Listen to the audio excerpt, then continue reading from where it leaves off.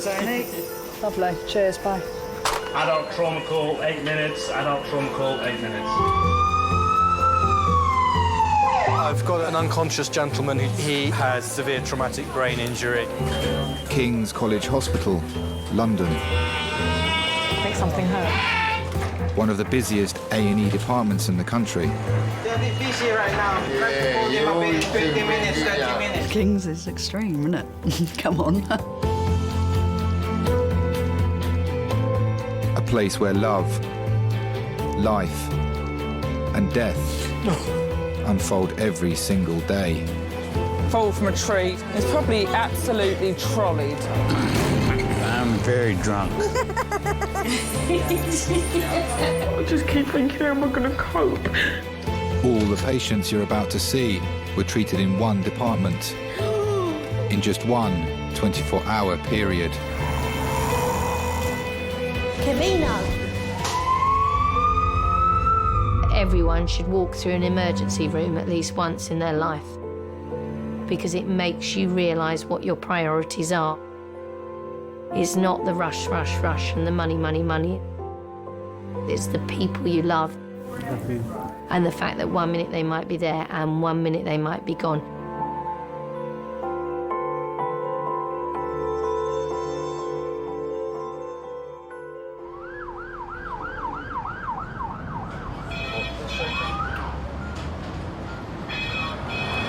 Hello, recess.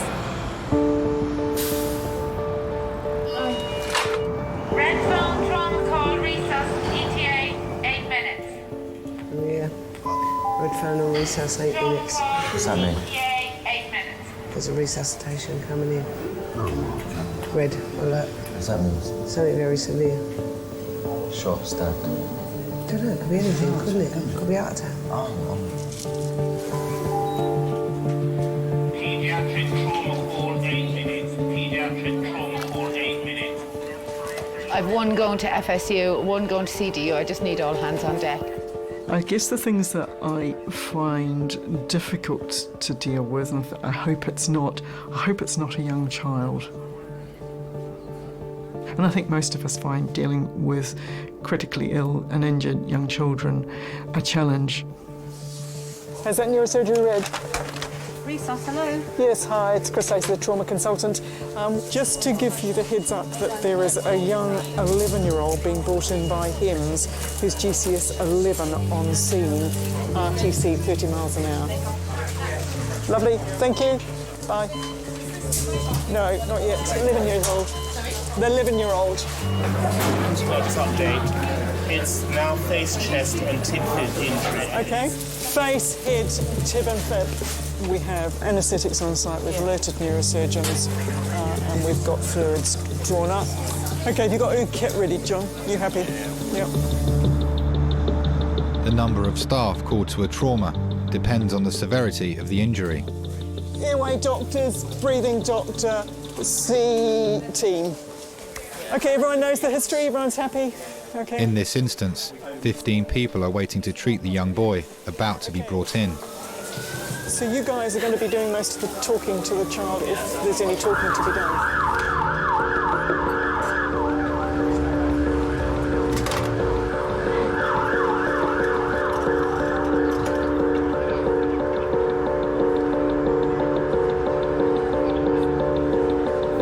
Sounds like they're coming. An hour ago, 3 friends were racing home. One of them ran out between 2 cars and into the path of an oncoming van. Okay, day 3, please. Good evening. Okay. Do you have a name for the child? Kofi. Kofi, okay. Are you leaving? I am, thank you. I'm Mark. Hi, I'm Chris. 3, 1, 2, 3. Okay, listen up. Okay, guys, this is Kofi. He's 11 years old. Approximately 1 hour ago, he was a pedestrian versus car, seen to be thrown approximately 20 feet against a wall with LOC. Injuries top to toe. He's got an obvious head injury, laceration over his forehead with underlying skull fracture, obvious facial injury with a lip laceration and avulsed teeth, a closed left tib fib fracture. He's got a tender right chest wall, His tummy is soft, his pelvis is symmetrical, long bones intact, stable en route. I guess he needs his airway secured and a CT of his head and body. Yep. Lovely, thank you very much. He's got a good femoral pulse. I can't feel a rate. Can we get Max? Fine, okay, I'll talk to them in a minute. Thank you very much. Maria, can you call Max Fax, please? Thank you. So, from primary survey, priorities, airway? John? There are sort of loose pieces of teeth and bone in the upper airway with a cleaved upper lip. So basically, I'm not sure, it looked like there might be some teeth in the back of the throat. Okay, John, are we going to protect the airway? If there's loose tissue there or teeth, can we save it, please? Have we got a sterile pot in case there's loose teeth, please? Yeah.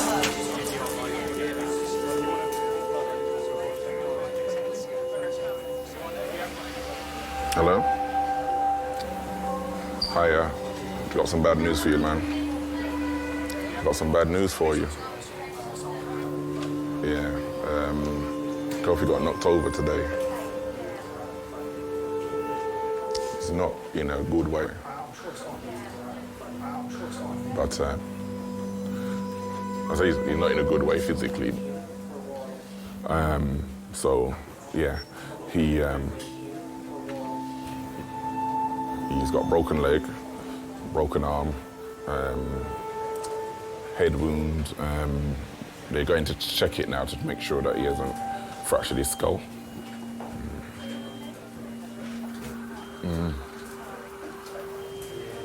Yeah.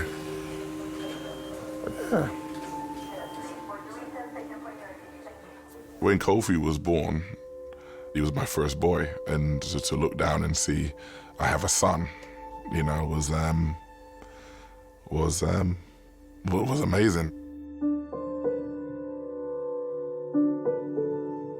And I always remember the first thing that I did with him, as I took him, and I held him up in the air and just said, I counted his toes, I counted his fingers, and, you know, looked over him, and then I just held him up in the air, and I said, thank you, God.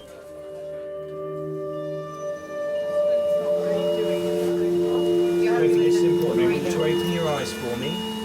Kofi, listen to me, Kofi. Kofi, open your eyes. Anyone got pen torch? Kofi, can you hear me? Can you hear me? Kofi, this is really important. Come on, good lad. Squeeze my fingers. Can you squeeze my fingers here? Kofi, squeeze my fingers. Actively doing so? Squeeze my fingers. In your left hand, can you squeeze my fingers? Kofi. So not responding verbally. Okay? It's always difficult to put your own emotions aside. If it was my daughter lying there, I would know how I feel. And being a parent, being a human being, you can't help but empathise. Okay, so what do we think? Okay. Yeah, okay. So he's responding to pain. So he's localising to... I'd like to say it gets easier with age, but I don't think it does. You're trying to comfort the child who may be distressed and in pain, but most of all you're trying to make sure that the team you've got there is doing the right thing at the right time, in the right sequence. I've got an 11-year-old boy who I spoke to your colleague about. He's about to be tubed, and we would like a CT head to toe, including C-spine, chest, pelvis. I'm sorry, it's so noisy here. Are you ready to go now? How far from going to CT are you? Just about ready to go. OK, we're on hold waiting for radiology to phone back. Sometimes you know the chances are slim. But I think with a child you never give up. OK, they're all ready to go.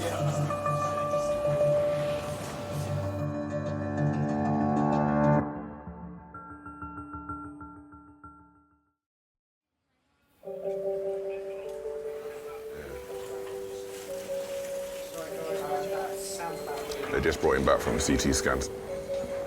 11-year-old Kofi has been severely injured in a road accident. because basically the car hit him and knocked him into a railing. So the damage has really come from the railing more than the car. He's got a right-sided frontal 7 to 8 millimetre subdural hematoma with no swelling, no hydrocephalus and no midline shift, so it's stable injury. I was supposed to be going to church that night. This Wednesday night, I go to church on Wednesdays. For some reason, I was something just came over me not to go to church. And then my daughter phoned me and told me what happened. She was screaming down the phone, "Daddy, can you come quickly? Daddy, can you come quickly?"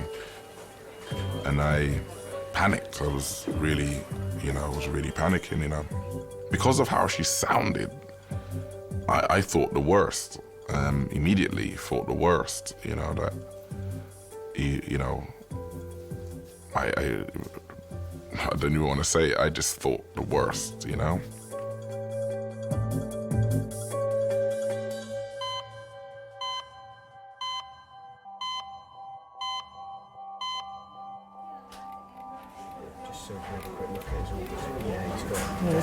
He's got air, but it's nasty. That's not a nice place to have a fracture. It's gone right through here. All the way through, that's nasty. I don't know whether I'm going to talk to the parents now about he's quite seriously unwell. Right, we've just had the CT scan result back. We've only got some of it back at the moment because there's a lot of images to look at. We've now got the neurosurgeon who's just coming to see him, and we've also got the maxillofacial surgeon who's there as well. But he certainly has a fracture of his skull and of the face. And there is signs of some brain injury as well. So there is blood around the brain, on the top of the brain. Now, I'm sure there'll be lots of questions and things that you're thinking about, but just give us a little bit of time to get all the image reporting back, and then we'll come and tell you a little bit more about what's going on. Okay?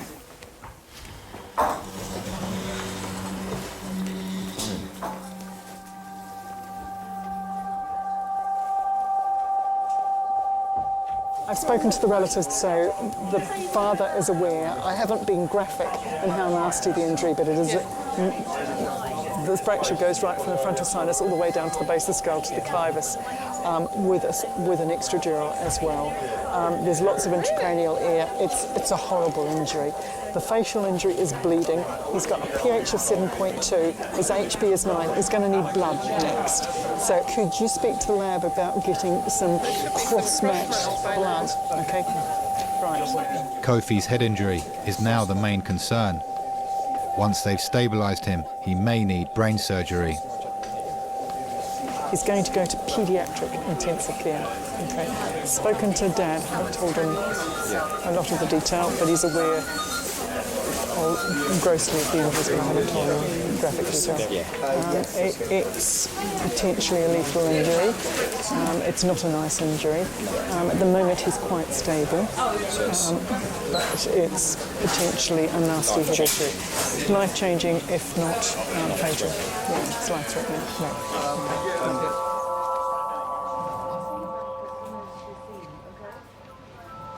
What I felt was it should have happened to me, not him. I was thinking, did this happen to him because of something I did in my life or to someone, It did, I went through probably every emotion that you could go through.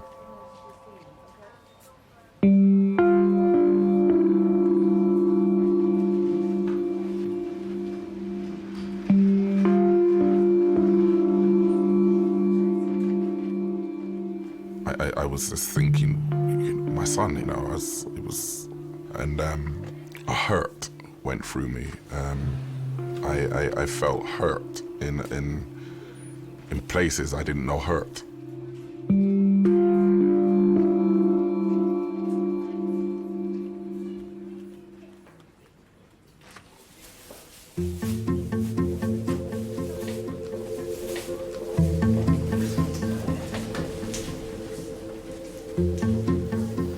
Are you the plastic surgeon?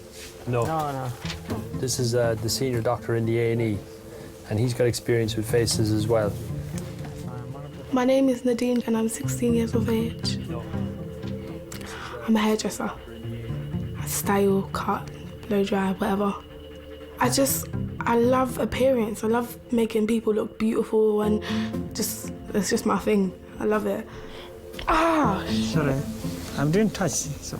My best feature are my eyes, as you can see. Beautiful eyes. Yeah. I'm not big-headed or nothing, but I think I'm perfect. If you're happy, I can do. If not, then you can wait. Up to you. This is my face, you know. Everyone sees it. So please do not mess it up, please, because I won't be happy. Yeah. Nadine has been glassed in the face whilst on a night out with friends. I'm scared. I didn't know that he scarred me until people was like, you're bleeding, you're bleeding. And then I looked in the mirror and then I saw my face and I was just thinking, oh no, like look at my face. Look at my face. That's why you're getting an injection. Oh, I hate injections, I hate needles. Okay. Try not to move. Sorry.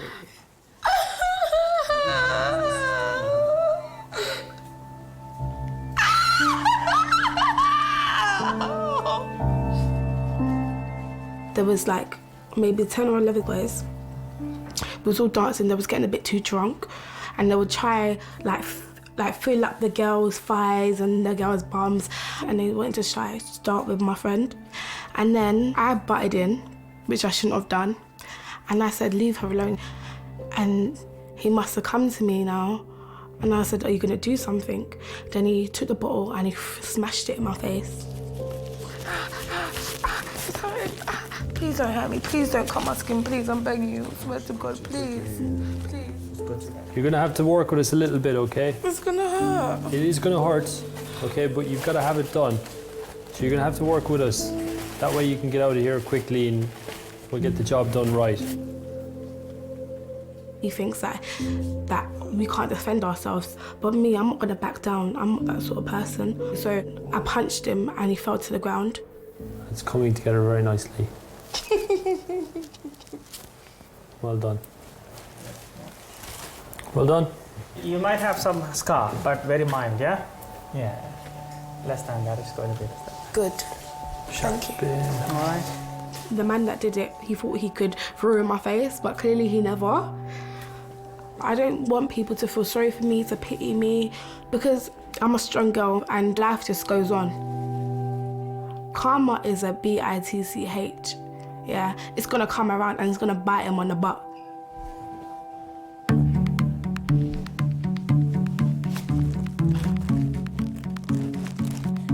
Look at all that blood. Look, there's blood everywhere. Oi, oi, oi. There's blood everywhere. Sorry.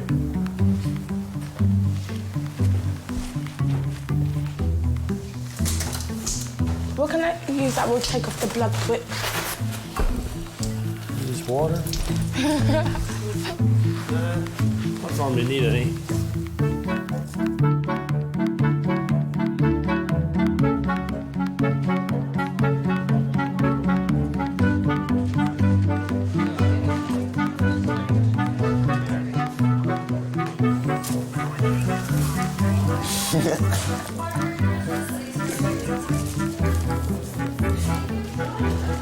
I actually don't want to get called in now until I finish. Siobhan Claire. Siobhan Claire. Have me 1 minute. Hello, what can we do for you today? My back. Triage is basically a quick assessment so that we can prioritise when patients need to be seen. Any allergies at all? Not what I know of. We can give her. I can give you some codeine and paracetamol. You can be high. Codeine's strong, boy. You're gonna be high. You're filtering out basically who is very unwell and needs to be seen straight away, who can wait for a bit, who can wait for a long time. I've had some pains in my chest which have started about 4 weeks ago, but they got quite chronic today. So chronic I cancelled an after-dinner speaking in Birmingham tonight. It can be quite monotonous because You're probably seeing a patient every 2 to 5 minutes. And you're asking the same questions over and over and over again a lot of the time. You allergic to anything? Inland revenue. And then you'll get someone come in that's really sick. You're presented with something you're really not expecting. Without any notice or a moment's notice, and everything changes. The whole atmosphere of the place changes. A 22-year-old man has come through reception, having been shot in the face. Oh, sure. OK. Oh, my... Right, come through, sir. Oh, sure. OK. OK, darling, just come through this way. Right, Sonia, this man's been shot in the face. OK, darling. Sorry, mate, all right? OK, darling, we're going to get you on the trolley. Just come on the trolley for me. Let's get this off. I'm going to sit on here, babe. What's the story? He's just walked into triage saying he's been shot. What's your name? And do you know where you are? It's the stuff of movies, but we get it sometimes at work. You know where you are now? OK, my love, there's going to be a sharp scratch in your left arm. Keep it nice and still. This gentleman has just walked into reception. He's been shot in the face through a window of a car. So I don't know if that's glass all over his face, yeah. That sort of livened my triage. Oh, my God. Hello, King's A&E. OK, listen up. We have another trauma call coming in with a stab wound. So if we can hide some of the team to be ready for that. Third trauma call. OK? The majority of people that we get coming in having been stabbed or shot are under 20 or in their very, very early 20s. In fact, it's extremely unusual to get someone over the age of 25. Stab wound to the chest, 17-year-old. Stab chest. OK. Down on 5, please. Good. Get them all signed in, please, guys. Stab wound to the chest. OK. You do find that there are cycles of violence, and you just get a period where, there's lots of retaliation going on, and so you could have a wave of gang activity. Sometimes the police will alert you to that and say, we expect further violence. Hello, King's ED. OK, we have another trauma call, a stabbing to the face. If the transfer team can stay intact, I will take what's left. Probably 5. Somebody pass me a 10 syringe. I think it's incredibly scary that they're so young and that's the way that they deal with their problems, and they've got their whole lives to live ahead of them, and yet they're putting themselves in a position where they could be killed or they could kill someone else, and it's so sad. Has everyone looked in his eyes? Not yet. I think the youngest victim of gun crime that we've had in the department is a 5-year-old child, which is just unbelievably shocking, and it's extremely scary to think that's the way things are going.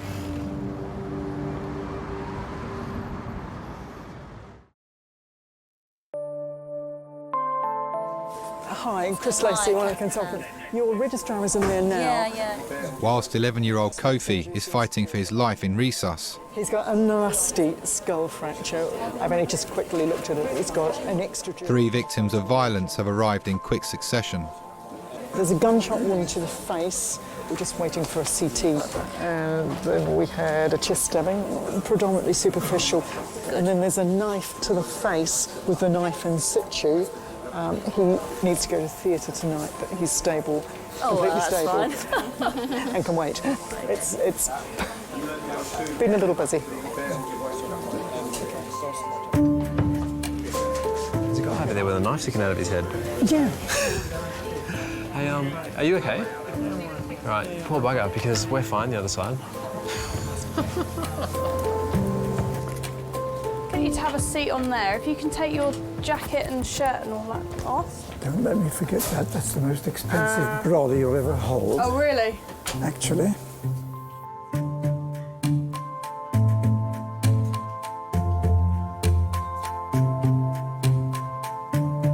And wiggle it from side to side. Brilliant, okay. There is a reason I'm doing this, I promise. I'm just testing the nerves on your face, okay? And you said, what type of... It was a knife, you said? Do you want to see him? Oh, brilliant, yeah. Yeah, I've got... Well, it's always useful to see what's caused the injury, because then we can... Yeah, I saw it. Oh, gosh. Yeah. Wow. Okay. 73-year-old Roger Jackson has come in complaining of chest pains. Okay, let's pop your gown on. Where did he put it? Under another name, I'm quite famous. Is it under there? What's your other name? Roger Laverne, you can Google it. Oh, really? I will later. Your mother and father might remember my group, the Tornadoes. Oh, cool. I'll be back in a sec. Oh, Jen, do you know the band Tornadoes? No. I was in a group called the Tornadoes, and we had a multi-million selling record which still gets played every day called Telstar. A lot of people say they've never heard of it, and then they hear it and they say, oh, that one. Knock, knock. Hello. Hello there. Roger Jackson. Yes? I'm Tony, I'm one of the doctors. Nice to meet you. And you, what seems to be the problem? Well, I seem to have a lump in my chest. I mean, I can't feel a lump, but it feels like especially when I turn sideways as well to the left. And when I take a deep breath, I get twinges. And I'm 73, and so many of my friends are dropping dead around me, and it's just worried me a bit. Okay. We were the first British group to get #1 in the States and went to #1 in every country of the world where there's a chart. #1 in this country. I can't explain the pleasurable feeling it gives you to be top of the mountain, you know? Tornadoes. First British hit in British history to get to #1 in America. Oh, really? Telstar. Me. And you were the pianist? I was the organist, the main sound, Telstar. I was Billy Furier's pianist. I was Olivia Newton-John's, that was me. I shared a hamburger with Presley. That was on the set of Girls, Girls, Girls in the States. And it was in a lunch break. We had our arms around each other munching hamburgers. Oh, fantastic. This came out in October. There we are. There's Roger. You'll see my name, Roger Laverne, there.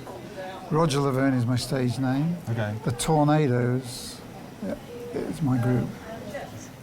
The advent of rock and roll and everything in the 50s was wonderful, you know. All the coffee bars came up, the lovely espresso coffee bars in London. Presley came up, and Little Richard and people, and it was a wonderful time, you know. As a teenager in that time, over kind of the 50s and the 60s, what would be the worst thing you'd hear about kids getting up to? Well, you had the Kosh boys in Clapham, who were dragging people off buses and that. They used to wear drainpipe trousers and Edwardian jackets with their hair well greased. Teddy boys, that's what they were called in those days. I used to avoid them like the plague. If I saw a group of those coming towards me, I used to cross over the road, you know. But it wasn't in any way like today's problems. I don't recognise this world at all. Okay. Is this the guy who's got shot in the face? Yeah. This is him here. Yeah, because I just got off the phone with radiology just before I came in here, and he's got 2 pieces of glass in his orbit. But we already knew that. Yeah. So the thing is, he walked in, so any shooting-related incident, we phone the police straight away. Right, okay. You don't even have to report stabbings. Right. But firearms, you have a duty to report it to police. Right. And they come down with no response unit. I see. And obviously, you know, the last thing you want is you don't want to come in the department finishing the job off. Yeah. It has been known to happen. Yeah. Happens like Manchester. Does it? Yeah. So, yeah, it's Wild West tonight. Midweek madness, we call it.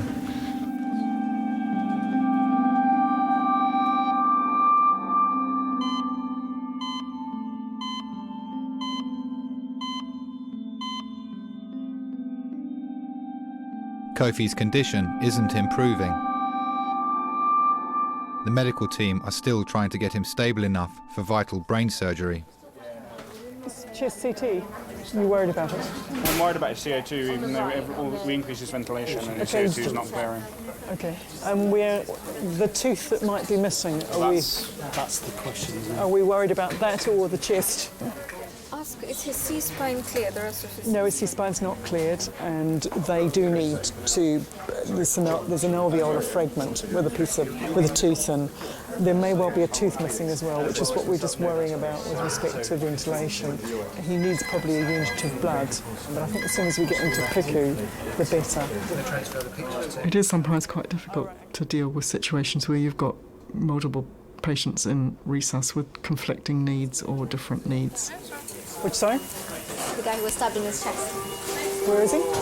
He's only in his boxes. You're dealing with a family and then you have to go and deal with a stroppy teenager who's having a bit of a tizzy fit.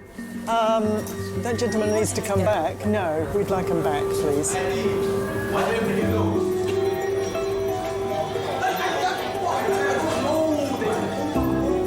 You do just have to switch between one situation and another and try and manage the room in the best way you can. Yes, sir. Hi, I'm Dr. Lacey. Do you want to come and talk to me? Can I talk to both of you? I don't even want the police here. That's how cool it is, Kim. I don't want the police here. Okay. All I want is my stuff. Excuse me, what's going on with the CT scan? I want to get out of here. Okay, the CT scan is going to happen, but... You do have to sometimes just detach yourself and say, I've got 5 patients in here. I'll prioritise the need of one, but I can't completely ignore the needs of the others. Innocent or not, they're both my patient. So as soon as we've got the scanner free, we'll get you up there. But So you how just long have is to it be gonna paid. Realistically, half an hour. Half an hour is not long. Can my cousin come in here, please? Just because you're injured, if it's not life-threatening or immediately limb-threatening or anything like that, we've got a right to carry out our work in a way where we're not being abused by people. And if you're going to abuse me or any of my colleagues and you're going to act in a manner that's extremely unpleasant, you can go. I'm trying to comply with you. Do not try psychology on our brain cells. Do not. Guys.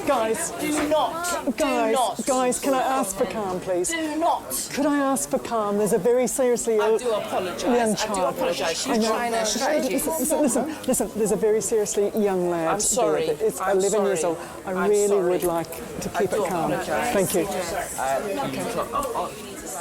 She doesn't calm down, she's out. I'm not having it in here either. Okay? Yeah. I'm going to take him to CT now. Fantastic, and then we can get the relatives. Can we not put them with the young lad's relatives?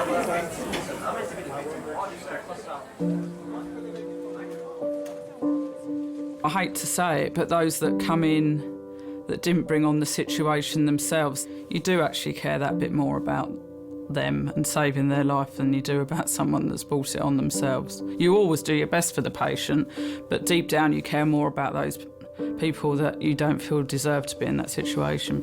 Okay. Now, parents haven't seen Kofi.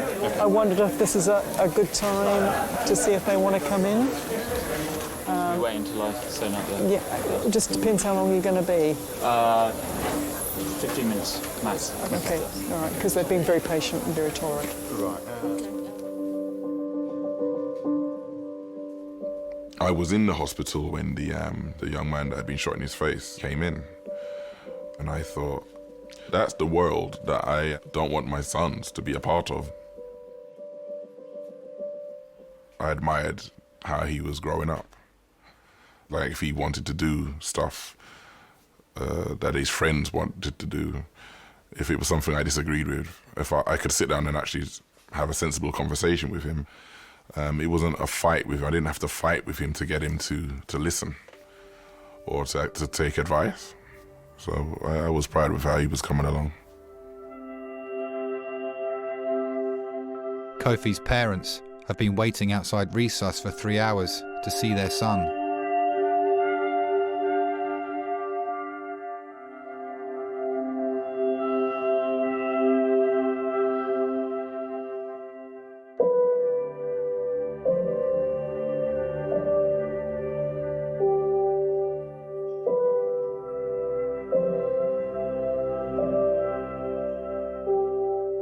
When I saw Kofi for the first time, it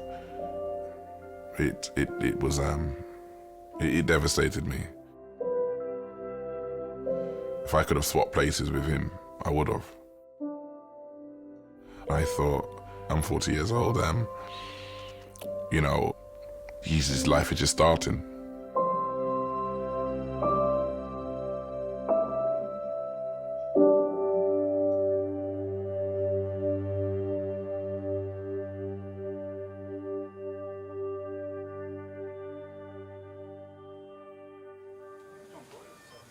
In 1982, I realized I was mortal. In Mexico, I had viral hepatitis.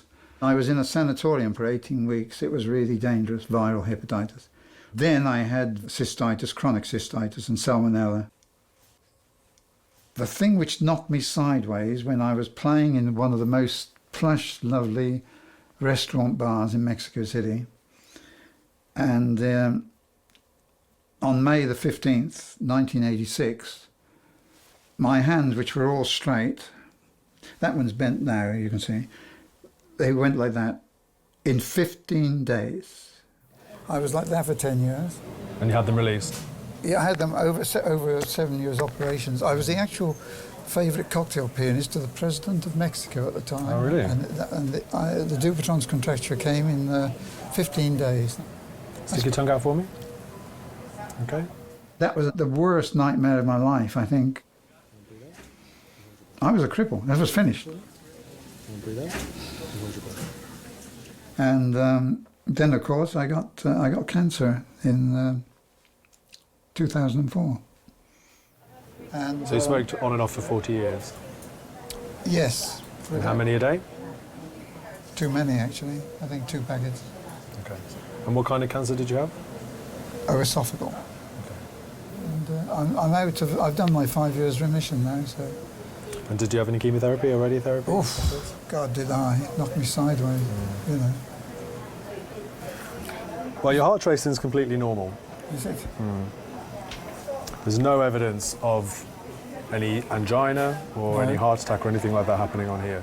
The way you describe it, it sounds more like a chest problem to me, a lung problem, than a heart problem. Okay. I think we need to do a chest X-ray in the first instance and some blood tests to see what's happening with the blood tests. Okay. Okay. Whatever it is, I don't want it. You know. And as I say, a lot of my friends have just dropped dead, younger than me, and that gives me the wobbles. I've got prostate cancer right now, yes, brand new. This is a new thing, you know. And sadly, they caught it late and it spread to all of my body, and they don't think they will ever be able to eradicate it completely.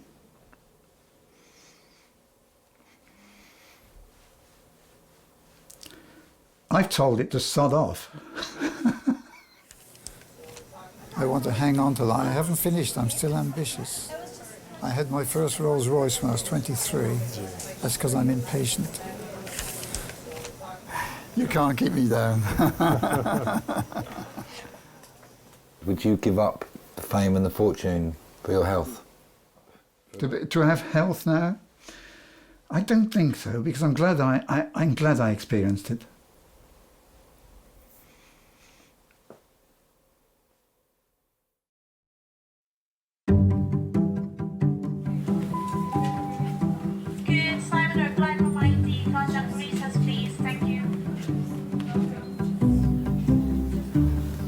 Trying to get your hair away so there's no hair in.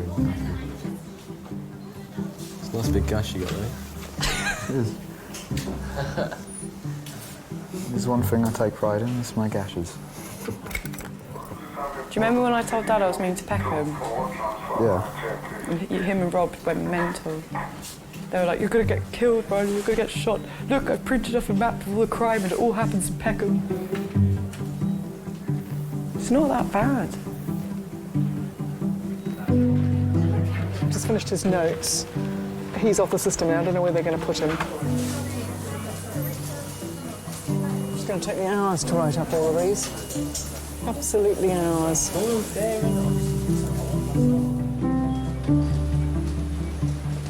I guess the fear is that in the next 10 years, you know, where we see 15, 16-year-olds being commonly involved and younger 10, 11, 12, 13 not infrequently be involved. You just worry about how low that line is going to go. Are we going to see 8, 9-year-olds commonly involved in 10 years? I hope not, but I guess it's a very real possibility. So if off the more to take any detail, okay.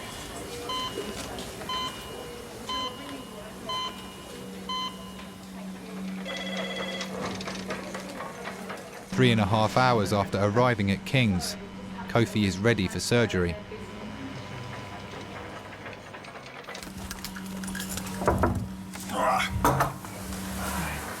Just to let you know that Kofi's just gone up to theatre now, and as soon as we've got any information back, we'll get one of the team to come and talk to you.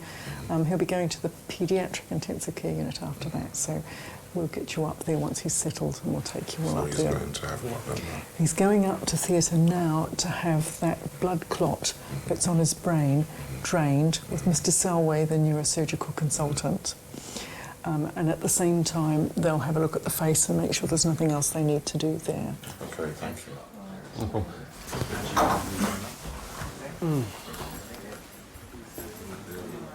I'm Scott, by the way. I'm nurse in charge tonight. I'm running the place. Wayne.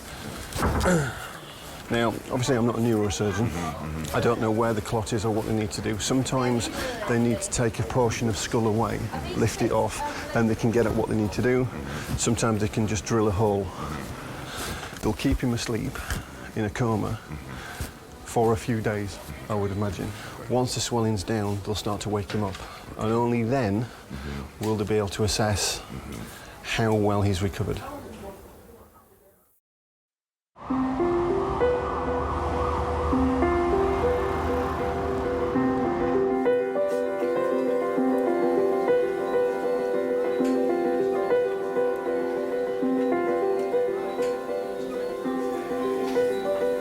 Any news? Any further news? When they brought him out of in the induced coma, because the hospital they weren't sure if he had suffered any brain damage. I set about proving that he wasn't brain damaged. Little boy, it's your daddy. It's your daddy. That little soldier. I said to him, your mum's holding your right hand. So if you know your mum's holding your right hand, squeeze her hand. And he squeezed his mum's hand. I made him a promise that I wasn't going to leave him until he came out of hospital. And I stayed with him. He was in hospital for 13 days, and I was with him for those 13 days. You're still giving, his swelling's gone down a lot, hasn't it? You're still giving trouble, little soldier? I think he was dreaming about playing football, and he was kicking in it. My full name is Kofi Jordan Wayne Cadogan. It was good to wake up and see my dad's face, because I felt more safe, like there's not a better feeling, because my dad is great, I love him. What's the best thing about surviving something like this? That it teaches you a lesson. There's no point risking your life on nonsense that you don't really need to waste it on. You should be thinking about the future and what's important in life, like your family. And football? Yeah, football as well. Do you mind putting that, please, for that request? I shall have to get a Queen's commendation for you for your services to rock and roll today.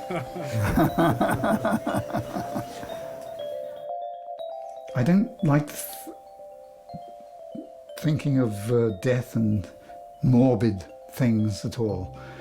I still feel that I wanted to go on and on and on and on, and that's what I intend to do.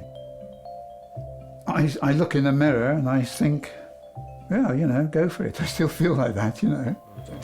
And who's at home with you? Sorry? Who's at home with you? My 8th wife. 8th wife? And that's another story. My autobiography is coming out. Okay. Mary Poppins, it ain't. I'm a bit craggy and crinkled now, but I was pretty dangerous in those days. Quietly dangerous.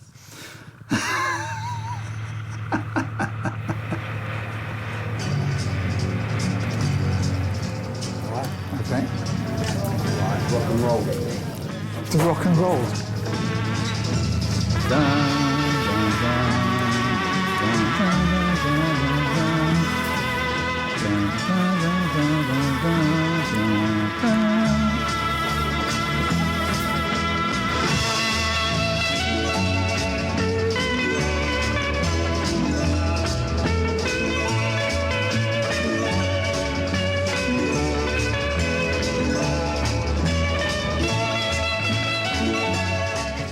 Can you get all the smiles in, because I know I look really cute.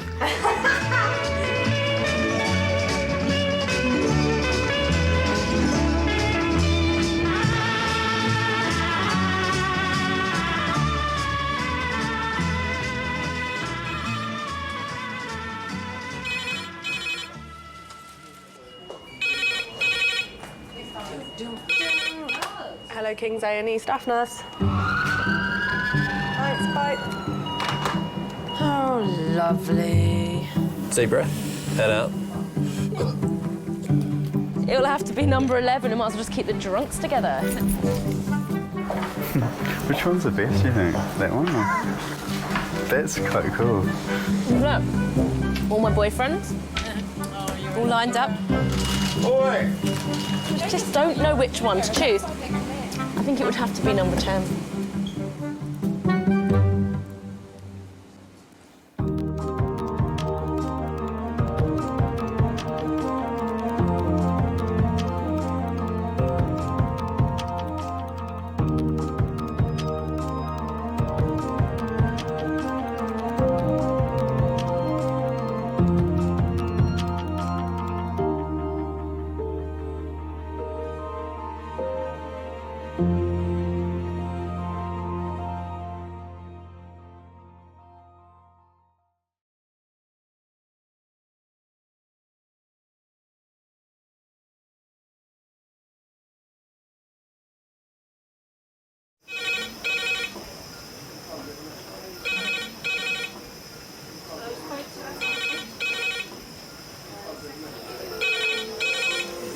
King's A&E. Lovely. Cheers, bye. Adult trauma call, 8 minutes. Adult trauma call, 8 minutes. I've got an unconscious gentleman. He has severe traumatic brain injury. King's College Hospital, London. I think something hurt. One of the busiest A&E departments in the country. They're a bit busy right now. Try to call them a bit, 20 minutes, 30 minutes. King's is extreme, isn't it? Come on. A place where love, life, and death unfold every single day. Fall from a tree. It's probably absolutely trolleyed.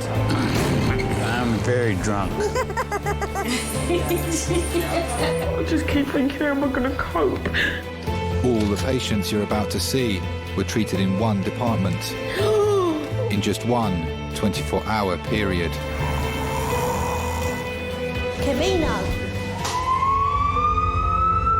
Everyone should walk through an emergency room at least once in their life, because it makes you realise what your priorities are. It's not the rush, rush, rush and the money, money, money. It's the people you love. And the fact that 1 minute they might be there and 1 minute they might be gone.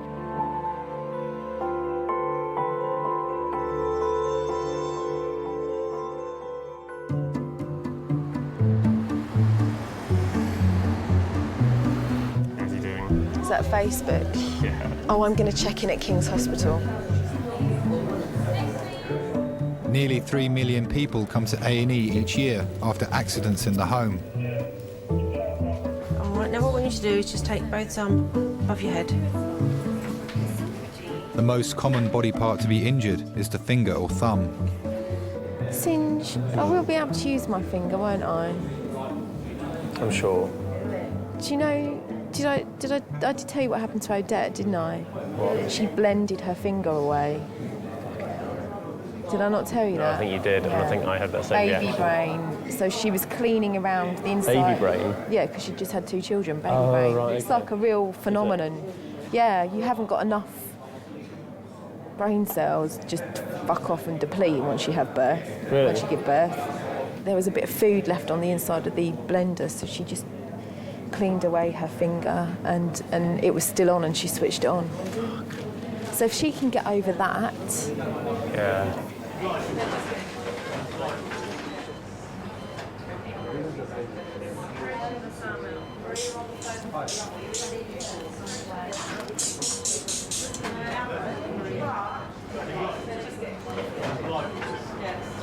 Hello, Jack speaking. Yeah, not bad. They say I've basically damaged my spleen, so I'm in hospital at the moment. Hello, King's College A&E. Thanks, bye-bye. Stroke team to resus, 20 minutes, please.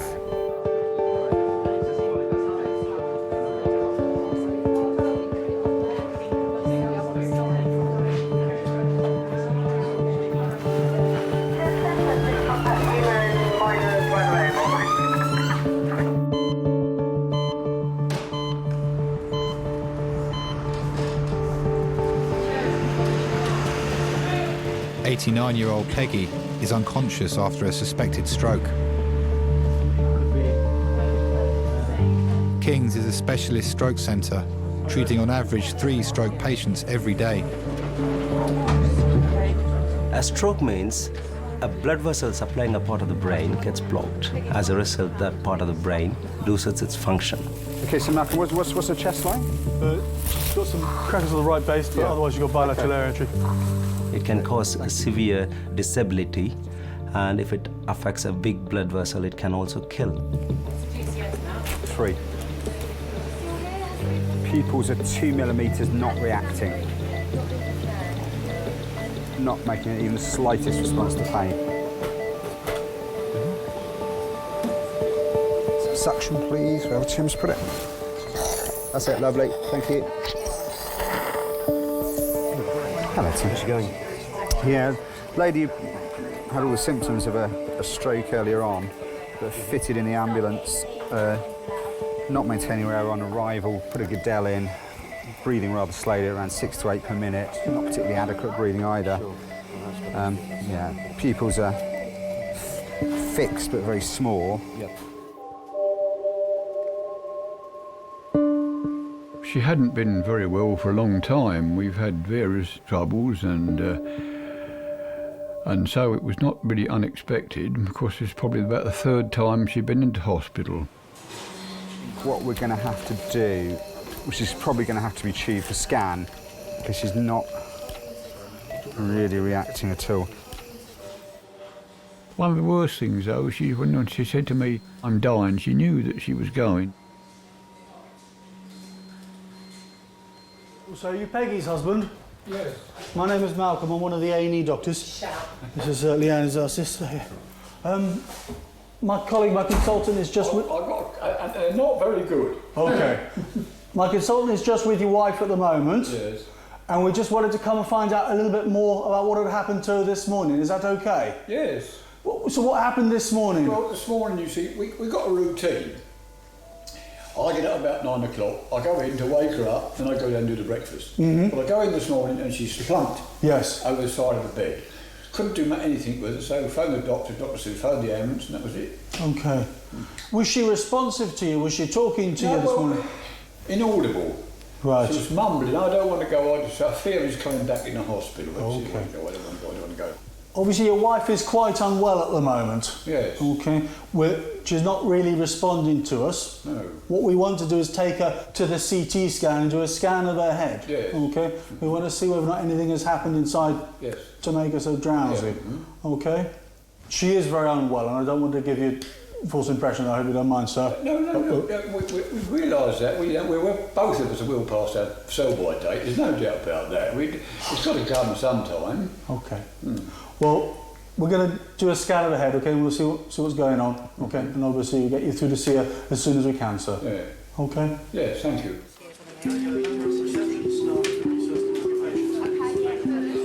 Working in an emergency department changes your views on life and death. You can realise how fragile things are. We know that not everybody can be saved or can be helped. And we give it a good go, but we can't always help everybody.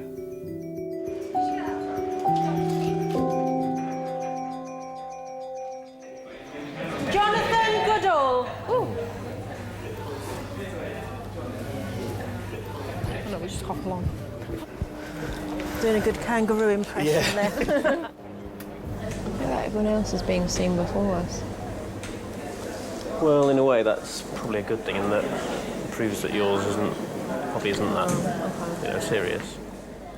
Sally has sliced her finger opening a jar. Her husband is away for work, so she's called on ex-boyfriend Ben for support. See you again. No, you're not. What? You're not even thinking about it. Why did I not tell you? I said, have you had sex? You sound in a good mood. And you said no. You dirty little bugger. It was quite good. What makes her good? She's just a bit dirty, really. Quite fun and bed. But she's quite annoying, so I think... She's quite annoying? Yeah. The propensity for men to put up with annoyingness for good sex is what most marriages are based on. Charlie Brown? I say, how the fucking laugh, eh? Charlie Brown? That's not a real name.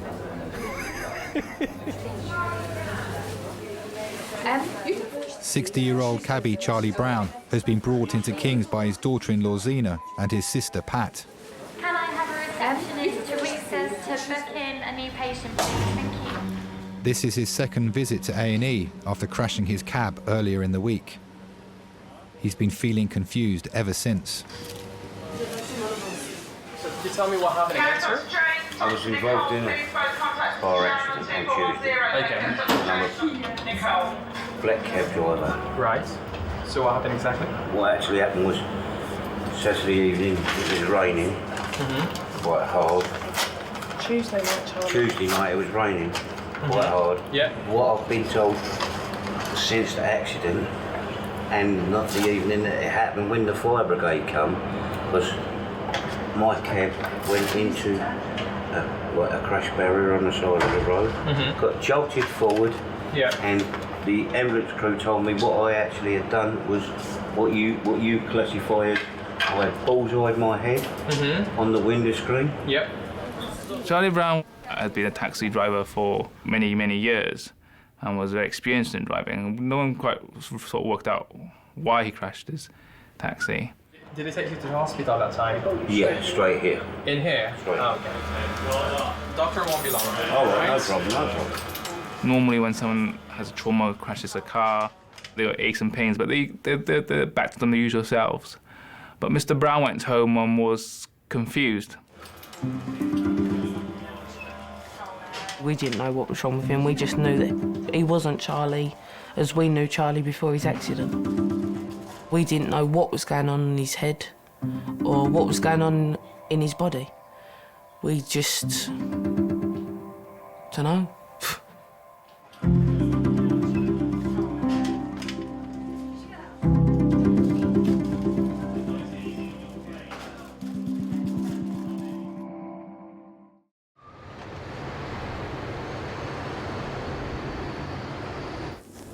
Sally is still waiting with her ex-boyfriend, Ben. Oh, I've got a mint.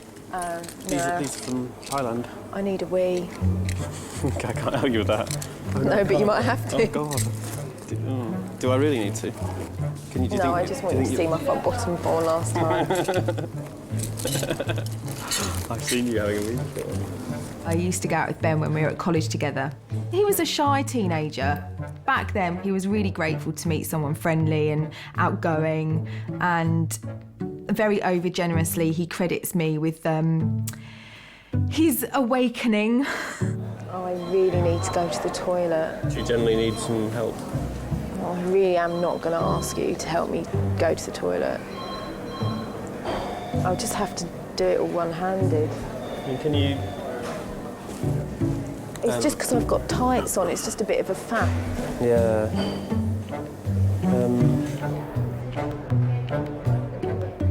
I guess she was the dominant one. yeah, she was, definitely. I mean, there's no doubt about it. I certainly wasn't her first boyfriend, so she'd had a more varied and fun youth than I'd had. He did admit that he wasn't exactly worldly wise when he met you.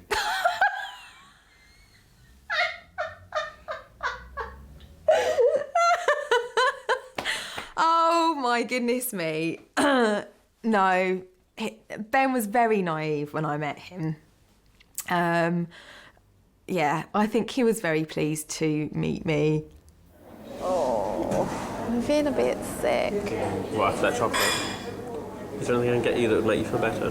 Like food-wise or drink-wise? Or... a little hug? I just feel a bit nervous in my tummy. Yeah. Like butterflies. Awesome. Like the sort of butterflies that make you want to do a poo. Really?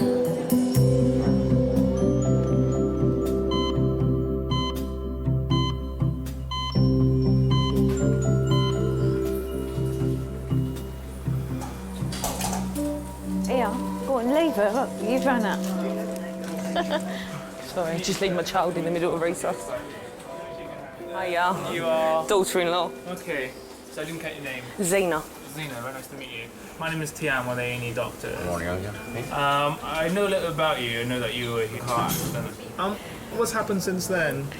My coordination seems to be going funny. He's got no coordination whatsoever. Like he does smoke, so trying to get a cigarette out of the packet he couldn't I was having problems. He can't get himself dressed. He can, but the clothes are around the wrong way. Yeah, well, he tries to read the paper upside down.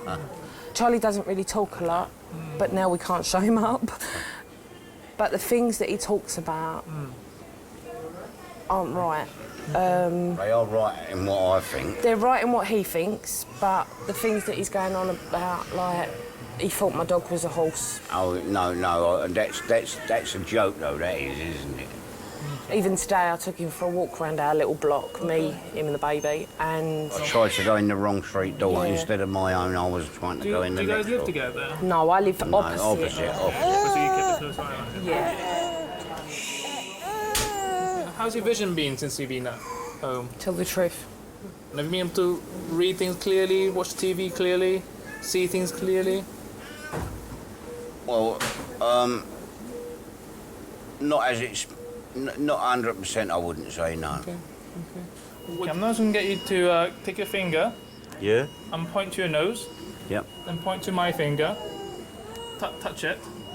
And then to your nose. Back again. And again. I'm just going to take the right side. All right, mate. Keep on doing that. To my finger, sir. Okay, keep on doing that. Okay. Look at me, sir. Yes, sir. Tell me which finger I'm moving, okay?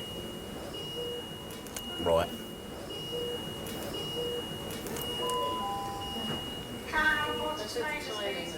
Right. I can remember thinking this is quite interesting, but I quickly worked out that it was something neurological, meaning something maybe wrong with his brain. And the things that we worry about after trauma is if there's been a tear in the lining around the brain, which causes bleeding. I'll have a look at the blood results, see what we've done. I'll come back up and chat with you. Is that okay? Thanks. Sit back then, mate. Right.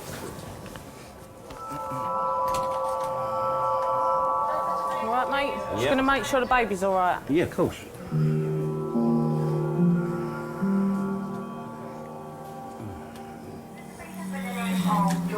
Just waiting. But his left side, he can't see out this eye. No. When he stood there and done this to him, he's saying that the right side, like his right side is going, but there's nothing on the left, and he was moving that.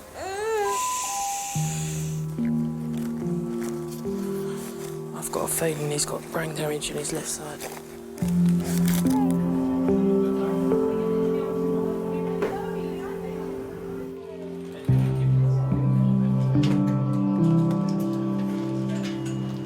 What's your speciality? Well, I'm a member of the Black Cabin Fraternity. What's that? I've done the knowledge of London. Okay. Yeah. Become a black cab driver. But I'll come after your job next. Yeah, I wouldn't mind that at all, young lady. Especially if you've got a young family. Becoming a black cab driver is an absolutely brilliant job for a person like you. As long as I can have a sat-nav with me. Once you've done the knowledge, young lady, they say all cab drivers I've got a sat-nav up there. are like a donkey, they never forget. I'll forget everything. No, you won't, young I'll lady, go to your believe job you next. me.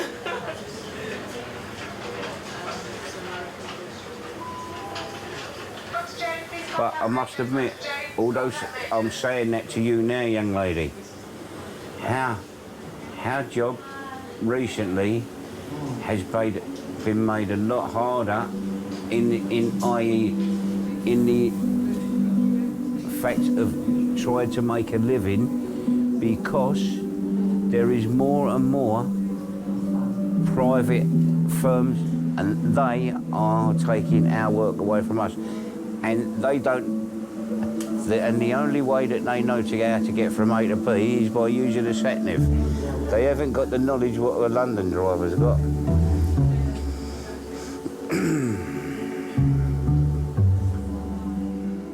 If the patient is aware of what is going on, it causes huge emotional impact. Yes, it is terrifying. It is like heart attack. It's a brain attack.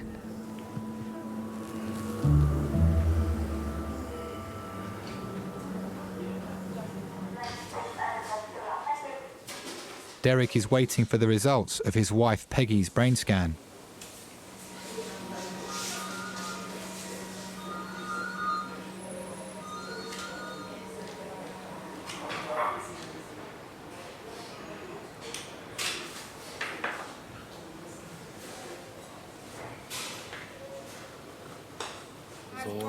Despite Peggy's symptoms, her scan is inconclusive.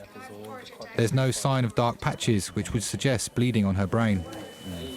So we took her off for a CT of her head. There's no obvious blood or anything on the CT, which I was suspecting in the first instance. I can't see any areas of obvious infarct on there. But the fact is she's still within a sort of 3-hour period at the moment. Whether you guys felt anything should be done? No. No. If it is clear-cut 3 seizures and CT doesn't show anything major. Tim? Yeah. Just had a chat with stroke guys. They don't want to do anything, so I think we should wake her up and see how we go. I'm going to have a quick chat with her husband as well and explain to him what's going on here. Yeah, go for it.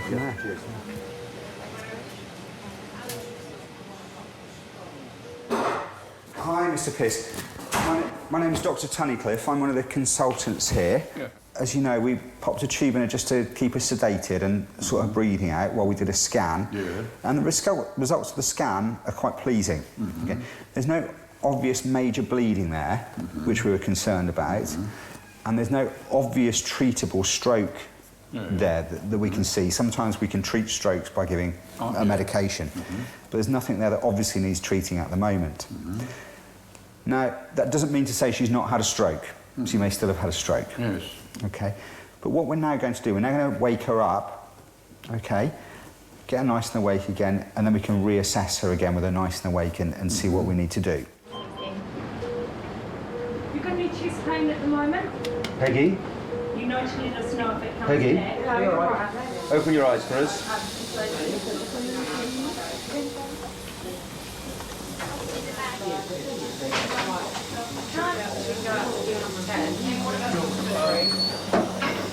Peggy? Peggy? Peggy, can you squeeze my fingers for me? Squeeze them tightly. What we're going to do is take this tube out of your mouth. We're going to replace it with an oxygen mask. Your husband's outside. Sorry, there you go. She's woken up. Oh, wow. She's going to pop an oxygen mask on your face, Peggy. Grippy. Is she? Good. It's not, I mean, it's not strong, but she's certainly grippy. We've done a live pack out here.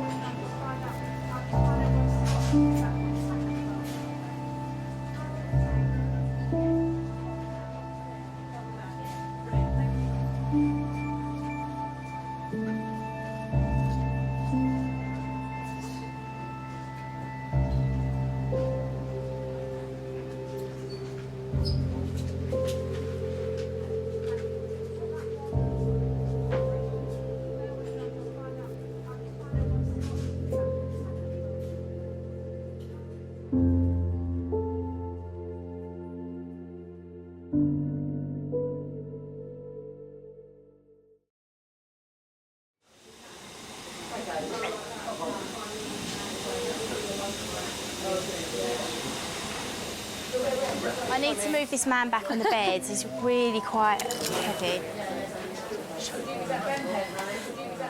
Right, just lay down for us for 2 seconds.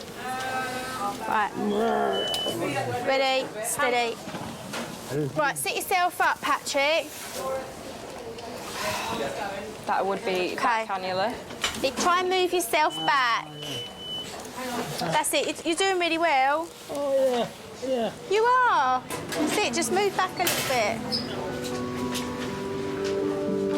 After 4 hours in resus, Peggy's stable but still hasn't come round. She's had a bit of trouble with this before, but Peggy's always been cured, shall we say, and come out for another year of being fit again. Yeah, it's always hard, but of course you never know what's going to happen. You're in the lap of the gods to know what's going to happen next. That's 2.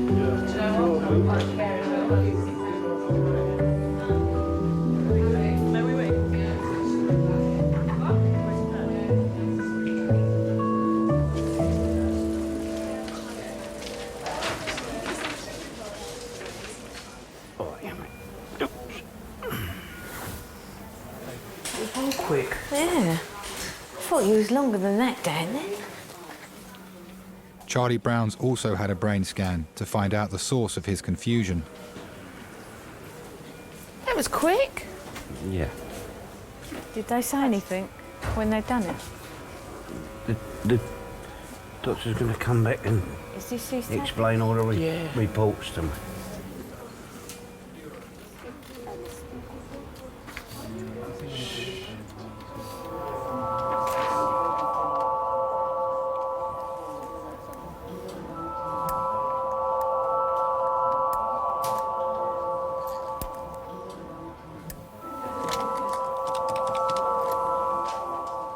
Hello there, my name is Tian, A&E S01 in Kings. Can I discuss the patient with you, please? It's Charlie Brown, a 60-year-old gentleman who's a cab driver traveling 20, 30 miles an hour. Hits a railing, bullseye to the windscreen. On head CT, he's got a bleed on his right. Looks like subdural. Do you want the hospital number to have a look at the CT? You got a key, sir? Yeah, thank you very much for seeing him. Okay, thank you. Blimey, that's massive, huh? Huh? He's walking around like that? Yeah, he doesn't know yet. Pretty impressive, huh? I mean, that he hasn't shown stronger symptoms than... He has got very strong symptoms. Yeah, but he's walking, isn't he?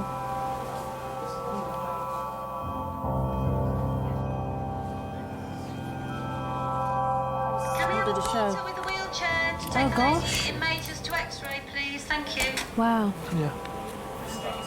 Gosh, that's not well. At least you know. Does the family know yet? No, I'm told. Okay. Do you want to just tell them because they've been kind of looking at the scans over your shoulder? I could see it from where we was. The left side was just black. And that's when you just know that there's a problem. It should all be grey, not black and grey. We had a look at your scan, and you've got an area that's slightly abnormal on the right-hand side, Right. in your brain. We're not quite sure what it is at the moment. Right. We need one of the radiologists to have a look at it. Right. But initially, it looks like that you've got some loss of brain there. The cause of which is slightly uncertain at the moment. But I just thought I'd come and tell you what's happened so far. Okay. But what sort of things put problems like that back together again? In other words, how can you fix it? How can you fix it? We can't, depending on, the problem is we're not quite sure what it is at the moment. So once we know, we'll discuss with the relevant doctors regarding how we can help you. Yeah, so we're sorry about the lack of That's not a problem. clarity at the moment, but we'll try and sort things out and come and talk to you as soon as we know. Lovely. Okay? Yeah. I'll be around.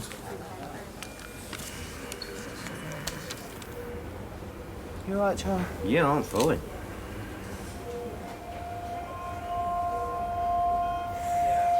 Pat, will you just watch over me?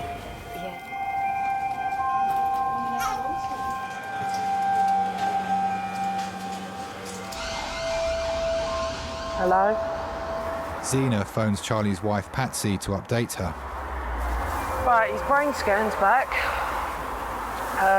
On his right side of his brain, there's something severely abnormal. They don't know. The way that the doctors just described it to us is that there's a part of it missing. Yeah. This was the first time Charlie had ever been ill. Nothing had ever happened to Charlie other than an ulcer. And Charlie always said he was invincible. Nothing was ever going to happen to Charlie. I just want you to focus on you for now, right? I know it's hard, but please just focus on you. All right, I don't need you fucking going down and all. I got this cancer, keratosis, and Bowen's disease. Charlie's accident was on the 26th. On the 25th, I got told this is terminal. You just stay there, and I'll ring you as soon as I know anything. Zena was with me on that Monday when I got that news. And it was a lot for that kid to take on. And I think Zena absorbed it more than I did. But love ya. Bye. 1 minute, everything's fine. Family's all running smoothly. And then bang. You get told that the most precious people in a family, there's something wrong with the pair of them.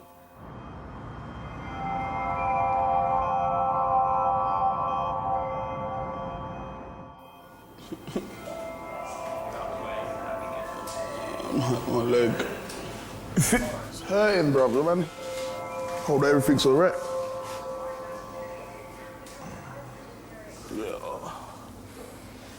Why do you support Liverpool, cuz? Nah, do you know what, yeah? Because I'm a guy, I don't know shit about football. I fucking hate football. I hate the amount of money they're making. I hate football, cuz. But obviously, yeah, you know, like when everyone's back in the days going, yeah, I support Man U, rare tear. And when I went to school, bare people wanted to support Arsenal because they were sponsored by Nike. I was just like, fuck that. I'm gonna be versatile. I'm gonna just do whatever, do the opposite of what everyone's doing. If everyone's supporting, then you pick the rubbishest team. Fam, I was with Liverpool from day, fam. I'm with Manchester United from day. Glory hunter, fam. You me? Yeah. How can I be a glory hunter? That's the only team I've ever supported. Told man, Liverpool's the one. Liverpool's rubbish, bro. Where are they now? Third from the bottom. I don't know what bottoms, fam. I just know because I support Liverpool. Though you can't tell me about what players play. All I know is Matt Manneman. That is. He's been playing for Liverpool for years. Sally Cullen, please. Oh, that's me. Thanks. Is it all right if my friend comes? Of course. Thanks. How did you do it? I was getting a rubber stopper out of a Kilner jar, and I was like, you know, you build up quite an amount of pressure trying to get something out, and then as it came out, it cut through my knuckle. Okay. And also I've been frightened to bend it in case blood squirts out of it. Okay. Well, have a seat on this blue chair here. Have a look.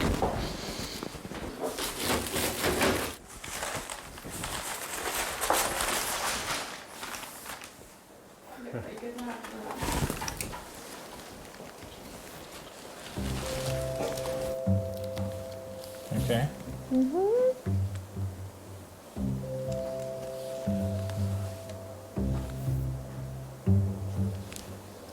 All right. Yeah, I'm just a bit squeamish, sorry.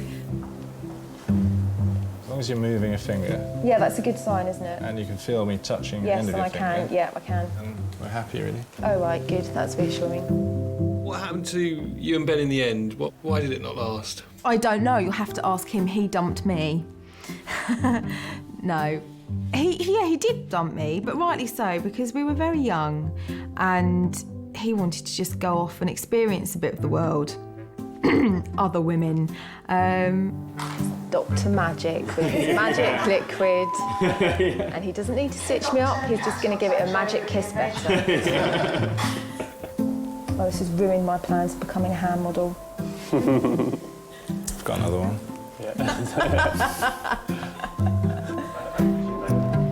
Thank you so much. Pleasure. Gorgeous! Oh my God, he was amazingly sexy.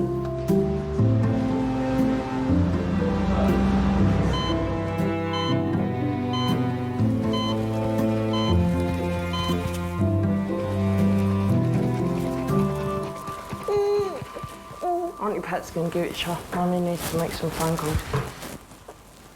When I spoke to Patsy's sister, and that was when it hit home that it was real, that something was seriously wrong and what was going to happen to us all. Right, he's had a CT scan. His right side of the brain, he's got a part missing. And that's what the doctor's just told us. He's got a bit of his right side of his brain missing. Fuck knows.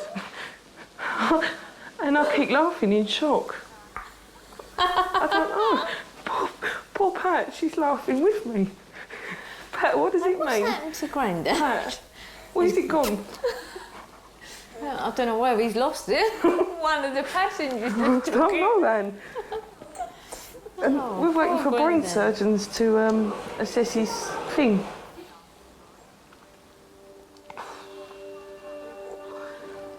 I don't.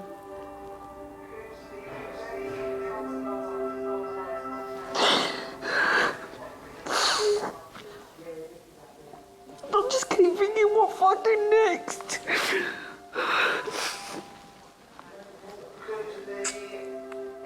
If resource, I took him straight back through to resource. And that's where they want him. Fucking machines keep going off, it's horrible. Just to see him laying there. And the way he keeps talking. Guess what? I hurt. As you'll know, Doctor, they call it when a patient bullseyes, and he's talking so posh, and then 1 minute he's talking like that, the next minute he turns around to me and he goes, "You all right, cock?" You know, I know this sounds really horrible, but I just keep thinking, how am I going to cope with her having treatment, him being like this, looking after a baby? I can't do it all, Anne. But I don't want to let him down. But I can't let him down for everything they've done for me. I can't.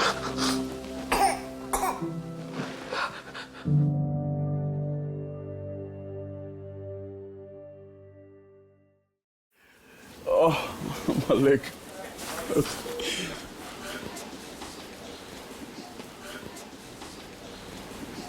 Oh, money me, cuz. Cuz, yeah, let me put you in this, John. Right, got a views to make because the brakes are on. Yeah, thank you. All right. Let's go down there and see what go. Slow down, look. You okay, yeah? Nice, Begging it, fam. Why are you still begging it like blam? Blam. Blam. Blam. Blam. Blam. Blam. Blam. Blam.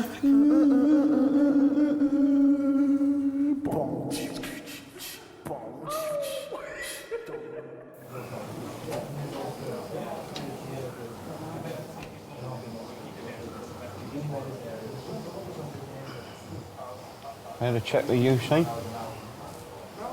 Hey, mate. Doctor said. Hey, no, not yet. Not yet, mate. 2.5 hours after arriving in Resus, Charlie and his family are waiting for a diagnosis. You try to think that they're just going to come in and tell you that everything's all right and that they've made a mistake. You don't think that they're going to come in and tell you bad news. The CT hedge, as you probably have got up already, shows an area of right-sided low attenuation, which is not there on Tuesday. I've spoken to the neurosurgeon, Mr. Koch. Hello, Mabel. Rosy red cheeks. She's been screaming. Oh, not them TVs again, is it? What do you think?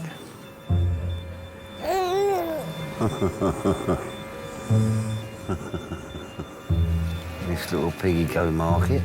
This little piggy stay at home. This little piggy run all the way home. Wee, wee, wee. Yeah? Okay, thank you very much. Bye. You want to come have a word with me? Mr. Brown, so we have discussed your results with various specialists. Right. And we think you've had a stroke on the right-hand side. A what? A stroke. Yeah. Do you know what a stroke is? His wife's had 15. Yeah, he's had 15 of them. So what fixes it? Actually, the damage has already occurred, so we wouldn't do anything acutely. So he's going to have to stay in. You're in the best place. All right. It's a pretty bit of a shock to you. So do you have any questions at this moment? Is that going to stop me considering my career? Symptoms will improve with time as your brain adjusts to what's happened. Fine. Okay. Yeah. Sorry. Is that, you know when you've done this with your hands, is Yeah. that why he didn't pick this one up? Yeah, that's why. You'll be all right. But when they say stroke, is it as bad as it sounds it is? Strokes affect different people in different ways. It's a broad spectrum of things. Right. While he's answering questions, you're all right with him, yeah? As you say, some people are affected where they can't Yeah. on one side. Doctor's just been round. He's had a stroke. Yeah. Thanks very much, and thanks for all what you've done. Okay, thank you, sir. I wish you the best. Oh, nice to meet you. And you, sir.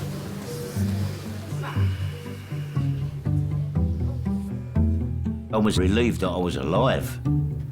I couldn't face dying because I always think, if I'm not here, what are they going to do without me? Little old Charlie Brown. Charlie's wife Patsy comes to see him in Resus. Whatever job Charlie's had, he's took to heart. He wants to take the world on. If something's not right, Charlie thinks he can fix it. And you can't get through to Charlie that you can't fix it. That's Charlie. Listen to me now, right? It's too dangerous for you to drive at the moment. Charlie, I know what I'm talking about, mate. You could get in that cab and it could happen to you again, and this time you won't come out of it. But you've got to do what they say. Look what's happened to me, Charlie. Do you think I like what's happened to me? But I've got to accept it. We've got to get our heads round it, mate.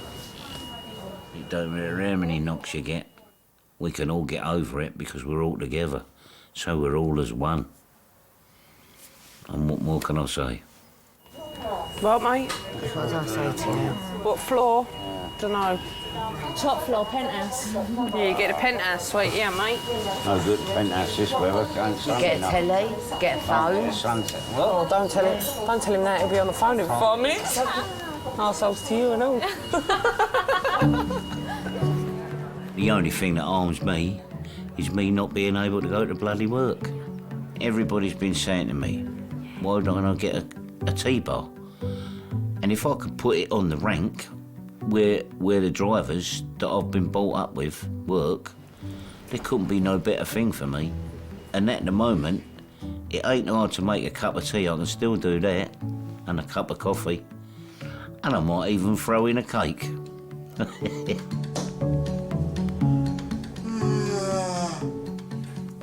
wanna be the big dudes. So. Okay, it looks like you've actually got a little crack on the bone in your leg. Is it? Yeah. Very small. It hasn't caused any of the fragments to move. Yeah. So it will heal very well with no deformity. Yeah. So don't walk on it for now, because Yeah. you need to put cast on and then you need to use crutches. Yeah. Not put any weight on it. Thank you.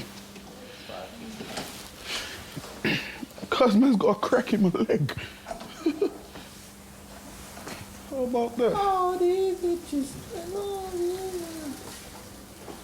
Sonny, did you hear what my man said? Did you hear what my man said? Something about a crack. I got a crack in my leg up here, cuz. Madness, I'm upset for that. I'm upset for that. It's my right leg, you know. This is what I play football in that. Cuz I got a crack in my leg. Like, my leg feels a little bit pain, but it don't feel too... This one's hurting more than this one, bruv.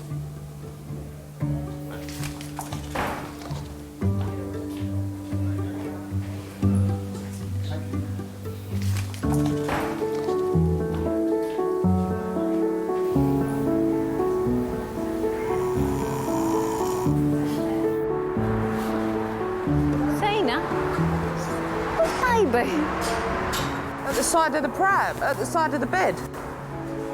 Oh, yeah. Oh, I've left it. He's going away with the doctor. Oh, you've left the baby. Let's come out and lift the baby in fucking resus. Oh, you pulled the baby out. Oh, God.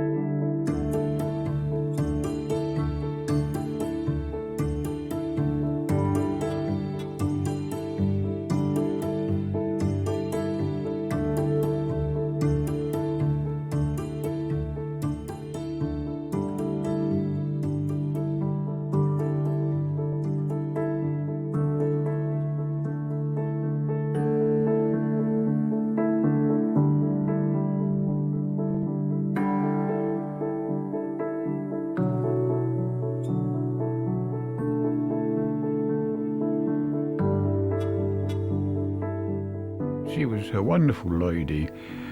She brought up two wonderful daughters. She knew what she was doing. She had a habit of losing things now and again, but apart from that, to me anyway, she was perfection.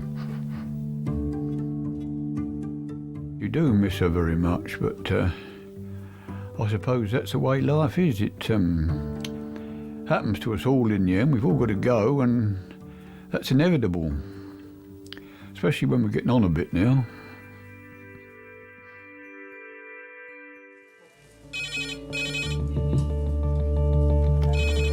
Trauma red phone 6 minutes. Trauma red phone 6 minutes. Used to be Saturday night's all right for fighting. It's obviously Thursday night's all right for stabbing. Colin is in hospital and someone broke into the house and stabbed him. He's saying to me, basically, if I carry on cleaning my ears, I can kill myself because I'm pushing the infection into my brain, yeah? So if I can just get you to pop your T-shirt off underneath there. Was he here when you took it off? Yeah. When you took your T-shirt off? Yeah. I'm going to end up hitting him.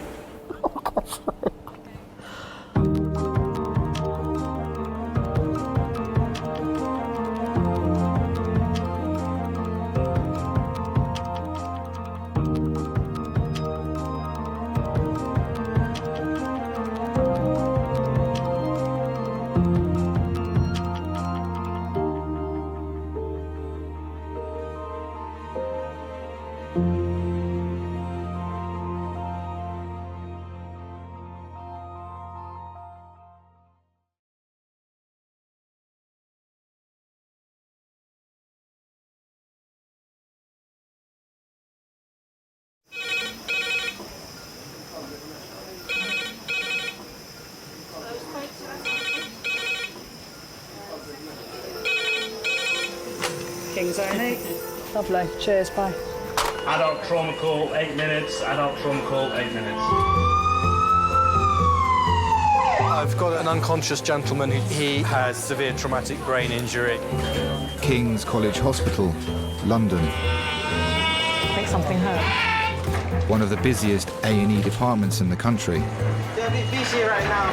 Hold them a bit, 20 minutes, 30 minutes. Kings is extreme, isn't it? Come on. A place where love, life, and death unfold every single day. Fall from a tree. It's probably absolutely trolleyed. I'm very drunk. I just keep thinking, how am I going to cope? All the patients you're about to see were treated in one department in just one 24-hour period. Cavino! Everyone should walk through an emergency room at least once in their life, because it makes you realise what your priorities are. It's not the rush, rush, rush and the money, money, money. It's the people you love and the fact that 1 minute they might be there and 1 minute they might be gone.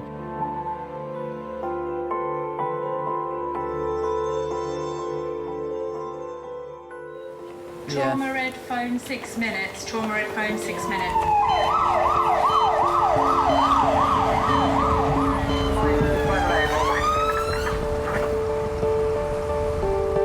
Stabbing. Yeah. You know, used to be Saturday night, it's all right for fighting. It's obviously Thursday night, it's all right for stabbing. It's sad the way things are going. The fact that a lot of people don't have anybody to look after them, to love them. I think that's sad. I think, you know, I think everybody deserves to be looked after and loved. Stabbing. 35-year-old Colin has been stabbed. He has knife wounds in his arms, chest and liver. Okay, this is Colin. Hello, mate. Stabbed with a small knife That's it. 4 times. Pop your thumb back if you can, darling. GTS 15-year-old Good time, lad. moving your Good full limb. boys. IV access to oxygen, no other interventions. Even out to be stable.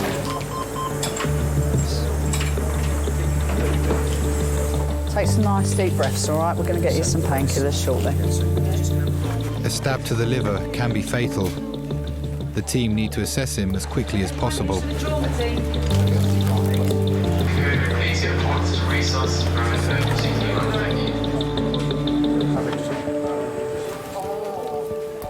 His 19-year-old girlfriend Esther was with him during the attack. His name is Colin. He's our gentleman who's been stabbed. He has got hemopneumothorax and a liver laceration. Yeah. He has got a chest draining.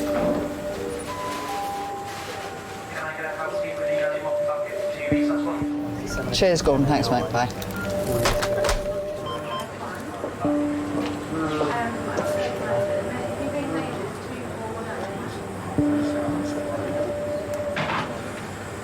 You right?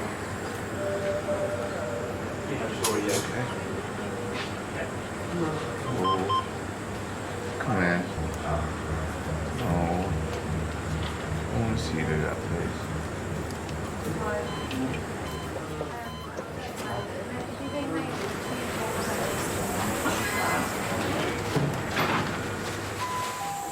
I told you I needed to move out of there anyway.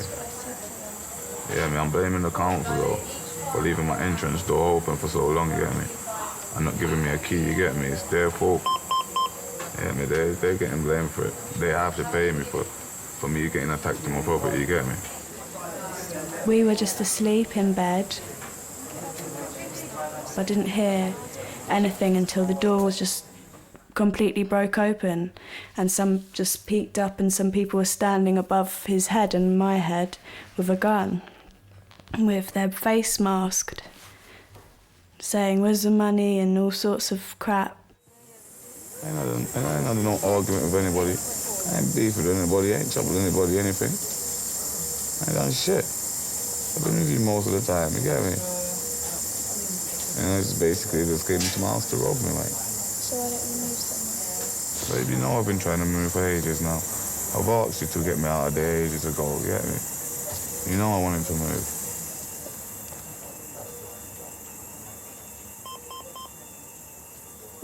I live in Brighton. I live with my mum, my 2 sisters. He's come from London, where loads of crime sort of goes round. So I've sort of seen a different aspect to life now I've met him. He's got a certain aura to him, where it's a bit bad, bad man, sort of. But that's not what I'm attracted to. That's a little part of it.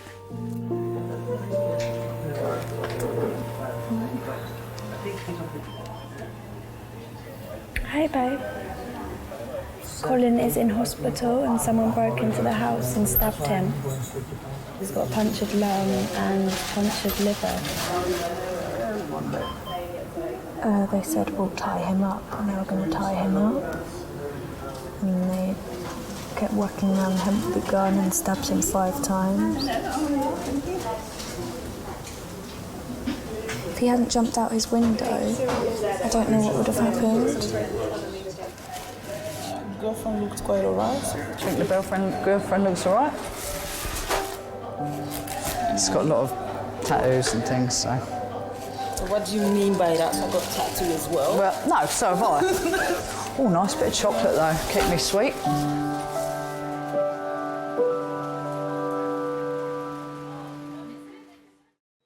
I feel sick. Does that make you feel a bit queasy? Don't look at it then. Joking. Look away, yeah. Really joking. We don't need 2 casualties. I want to get a chair. 1 hour after arriving in Resus, Colin's condition has stabilised. It was the last thing in my whole life of expecting to wake up and find 2 masked person in my home. I thought that was the safest place to be.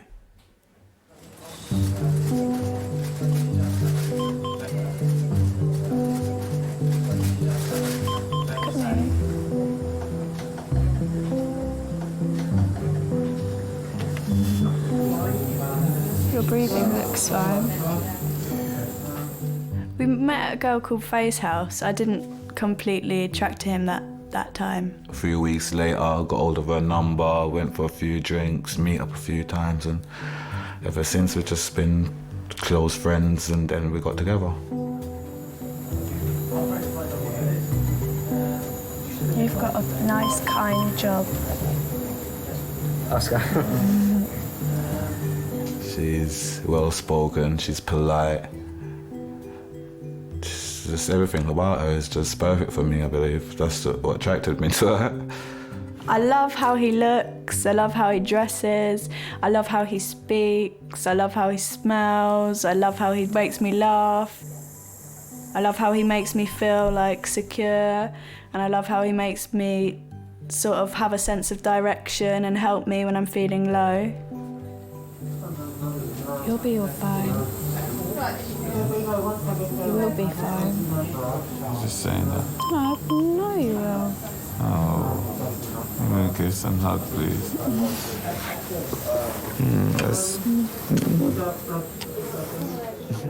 I just felt like he was so, like he just needed hugs and like smiles and just me telling him he was going to be okay. I just felt like I had to really be there for him when that happened. A little bit. Sorry, is it okay to have another cup of tea? 3 weeks, yeah. Thank you. In 3 weeks' time.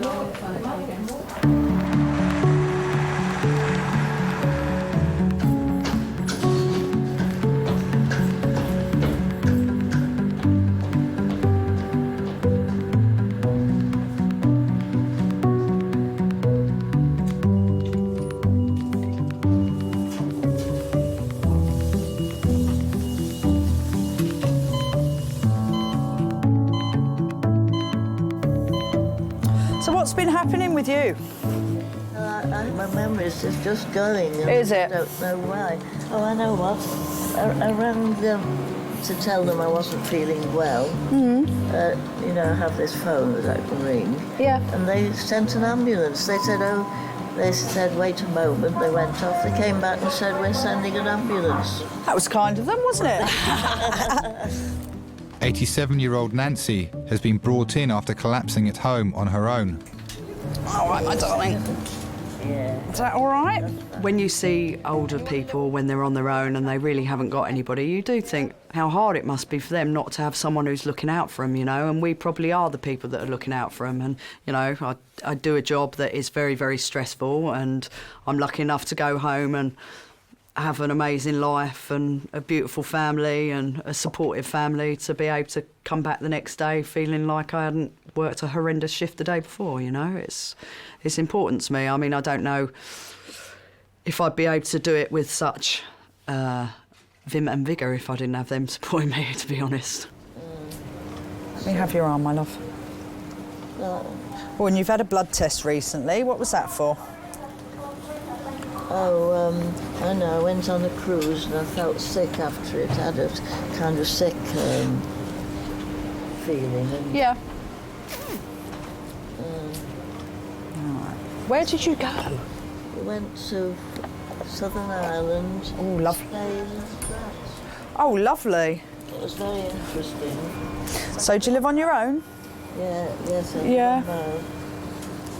I'm just beginning to feel the disadvantage, you know. Yeah. I was all right for quite a long time. I was used to it. Yeah. Yeah. If you're happily married and got a family, you know, it must be very, very nice for people. I've always thought that. Yes.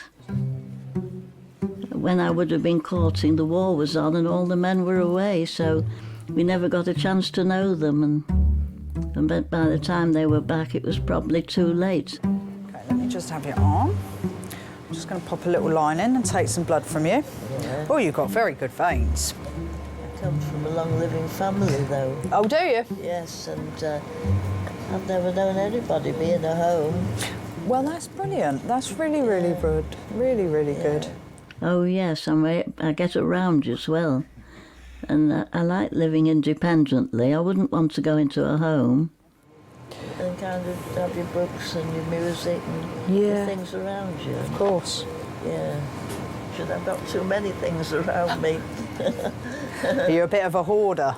I think, yeah, that's right. Don't get rid of anything. Isn't she gorgeous? She is gorgeous. I know, she's had hip replacements. She's just been on a cruise. Yeah. Oh, brilliant. And she is 86. I'll be a cantankerous old bitch, I think.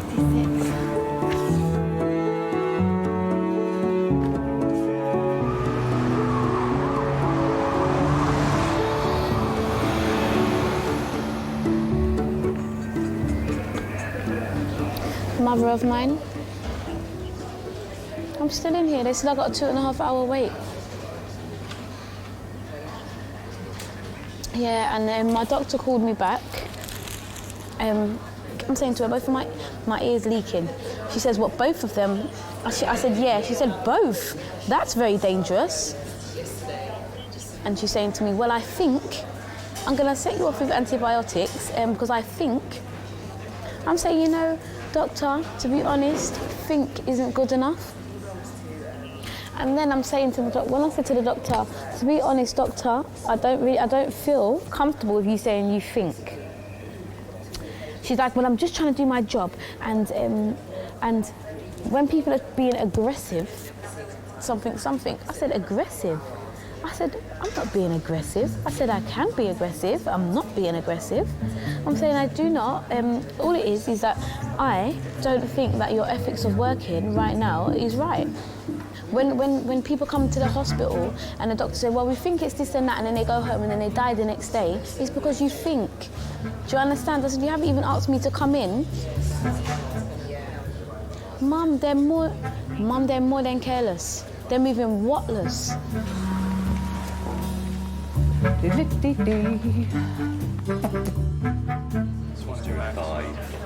The results of Colin's scan are back and reveal the extent of his internal injuries.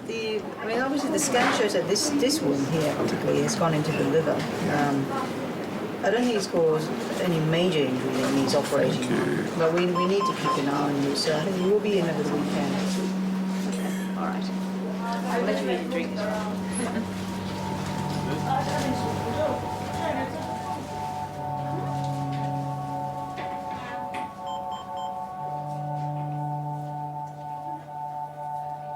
I haven't been in trouble for the last 5 years or more now. You know, and my history has nothing to be proud of. You know, I'm really disappointed of my past. You know, that's why I try and make, you know, the future better.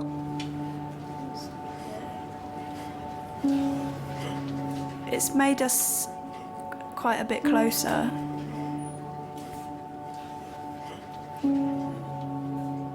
Just because he almost died, I realised when I thought that he was going to die how much I cared for him.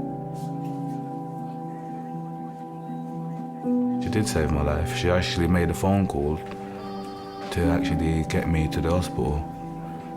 You know, and I believe that she played a big part in saving my life. She did save my life, yeah. Yeah, I do love her 1,000,000 times, I do. She knows that. I tell her that every day. What would you say to people that will say to you, you shouldn't be with him, he's bad news? He's not bad news. He should be being cared for, not being thought of as, you know, some horrible man and horrible villain, because that wasn't him, was it? That was other people breaking into his house. So that's what I'd say to the people, and I say I love him, and that's fair enough for you to say that, but I'm staying with him. So if you want to have a problem with me about that, that's your problem.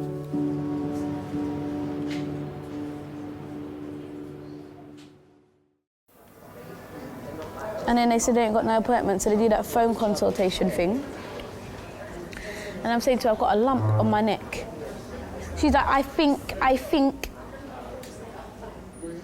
You see, babe, thinking doesn't work for me, because Sandy's ex-boyfriend, yeah, his ex-girlfriend went into hospital with a headache, you know, babe. They sent the girl away. The next day, the girl died. Do you understand? Like, come on, man. These people are slacking. And even my mum said it, because they're not getting paid what they want to get paid, they're just taking a piss.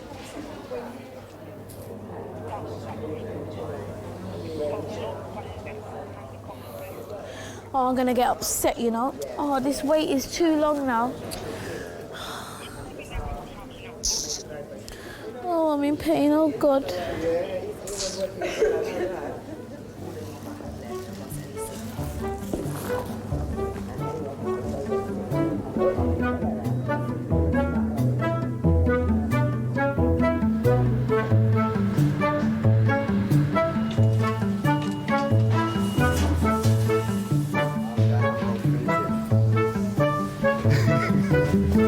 So, how do you feel right now?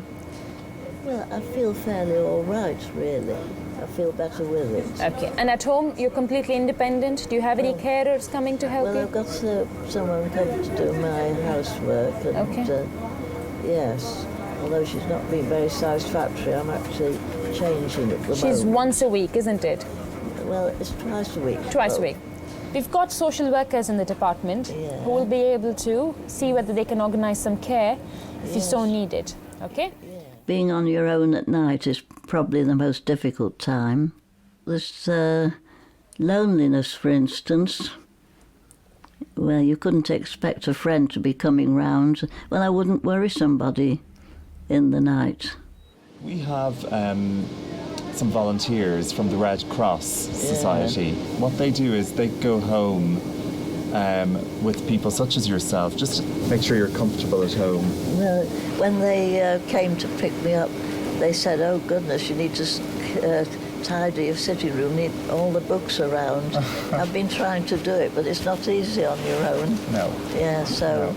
Don't worry, they'll be very helpful. Yes, all right, okay, yes. Okay, yes, thank you. Yes, thank you. Yeah. When you had no experience going to hospitals, you could feel frightened, and the sight of an ambulance used to worry me, but now I'm really grateful and pleased to go there, and that there really is nothing to be afraid of. They really do look after you well. You ready to go? Steady, steady. You just take your time. You're welcome.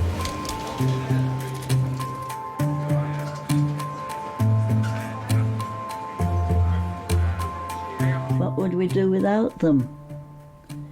I think it's a shame when people don't appreciate what they do. Yes.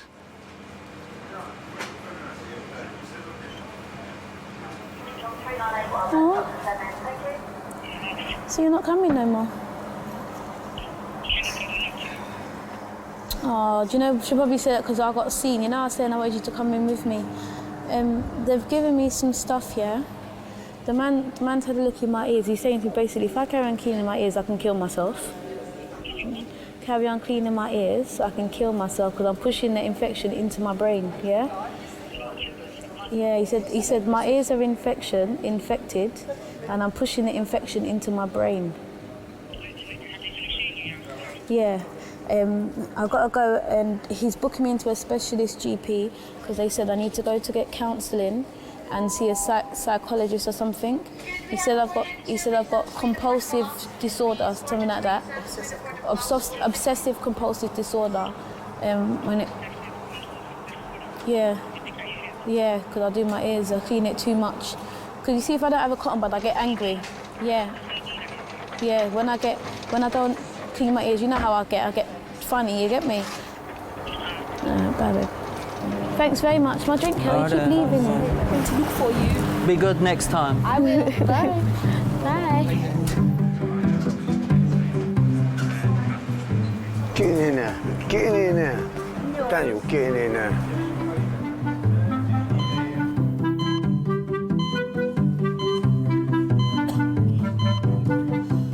Susan's been brought to A&E by her partner Gordon and children Alfie and David.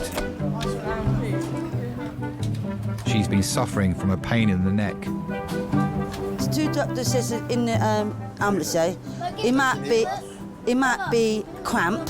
What? I told her, I said it might be gallstones again. Yeah. So he goes, yeah, she suffers them a lot, don't she? Gallstones. You know what you do be thinking, don't you? What? Supposed to be going out tonight. Hello. Sit down, kids. My name's Giles. I'm one of the nurses on today. What's brought you into us today? I'm getting pain on my side. Okay, whereabouts in your side? Right there it is, where my finger is. I had it last night.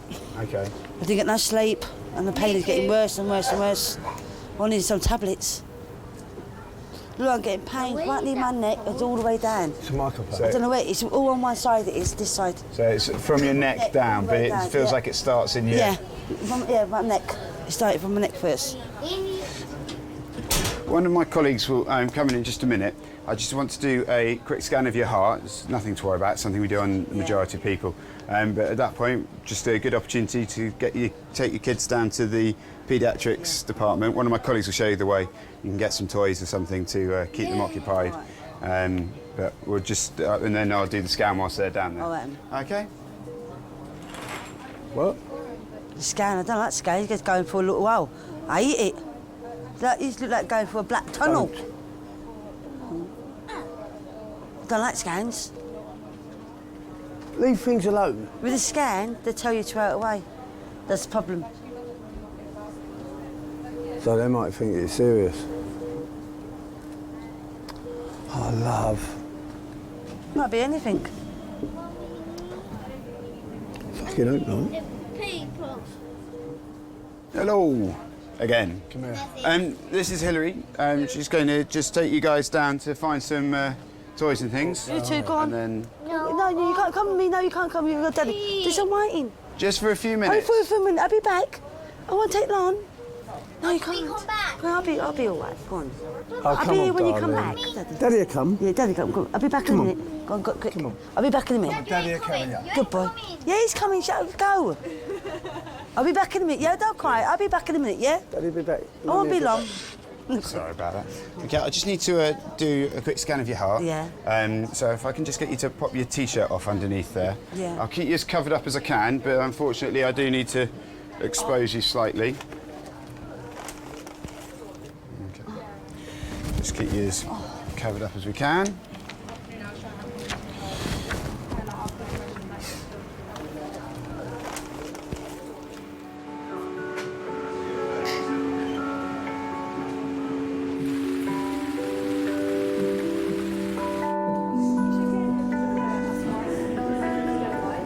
I'm sorry. I'm a 54-year-old guy, and when I listen to you speaking about yourself, I just think, my God, what is that woman up to? You should not have so many problems with such a young, when you're such a young girl. That's my opinion. 54-year-old Robert was found drunk in the street with a hand injury. It's his 5th visit to A&E this year.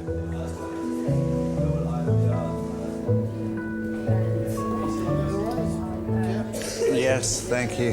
What is it that you're drinking? Is alcohol? What? Is it alcohol? Yes, of course it's alcohol. You're not allowed to take alcohol. Oh, sorry.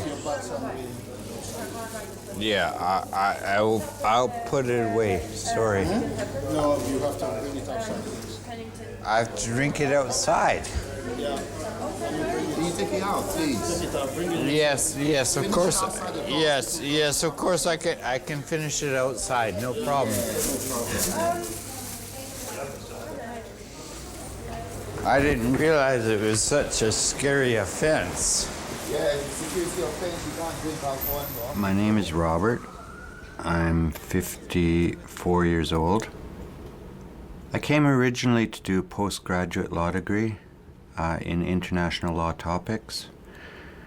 And I stayed because on the 5th of March 1984, I met my beautiful wife.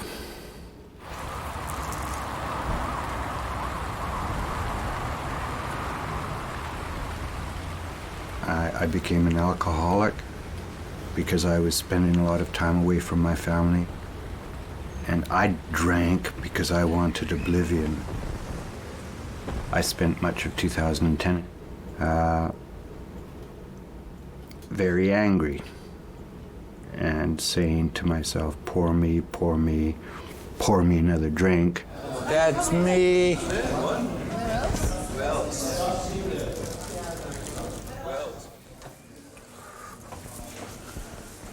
Oh.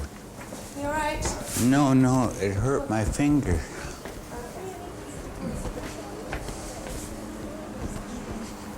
I think what we need to do with you before we look at your hands, Robert, is get you into a cubicle and give you some fluids. All right? Yes. Because I think you're a little bit too drunk for us to assess properly at the moment. Is it all right? I don't really know. Never mind, just leave it to us. I'm going to try and find a space for you, okay? And then we'll sort out your hand. Do you know what? I think you're the most wonderful woman that I have ever met in my life. A lot of people say that, Robert. Thank you.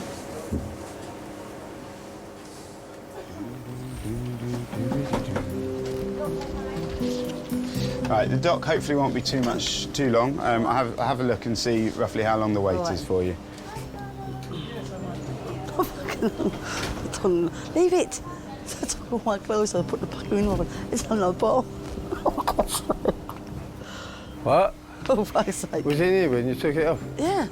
When you took your t-shirt off? Yeah. He shouldn't be in here. I'm going to end up hitting him. What? I will, I'll end up hitting him. Why, the doctor? It don't matter, he shouldn't be in here.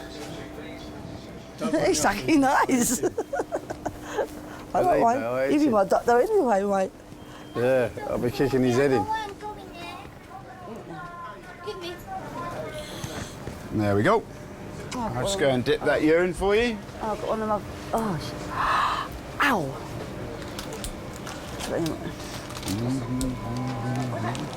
Don't like that quick.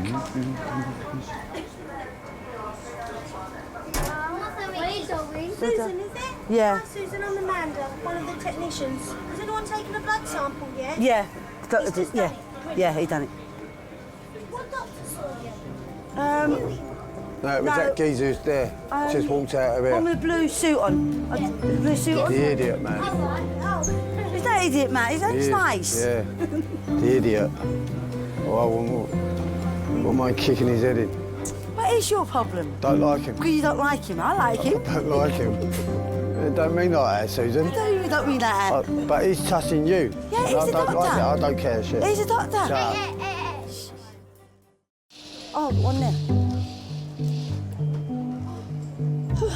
Susan is suffering from an undiagnosed pain in her neck. Dan, can you pull the cane, please? And can you stop what you're doing, please? Don't touch the computer. Leave it. I know what to do it. No. Next time, you're not coming up here, Daniel. Leave the computer. You're getting really Daniel. bad now. Leave the computer. Hello, my name's Malcolm. I'm one of the A&E doctors. How do you do? Pleased to meet you. Oh, we've got to go in order here. Hello, sir. Young ones? Daniel, yeah. Good stuff. Can you describe the pain for me? Is it like a stabbing pain or pressing pain? Maybe a burning? Do you like having a baby? No. Or worse? Worse. Worse, right. It's worse, yeah. that. Wow. It's Okay. worse. Tell you. We gave you some painkillers earlier. They helped at all? No. No? No. Okay. So listen to your chest. Are you able to sit forward for me, do you think? That's gross. Any change in your weight recently? No. Wait. I think she's put on a little Yeah, I put on a lot, yeah. You smoker? Sometimes, not a lot. Alcohol? No. Are you working at the moment? No. Looking after the kids? Yeah. Full-time job, isn't it? Yeah. They're at school at the moment. Okay, good. Can you think of anything you've done differently in the last few days? Have you done any lifting? No. Picked anything up? No. She just sits on the sofa watching TV with the kids. But no change from normal. That had been what you'd normally do. Yeah. I think this is going to be a muscular pain. Certainly up in the neck there, Yeah. and where your tender here, we can press just over where the ribs are. Yeah. There's a lot of muscles, 3 sets of muscles attaching all these ribs, and all these can get inflamed. I see you've had some codiagamol already. It's a pretty good painkiller. Yeah. What we could do on top of that is give you an anti-inflammatory. Yeah. So like ibuprofen, we give you something called diclofenac, which is kind of a little Yeah. bit more punch to it. Yeah. All right? All right, then. Good stuff. Thank you. Any All right. questions at all? Yep. Thank you. All right. What's your All question, young man? Where's the pen? Where's the pen? My pen's here, because I've lost my top and I can't put it in my pocket. Oh, yeah. That's all right. I'll see you later. Thank you. All right. I'm starving. So am I starving? I am too. 45 minutes, they're going to give me some more medicine. In 45 time, you're going to come back. Then I can go on. I'm like popping out fish and chips. Or McDonald's. Yeah, Dad, give me McDonald's. I want McDonald's.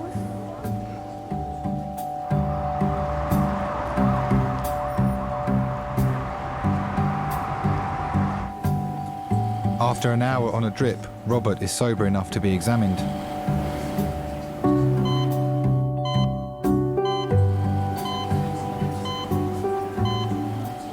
Hello? Sir? What? Have you been in hospital recently? Yes. Which one? Lewisham. Lewisham. With what problem? I'm drunken alcoholic asshole. Did you fall over then? Yes. Did you bang your head? You got some scars on your head then? Yes, I have several scars on my head. I was in 5 different A&Es over the course of 2010.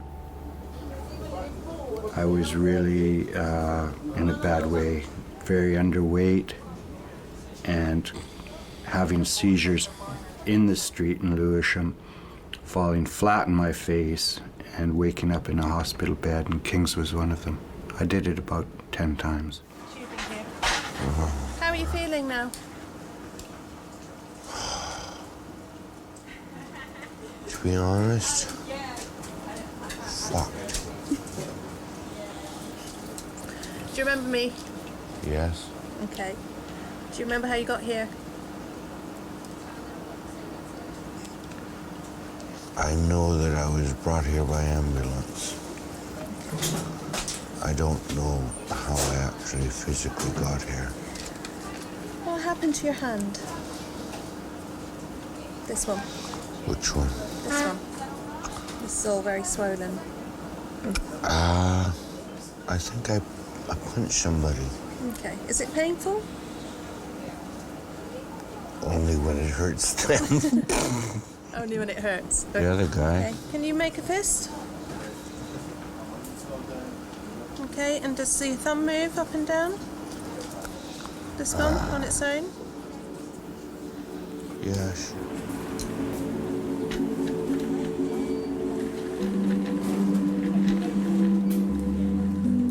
I was always a loner, and like a lot of addicts, I thought that that was just me and I was just different.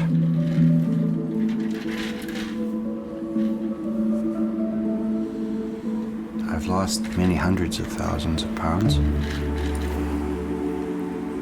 I've lost the love of my wife and my children.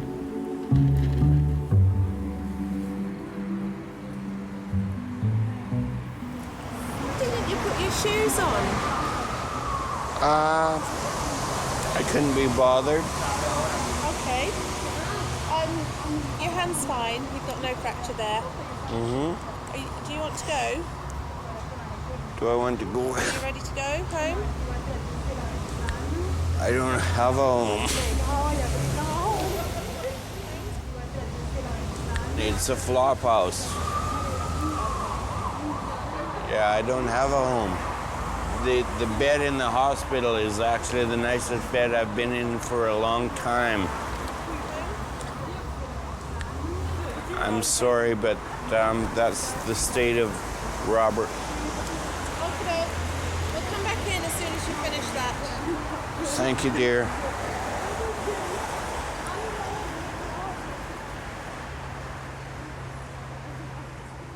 Of course, it's a wonderful thing to wake up in a nice, clean bed and have a person there to take care of you. It's fantastic.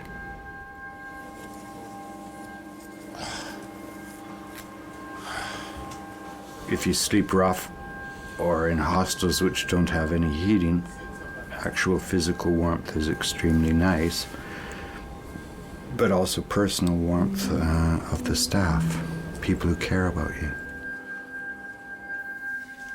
I did tend to think rather paranoically that people were often kind to me because they wanted something from me. And here in emergency, that's clearly not the case. They just want you to get better.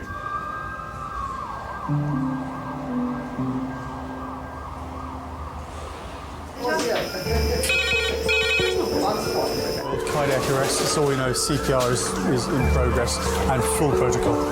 I had these dreams and hopes that I was going to leave at 10 o'clock tonight. It didn't happen. Can't miss you at 10. No, it had gone a bit tits up at 10. 9:59? 9:59.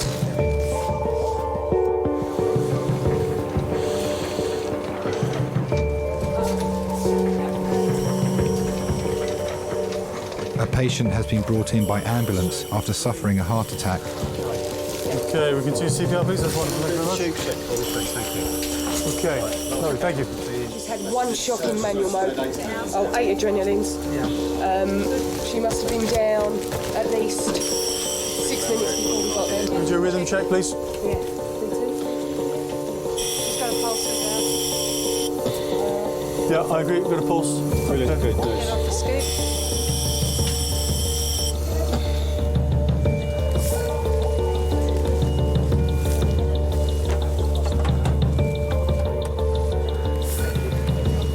She's had 8 milligrams of adrenaline in total. She's had nothing with us. She had an output on arrival here, but she did have an episode of VT. Yeah, but with pulse still. I suspect as the adrenaline wears off, it's all going to wear off.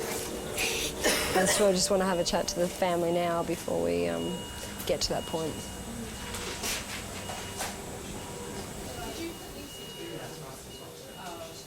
Where's Malcolm? No output. No output. Restart CPR.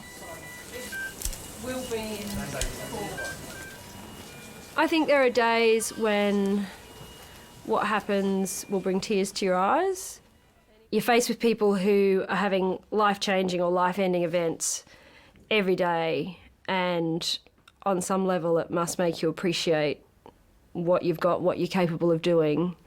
And so, you know, I think you're mad if you don't take the opportunities that are presented to you to enjoy life while you've got it, because unfortunately one day you can be crossing the road and it can all be over. I think the adrenaline. I think it's adrenaline. Yes, an adrenaline-dependent rhythm, isn't it? Hey? Yeah, exactly. So the adrenaline wears off. And she's got a pH of 6.9. It's not going to be salvageable. No. So we'll just press on until you come back.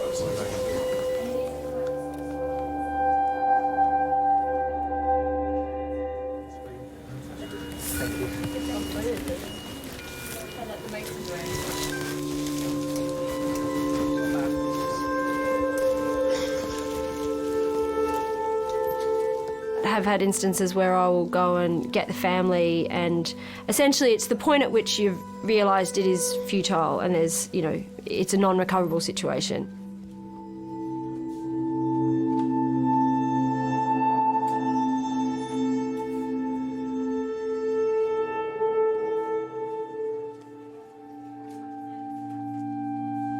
And then the family gets to be there when she, I guess, officially passes away.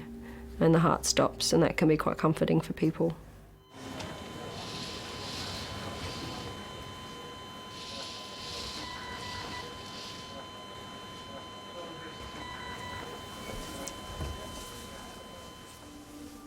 The majority of patients who have heart attacks away from hospital do not survive. It is very emotionally draining to have to break that kind of news to people, and to be witness to that last moment that loved ones have together.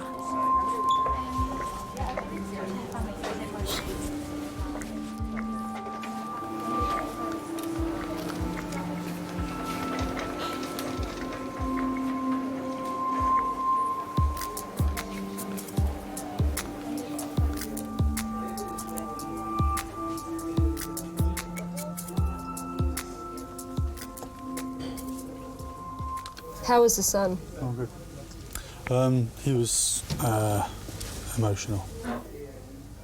Talking to the families the hard bit and getting them on board. Yeah, I don't mind breaking bad news, actually. Because I think if it goes okay, it's good. At the end of the day, it has to be done. And we've all seen people who do it badly, and I don't think I'm a world leader at breaking bad news, but I think I'm definitely in the fair to middling ground. And I've seen some people who are shocking at it, so I think I'm better than that. In some ways that's harder for the family, I think, if they get something back. To think, oh, bless, poor thing. It's not how he thought it was going to go. No. Mind you, I'm quite happy with the idea of, you know, just going like that. If people are jumping up and down my chest when I'm dead, not bothered. I explained to her, I said it was very quick, whatever it was. As long as there's nothing heroic done to bring me back to some vegetative state. Can Dr. Teresa to see a new patient, please? Oh, God. Okay. All right, well, thank you, Malcolm. I'm sorry you had to stay so long. No, thank you very much. I'm more than happy to stay, as you know. Talks are coming your way. Coming back tomorrow, you know.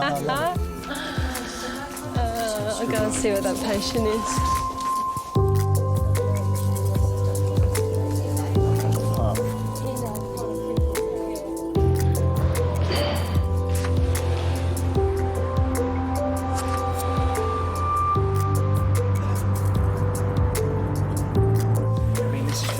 Reese, Jackie speaking.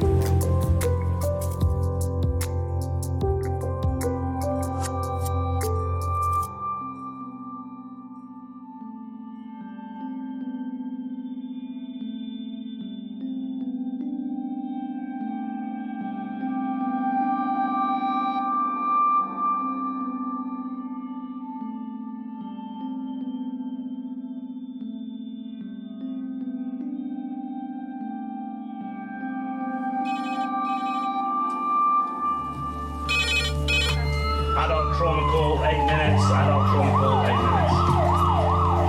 When you work at King's, you see everything. 2 stab wounds to the legs, small one on the left, big one on the right. I witness more violence here than I do in Jamaica. No trouble in here, do you hear me? It's a hospital. It is a dangerous environment. It is. What do you think? Listen to me! All right, it's a hospital, for Christ's sake. You don't have to watch the television to see what's going on in Britain. Right here at King's, it takes place right before your eyes.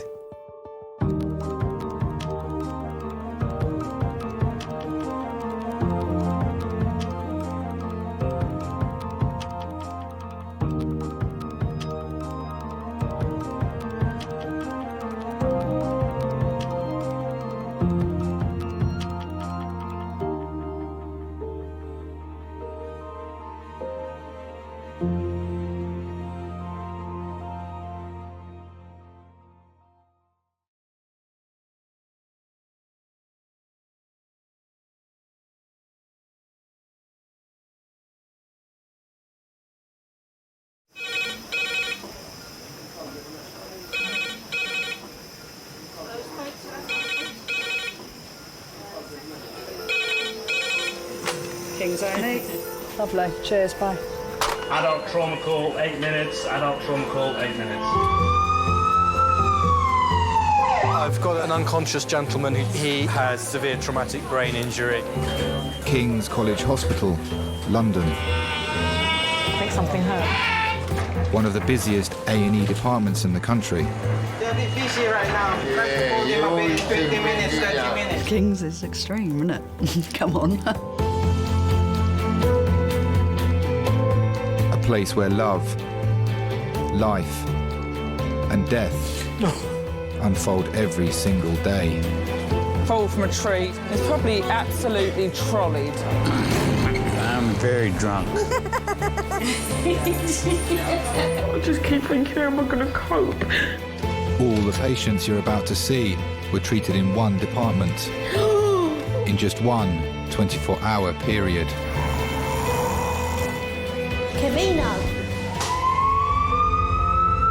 Everyone should walk through an emergency room at least once in their life because it makes you realise what your priorities are. It's not the rush, rush, rush and the money, money, money. It's the people you love and the fact that 1 minute they might be there and 1 minute they might be gone.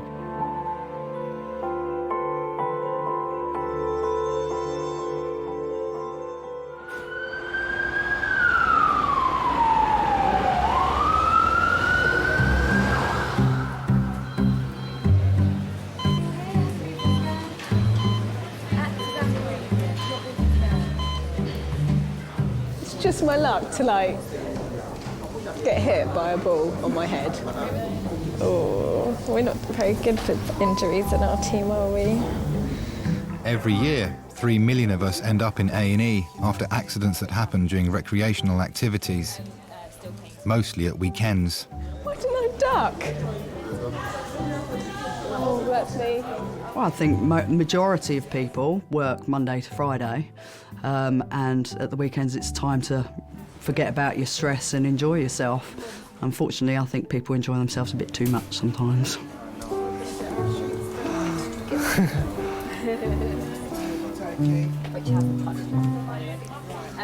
Still paying score 8 out of 10. Look at that, we're cooking with gas. This is how it should be. And we've been busy enough. Scott has worked at King's for 10 years. I came into nursing reasonably late. I didn't start my training until I was about 22. But, you know, in my career, I've seen absolutely everything.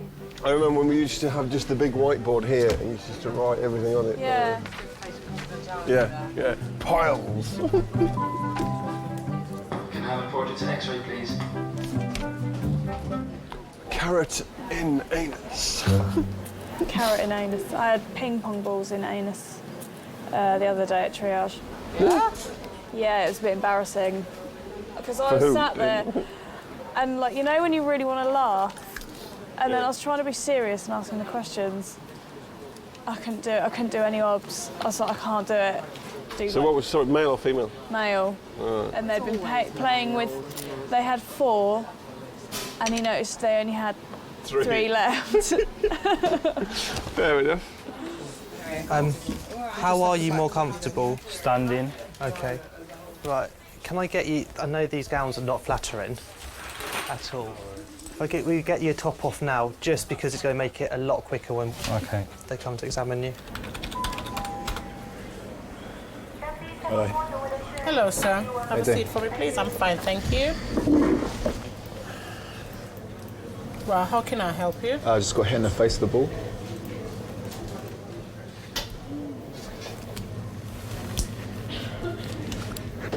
What ball is it? A hockey ball? Hockey ball. Yeah. Any vomiting?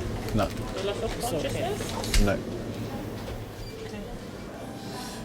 So you had it smack in the eye, yeah? Okay. Pain here? Yeah. Okay. Anything here? Yeah. Okay, we'll do an X-ray. I don't think there's anything broken. More than likely, you've probably torn that ligament a little bit.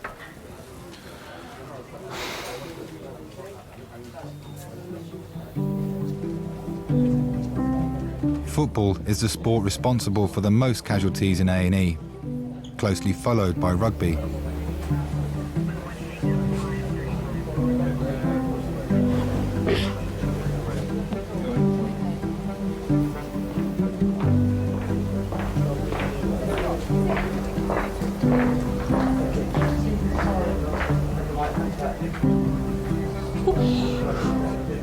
Or is It doesn't hurt.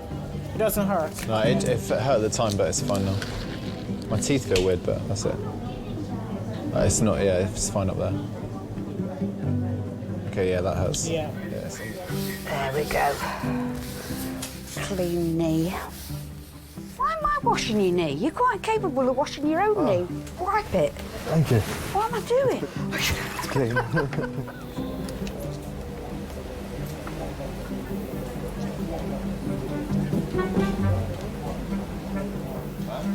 All the rugby players put mud everywhere, look.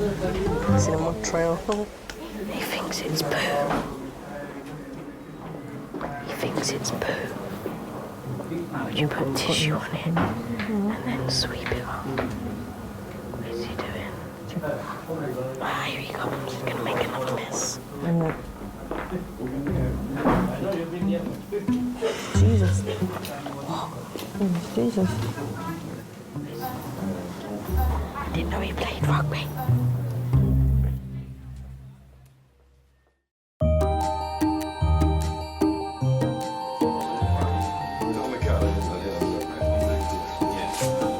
Saturday. As evening approaches, sporting injuries make way for another recreational pastime. Before you come on shift, you know it's going to be busy, pretty much. Days can be full of football injuries and nights can be full of drunken injuries. You know, unfortunately, alcohol does funny things to people. I don't need that chair. I don't need that chair.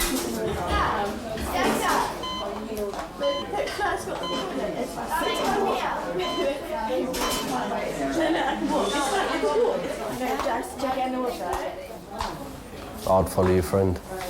I would. A party has ended prematurely for a group of university students. What can you say, yeah? 2 have hurt themselves after falling from a bar they were dancing on. Well, things looked like it was a good fancy dress party, though, wasn't it? Yeah, it was. Everything just went Pete's on. 18-year-old Fleur has hit her head. And Jessica, also 18, has hit her head and knee. You like an old woman. Babe, you like an old woman. Babe, what the fuck are you doing? What the fuck happened there? We were just dancing on the bar, then what? All I heard was a scream and everyone... Are you kidding? Yeah, and everyone just looked at the bar and where you two had been was gone. And It was funny, but then it was horrible because you didn't get up for like 20 seconds. I mean, you've hurt yourselves, but I thought you'd really hurt yourselves. I thought it was really God, for a minute I thought. Don't. I don't want to think about it. That's what I think, you know, like, I have like, babe, rest your head back. I got, babe, stop it first. Rest your head back. Rest your head back. Rest your head back. But then when I start to fall asleep, I'm probably drunk, like really drunk. It's because you are really drunk. It's true, babe, it's true. I'm not even react because what I want you to do is the toilet and just sleep because you've been knocked out in the head. I'm in the hospital because of it, okay? Shh, okay? It's fine. No, you're fine. Just talk about you, okay? You're fine, okay? I'm fine. I'm absolutely fine. Okay, shush. Head down. You're fine. Shush. Shh. It's fine. It's fine. Go ahead. It shouldn't be long. Half an hour, hopefully. Half an hour. Like your wishful thinking. My name's Colin Sykes Wilkinson. I'm 32 and I work in construction. You've got an air of Robert De Niro about you, mate, I've got to tell you. There it is. What's wrong with you? Get it. How come? What happened? Little cut on it. Didn't move out of the way quick enough. I was out with mates having a drink in the area and that, and I was coming home from the petrol station. Two people have approached us. So they've asked us the time. I said, no, I don't know the time. And then they've tried to lunge for my phone that I had in my hand. So obviously I've tried to fend one of them off. The other one's tried to throw a punch. And well, next minute I knew there was a knife in the air and one of us cut us with a knife. I spy my little eye, something beginning with M. Alice is worried about her friend. We're playing I Spy My Little Eye. Okay, what were we missing? Okay, cool, that's fine then, that's fine. Beginning with what? M. M? She wants to talk to you. Mobile. Not many people can say they've had a knife pulled on them. What were you thinking when the knife got pulled out? Well, to be fair, it ain't the first time I've had a knife pulled on us, but yeah, of course you get scared, you see that coming at you, you know, you don't know what's going to happen. Your turn. Mister? Who's my turn? Yeah, your turn. Oh, blimey. I've been stabbed about 3 times, and I've lost count the amount of times someone has actually pulled a knife out on me. It happens so many times where I'm from, so, you know, you tend to get used to it. Do I actually have to say I spy as well? Something beginning with, J. J. Jumper. Babe, this is so hardcore. You bonded. Colin? I'm fine, don't worry. Well done, Colin. Good luck. Woo, enjoy it. What happened today then? Someone tried to mug us and hit us or something. Hit you with what? Knife, machete, sword, whatever. Okay. When was this? About 10 o'clock. Wow, sounds pretty bad. Well, it's not Did you too get any bad. other injuries apart from that? A little scuffle in there, but no, that was it. That's the main one. Well, for me being a kid up to where it is now, it's just got worse and worse and worse and worse. Did you hit your head? Huh? Did you hit your head, sir? No, I hit his head. You hit his head? Yeah, Okay. his nose. Okay. So if someone comes in with a broken nose, it was him. Okay, well, I'll keep an eye out, sir. My opinion, they ain't got the bottle to stand up and have a straight in a one-on-one, so they use knives. Okay, let's have a look. Yeah, bring it towards me a little bit.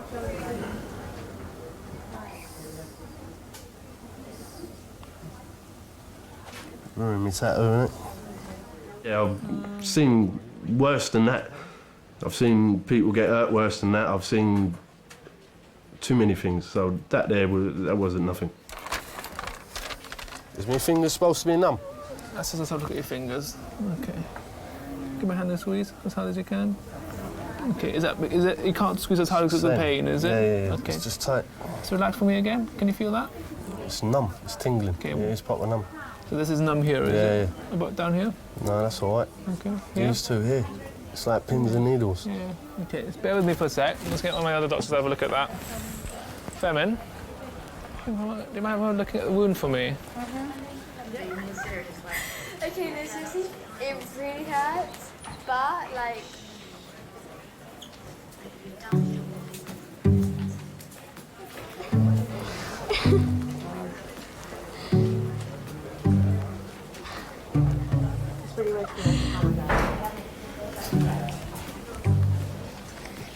I feel so old right now. Oh, I'm so upset because you look so fit.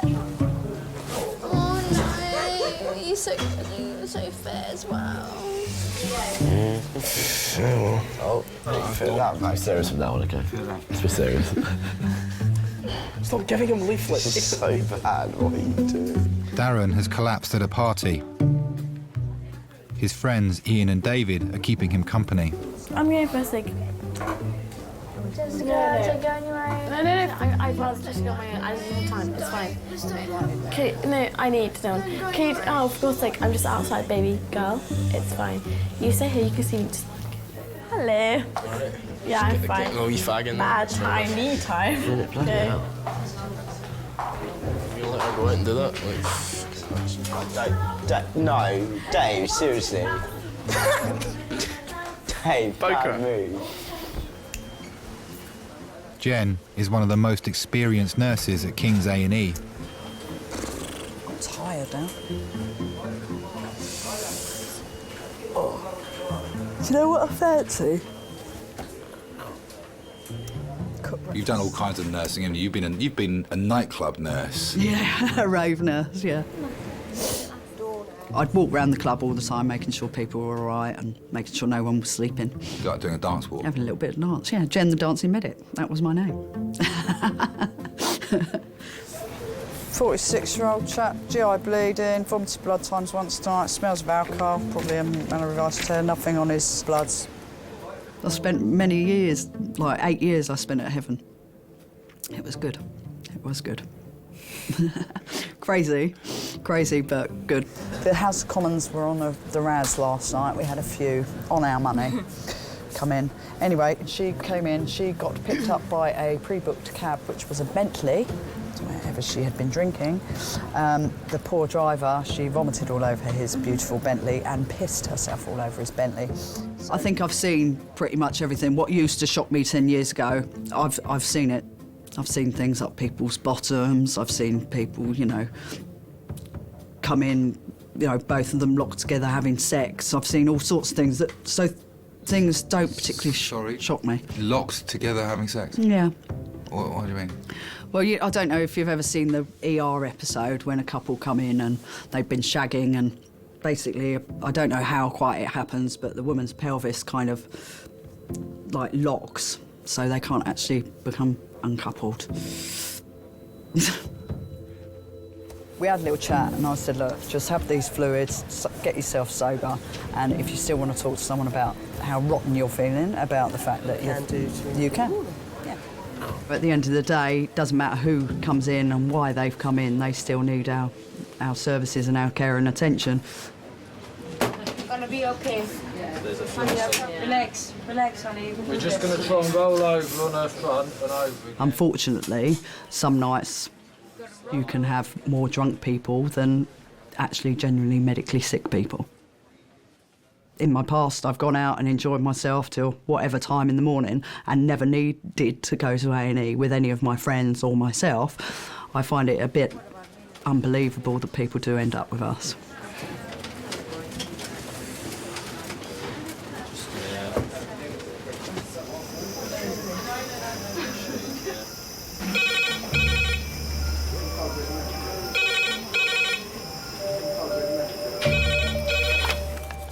A&E Kings. 2?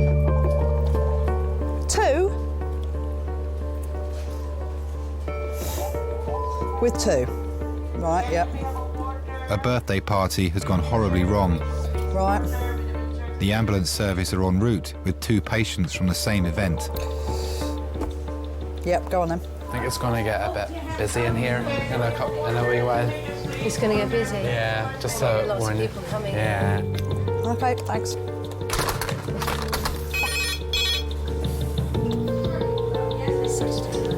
Saturday night, yeah. 2 HEMS trauma calls, 10 minutes. 2 HEMS trauma call, 10 minutes. No way. Yeah, way.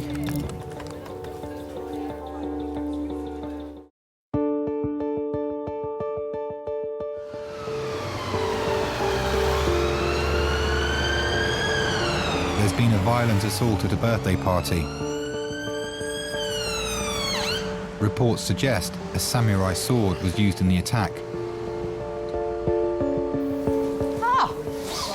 We have 2 from the same incident coming.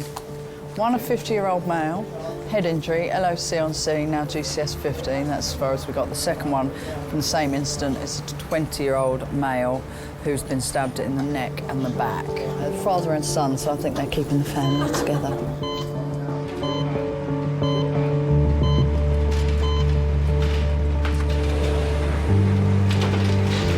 Morning, guys. This is a stabbing, the next one's a head injury. Okay.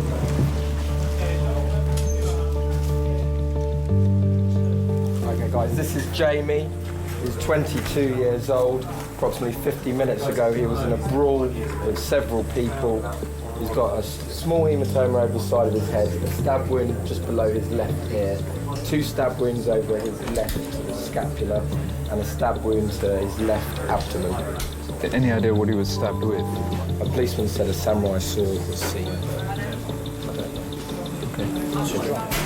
Saturday night, South London, you do see some interesting things, you know, standard party, but instead of the fight with the girlfriend, you end up with loads of people coming and stabbed. Okay, ready, steady, lift.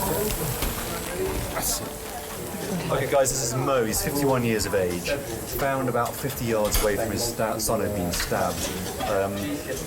Witness loss of consciousness for probably 10 minutes, moving all 4 limbs. Injuries, he's got blood from his mouth, some swelling on the right side of his face, no other injuries identified so far. We were celebrating our daughter's 18th. The boys, her brothers, had gone all out and hired really fantastic lighting and smoke machines and everything else. It's quite an exciting thing for the family. We had a nice mixture of family and friends. It was a really, really lovely party. Jamie, I'm just going to shine a light in your eyes. Sorry about this, mate.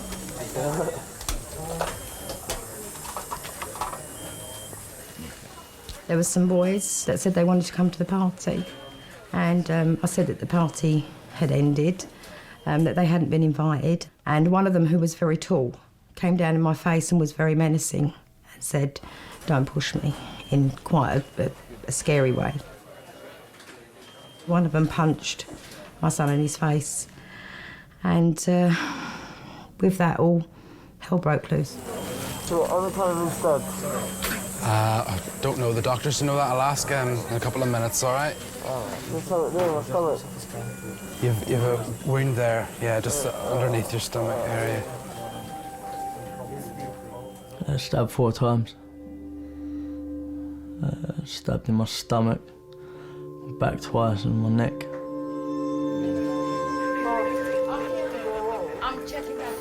I can remember falling to the ground and seeing everything around me disappear. It was really frightening there. Maisie's fine. Maisie's fine, Kate's fine, Lee, Mark and Alt were all fine. Okay, but what you have to do now is be really strong for me. I thought he would die. That is what I thought. Is your tummy hurting there? Just try to relax. Try to relax. Jamie, are you in a lot of pain or not really? Just when we're poking that thing over there. Oh, yeah. Okay. Superficial? No. It's disappearing off into the depths there, so... Okay, so Just gonna have a look at the other one as well, just see what's what. Can I? Thanks. Jamie's dad, Morris, is also of concern to staff. He was hit across the head repeatedly in the same attack and is lying in the next bay. Do you remember what exactly happened? Do you remember anything? What's the last thing you can remember? Where were you? Were you in the street? Were you at home? Were you elsewhere? The fact that you prepared to turn getting turned away from a party into a reason for a knife fight, it's terrifying. Chest X-ray for him, chest and CT scan for him. For us, it's your Saturday night on call, and you've got a few stories to tell afterwards. But the effects on families is profound. How do you remember that? How does that go down in family history? It's not really talked about. How that small snapshot is affecting people for the rest of their lives.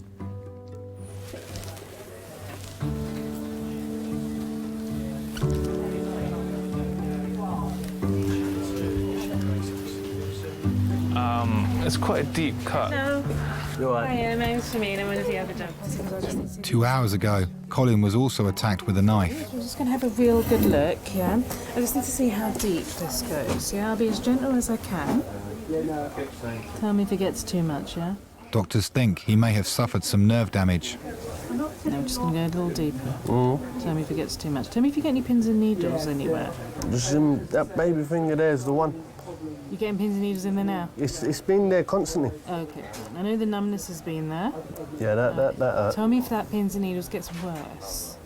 That hurts. Sorry. You got fascia exposed, yeah? Just the surface of your muscle, alright? So I need to flip the skin back a little. Try and bear with me, yeah? Okay. Alright, this bit is pretty superficial.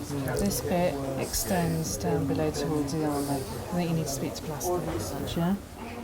I was due to start a job the following day. I work hard for what I get, so. So if I don't get stitched up, will it just heal naturally? No. You will get infected. So what sort of work do you do? Bricklayer. You won't be able to lay brick with that, sir, I'm afraid. No, I'm trying to see. I've got 4 kids, you know what I'm trying to say. I need to work. You can't work with that, mate. I had to work my socks off to buy what I buy. Instead of them going out and trying to earn that money, the legitimate way, they'll just try and take it the easy way. You do have a legitimate reason to take time off work, so there's no... They can't do anything, they can't fire you for not taking off work, so you need surgical help. Okay, cushy. Thanks a lot, yeah? Okay. Obviously, I couldn't go into work on a building site with that room there, just dust and all, infection and all that, so I couldn't actually go to work. How are you doing, Colin? Content, but I'm gonna have to wake up. Look, it is as well. It's gonna break my heart to take it, but I've got to go.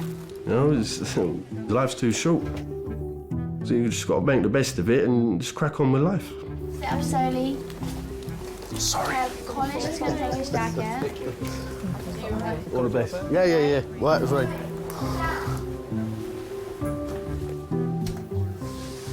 Why am I the only one in a gown? What happened there? Did I miss a trick? Why am I the only one in a gown? What happened? Why have I been victimised like this? Like, my mum, when she worked at A&E, she's like, it's awful. Like, she's a qualified doctor. The amount she had to work, like, day and night. It takes so long. No, it's awful. Think people come in, they've just inflicted it upon themselves. If that were me, I would have no sympathy whatsoever. What happened tonight? Catherine, try and answer me. You have to answer the guy's questions. Yeah, spit it out. Spit it out if you have to. Catherine is 21 today. She was out with friends when she began to feel unwell and then started to lose consciousness. Okay. Catherine? Catalina? Catherine. Catherine. Catherine. Katrina, your doctor. Come on up. Charlotte, Nikki, can you give me a hand here, please? So just get out of the way, please. Catherine. Catherine. Stop breathing there for a minute. What about apnea? Yeah. She's all right now. Relax, I got you. I don't know. Their friends are all right. Like it's just they're querying maybe ecstasy or something, but I don't know because everyone else is all right. Wake up for me. Catherine, wake up and sit up. Come on. Okay, stop worrying your friends. Sit yourself up for me and wake up a little bit. No. Come on, open your eyes. Yeah, spit it out. Spit it out if you have to. Is this Jen? Yeah. Beautiful. Thanks, mate. Thanks. Bye, bye, bye. Jen is the senior sister on duty. A&E Kings. Hello. She's responsible for coordinating all medical care in the department. You know, all my staff are out in CT and I'm the only one in resus. Yep, go on. What's wrong? Brilliant. Okay, thanks. Bye.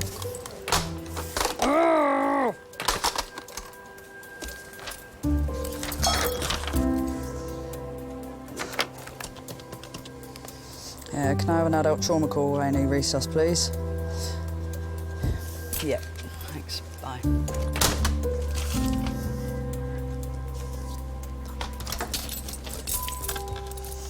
HEMS trauma, 5 minutes. HEMS trauma, red phone, 5 minutes.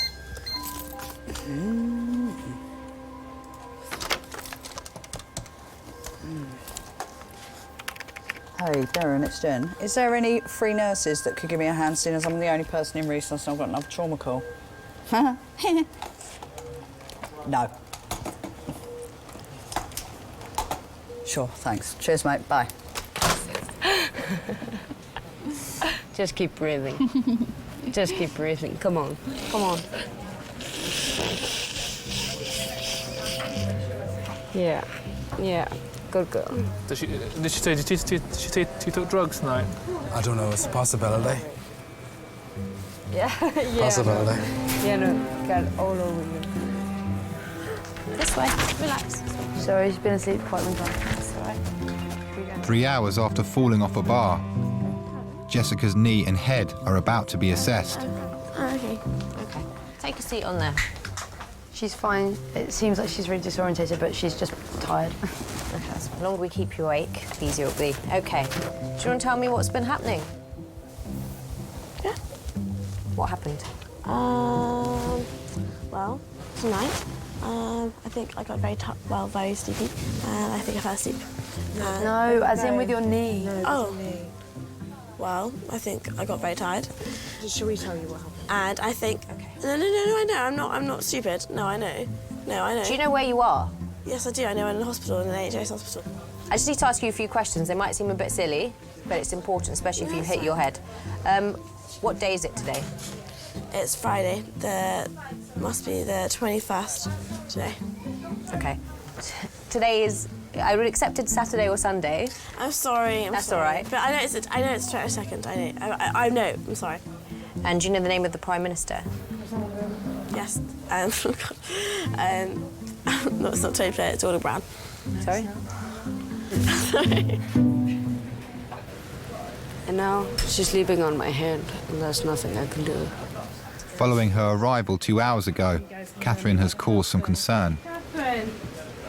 Hiya. Catherine. Kiki. Wake up for me. Kiki. Doctors still don't know why she collapsed. Okay. Catherine, come on, darling. Wake up for me. All right. Turn around for me. Let me have a little look at you, okay? You have to be on your back. Wake up, sweetie. I love the eyelashes, by the way. Come on, sweetheart. Up you come. Come on. Come on, sweetheart. Up you come. There we are. Sorry, it sounds like we're being forceful with you, and I know it's horrible. She'd sort of said to us that she'd wanted to go out and maybe take something, Right. and She was talking about she talked. I'd get the coffee away just, and she said that she had taken something, but she wasn't alone at all to take anything. She didn't have any drugs on her at the house. Right. There's no one in the house that takes drugs, that has drugs. So we don't know if she has taken it, first of all, we don't know I where don't she's think got so. it. To be honest, she can be given to exaggerate sometimes, and I think that, and I've just dismissed it as her exaggerating that she'd taken something. So, Kiki, if you have taken anything tonight, you need to tell the doctor. Okay. If not, we do need to do some blood tests. Okay. To be honest, knowing Kiki, that's probably actually your best bet. I think you should do a blood test. We see the extremes. We see the people that have too much of a good time.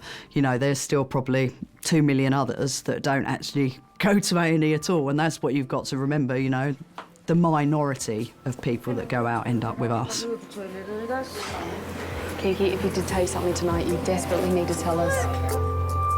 Don't be heading me away like that.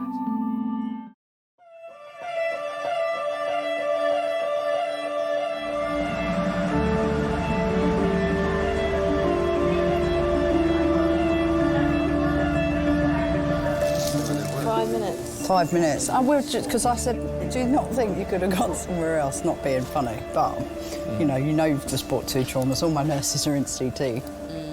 We're just round the corner. There we go.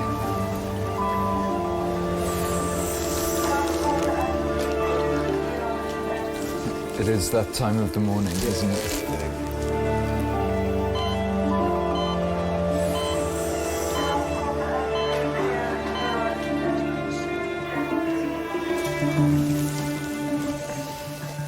So, guys, this is an unknown adult male, approximately 1 hour ago, was found collapsed in the street, unconscious with a head injury.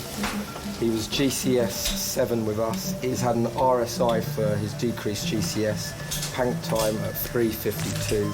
He's had a total of 3 milligrams of morphine. An hour and a half after being stabbed at his sister's birthday party, Jamie has returned from his scan to find a much busier resus room. Okay, guys, you happy with his ventilation, John? He hasn't seen his dad since they were both attacked. Thanks. You back from CT with him? Thanks very much. Oh, no. Well, I tried to have a word last time. You need to go down there, mate, please. That's my dad. No, it's not. That's my dad. It's not. It's another patient, honestly. He's down in Bay 5. Do you want to go and have a look? Okay. It's another patient, darling. I've just told you. Your brother's in there and your dad's in 5, yeah? Can I ask you a quick question? Yeah. But do you want to see CDU2's just got 1 patient in? Yeah. But there's people coming up the 3. It's standing up on the trolley, peering over into cubicle 2. Do you want to sit down now, please? How's he doing? Is that my dad next door? Just No, it's not your dad. Your dad is in Bay 5, and I told you you could go and see your dad. No, Sit down now. No, thanks. Can you not be mad? Can you Sit not down. be rude, please? Listen, mate, I've got 5 patients that are really sick in here, including your brother and your father, and I've told you where your dad the is. situation I've gone through tonight, yeah? I don't want to be rude Right, or come anything here. like that. Put that bottle down. Listen, and don't be peering over the top, mate. This bloke's really not very well. I know in the hospital at one point, Jamie had got quite stressed because he wanted to know where his dad was. He was very worried that something worse had happened and people was hiding it from them. It's not. I thought it was dad. And I told him that it's not your dad. And everybody was very, very stressed. So, yeah, it was a difficult night, that one. It was difficult to manage. When you've got a massively busy department, I think you have to show an exterior that you're a little bit hard. Can you blame me? No, don't you Sit down. No, I'll take your piss pot. You know, if you don't mind, let's have a bit of privacy. Get back in your cubicle. Yeah. Thank you. It's all looking quite busy suddenly here. With so many patients in resus, there are no senior doctors available to the rest of A&E, leaving the less seriously ill patients with a wait. Got some gloves.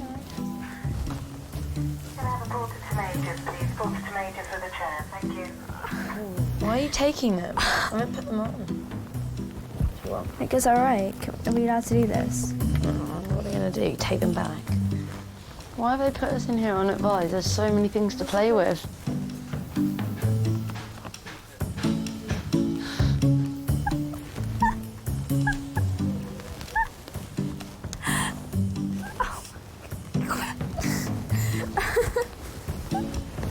Oh my god. If I could take a picture, like...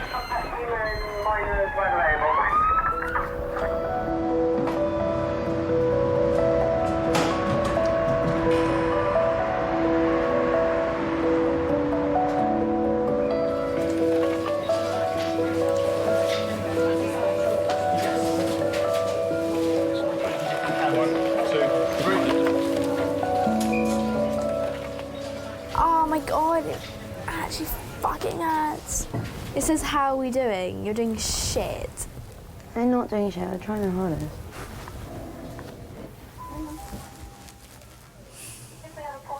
Someone pissed in the seat.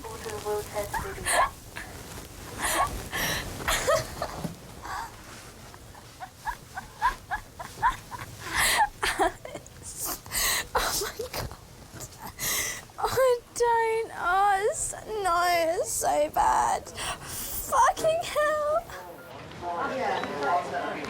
Okay, hang on. I'll get back to you. Okay. You've got 2 patients in minors that want to know what's going on, apparently. I've already told everyone down in minors that no one's... No worries, no. I mean, we're down on staff and I've got 5 patients now, going to be 6 in here, so we're not going to spare a member of staff out of majors to go in there.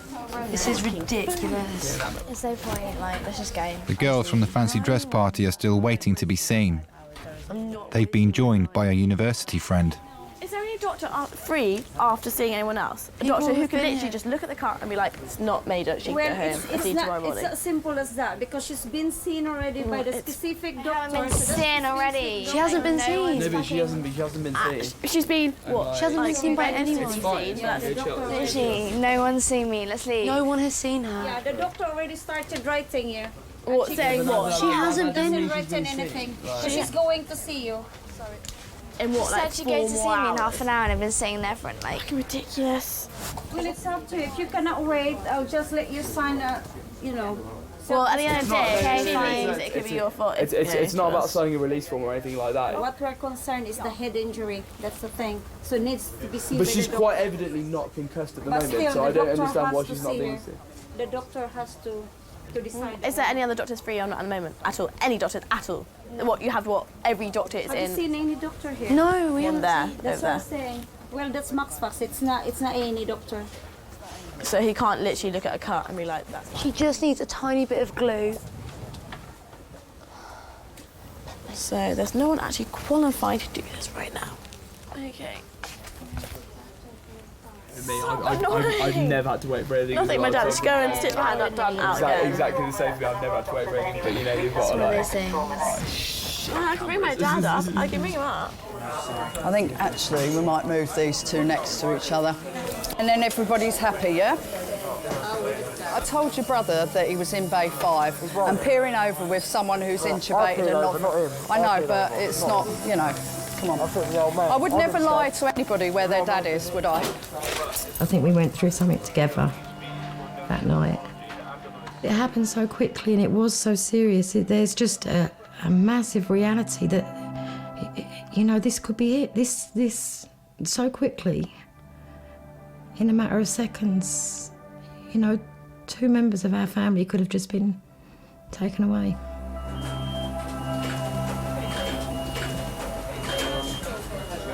It's difficult because you've been drinking as well to know what the amnesia is due to, if it was due to the alcohol or to the head injury. But I'll come clean that up and we'll just glue that. There's 4 traumas in the stroke, like all in the last, like, I don't know, they all came in while I was down. It was crazy. Really, it's crazy. Everyone's everywhere. I think everybody deserves to be looked after and loved and cared for.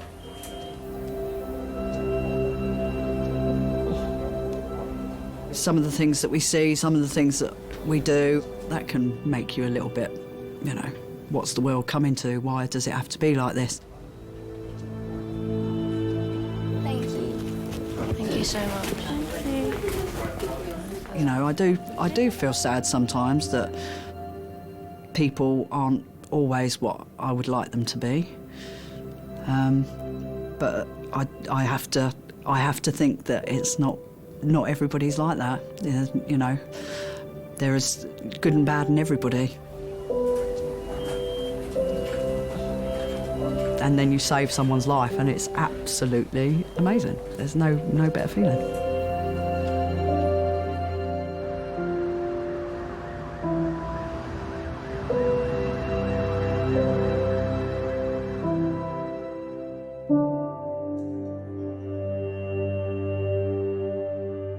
Catherine, the 21-year-old birthday girl, has had a dramatic change in condition.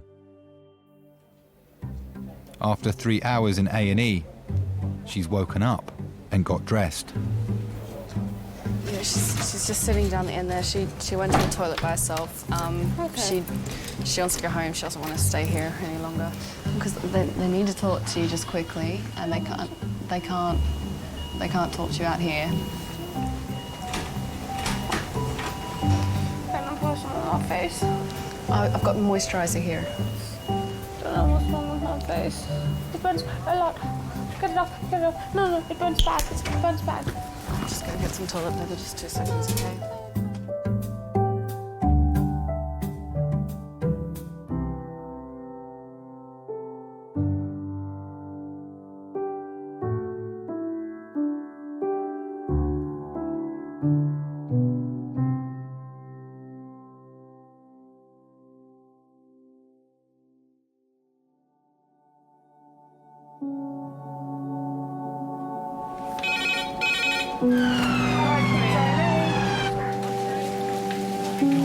He's basically been crushed between a cherry picker and a parked car, and he's managed to have his chest and his abdo and his pelvis all kind of crushed in this single motion.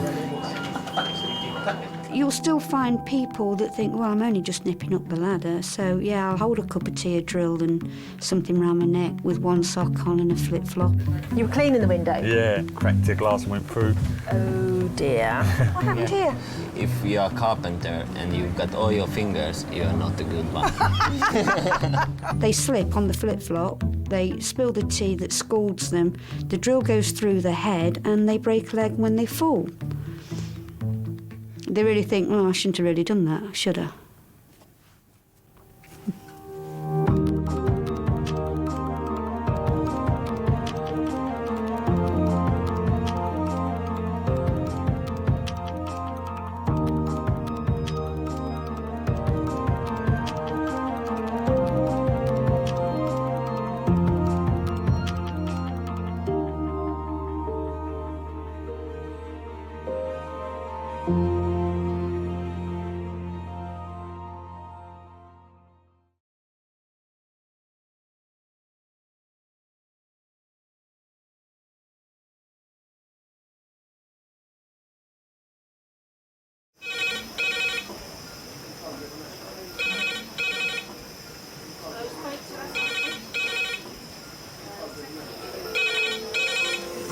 King's A&E. Lovely. Cheers, bye. Adult trauma call, 8 minutes. Adult trauma call, 8 minutes. I've got an unconscious gentleman he has severe traumatic brain injury. King's College Hospital, London. I think something hurt. One of the busiest A&E departments in the country. They're a bit busy right now. Yeah, call them a bit, 20 minutes, 30 minutes. King's is extreme, isn't it? Come on. A place where love, life, and death unfold every single day. Fall from a tree. It's probably absolutely trolleyed. I'm very drunk. I just keep thinking, how am I going to cope? All the patients you're about to see were treated in one department, in just one 24-hour period. Cavino. Everyone should walk through an emergency room at least once in their life, because it makes you realise what your priorities are. It's not the rush, rush, rush and the money, money, money. It's the people you love and the fact that 1 minute they might be there and 1 minute they might be gone.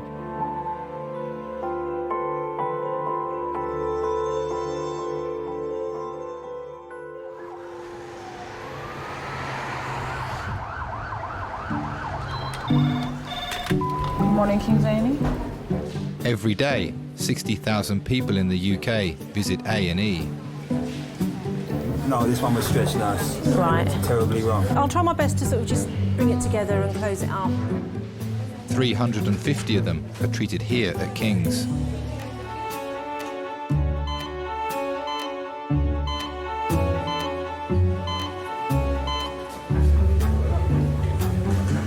You think they'd see me pretty quick, wouldn't you? Because obviously every time I move my eye, it's scratching a little bit more. It's more like it's not painful, it's more like irritating.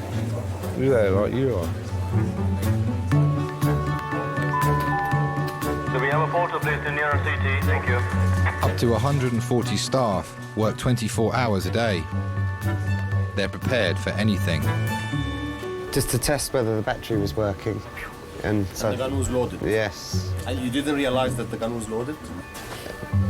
Yeah, there you go.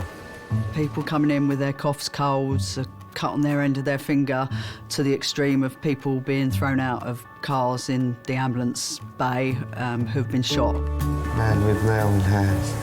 That's the gun. Ooh! Right result. It's not a fetish having injured people coming through the door. Well, for whatever reason, you still get a buzz from hearing the words gunshot wound. It just sounds sexy. Just take some deep breaths for me. Say 99 for me. 99. And again. 45. And again. 99. All those people that have chopped off limbs, digits, people that have fallen over and dislocated their shoulders, I salute you. Thank you so much for making my job enjoyable. Have you got glass in there? Probably. That's coming through a lot more. I wasn't there that a minute ago. I thought, oh my God, my son's going to lose his hand or he's going to bleed to death or... Things you put me through. God, he put me through earlier with the police and then this. I mean, what are you trying to do? All right, well, the police thing's kind of died out. Yeah, no, I know, but... You know when my 5 months are done, my record's clean again. It gets wiped off. The yacht people told me that. You've got lovely ears. I do. Hasn't he? He has. He's got really nice ears. No, he's got real... That's you. That's about time. 19-year-old Alex Ford is being seen in minors, where non-life-threatening injuries are treated. All right, my name's Kim. I'm one of the emergency nurse practitioners. So, what happened today? I just got a bit angry and put my hand through double glazing. I'll just stand over here, mind my own beeswax. Oh, good one. Special. Oh, no, I can look at it. That we're going to have to stitch. Yeah. Tess? Do you like that one, Mum? No. That one was Hollywood for you, yeah? No. Do you know what it looks like, Mum? Do you know when the zombie bites into your Yeah, hand? it's all right, yeah. Oh, God. What I'm going to do, I'm going to send you round to X-ray. Yeah. We'll have a look, see if there's any glass in it, and that one up here is going to be stitched. Yeah. It felt quite good, actually. I know that sounds bad, but when I did it, it was like an achievement. Like, I've just broke a window, yes, with my hand. It's double glazing, wow. I think I might be stuck in the suture room for about 2 weeks trying to sew this bloke's hand up. Nice great big laceration on the hypothenar, on the thenar eminence, right down here. Lovely. That's what you get when you lose your temper at 17 and put your hand through a glass door. Yep, right. They think that we can just put them back together brand new and that they're invincible. Won't be doing that too often, I hope. That we've got spare parts in the drawer. And we just, you know, a bit like Meccano set. I was going to stay. I was just going to stay at home in bed with the curtains drawn and just sleep it off. But obviously, I ain't going to sleep off a bit of metal stuck in my eye, am I? Could Dr. Robbie contact him on 2405? I know my eye hurts, but do you get feeling in your eye? Has it got nerves like your fingers? No, I don't think it has.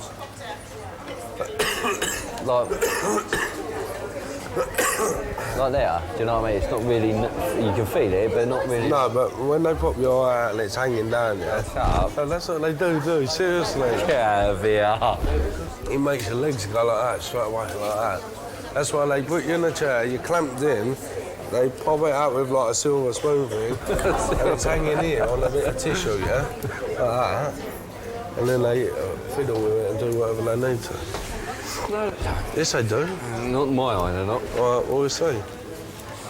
So when they take your eye out, what is behind it? What's behind your eye? It's a lot of nerve things, isn't it? I don't know, 3 tendons, isn't it? Yeah, but what is that bit there? What is behind it? Is it like skin? No, it's just hard, isn't it? It's flesh. When they pop that out. Disgusting, man.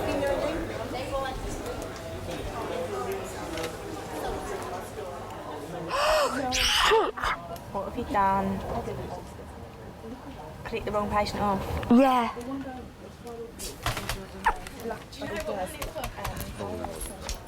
Yeah, the patient I'm about to see.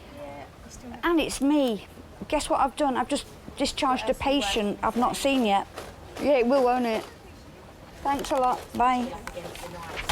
Ah, you see, this is what happens when you make me get up in the morning to come to work. What do you want to be? What do I want to be? A legend. No, what do you want to That's be? it. I just want to be remembered. Is that a problem? You're not listening. It's the easiest. It's a job. Without no one really. I want to be remembered. Like. No. Yeah, but I want to be remembered. Like. I don't want to be a nobody. I want to be a somebody. Like Achilles. My little baby. My little baby. Your mummy's baby. Mm-hmm. Don't grow up. I have to. Don't grow up. Be mummy's baby forever. Sorry, Mum. Oh, that's all right. I ain't Just got to calm down. My little boy's growing up too fast. Did your mum and dad? Do you know what you can get me for Christmas? You know what you can get me for Christmas? A punching bag. Because you know that'll be the best thing for me when I get angry. Just go and work it out. Cause I was going to get you something really nice for Christmas. What a punching bag will do. Don't be silly. Anyone. Just tell anyone in the family, get Alex a little small punching bag. He's always had what he wanted, this one. I have, I'll give them that. If he wanted a flat screen telly, he got one. Think about it back in the day. If he wanted a console, he got it. Right, OK. I'm going to give it a good irrigation, a good clean out. We have to develop relationships very quickly because we're about to do some horrible things to you. We're about to hurt you, basically, and it's legal. Can I hold my hand? Yeah. He puts his hand through a glass window, then he needs somebody to hold his hand while he has an injection. Sorry, darling. Sorry. I've just got a vision of Drogba scoring against Arsenal for some reason, and that really hurts. You're doing well. You've certainly done a good job on this, Alex. I know. I probably won't ever hit anything ever again. It might be a good idea, actually. I'm just going to be some peacemaker now. Yeah. I'm going to go around the streets of Brixton preaching. Sorry. It's very, very deep. This may be a bit too much for us to do. We may have to send you... I didn't even hit it that hard. I swear to God I didn't. Well, sometimes you don't. It's just the way you hit it, isn't it? It was the angle, yeah. Yeah, it was definitely. It's like I did a martial arts move. Sorry, Alex. I'm sorry. I know that I'm hurting them, but I need to do it, and I'm always saying, I'm sorry, and I'm sure they don't believe me, and they're probably right not to.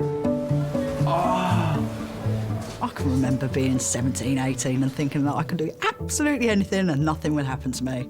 You know, that's just being a kid. Right, we're going to have to hand you over to the orthopaedic doctors. Oh, I used to take risks, do stupid things like walk the other side of bridges and just ridiculous behaviour. Drive my car really fast. I had my Mini up on 2 wheels, round a roundabout. Oh, fucking crazy. I'm such a moron. I won't be smashing anything ever again, though, because anytime I get angry and I just look at it and, yeah, There's been times since where I've got angry, and you know what the reminder is? I can't even clench my fist. That's the reminder. Like, I can't even, it hurts doing that, so I just, yeah. And I know the reason is that, the reason why I can't clench my fist is because I got angry in the first place, so yeah.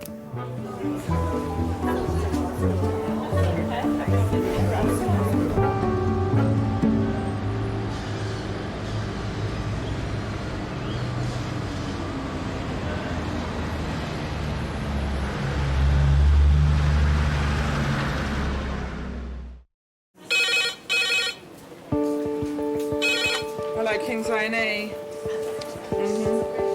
The red phone. Yeah. A direct line from the ambulance service to the emergency department. When it rings, it signals the imminent arrival of a seriously ill patient. All right, thank you. Bye. Oh, how many minutes did they say? It's about 5 or 6 minutes. Adult red phone in 5 minutes.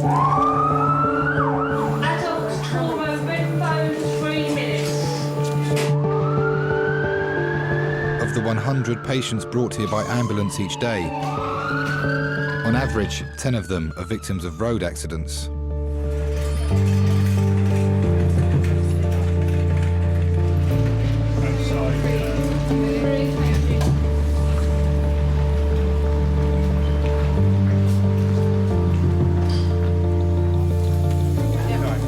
Good morning, everybody. This is Brendan. Brendan is 31 years old and a motorcyclist.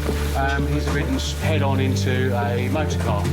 His bullseye at the windscreen has gone into the tank of his motorcycle, complaining of groin pain. His injuries seem to be isolated to bilateral fractures of the wrists, and he has an injury to his right testicle. His scrotum is discoloured. He complains of more pain in the right testicle than the left testicle.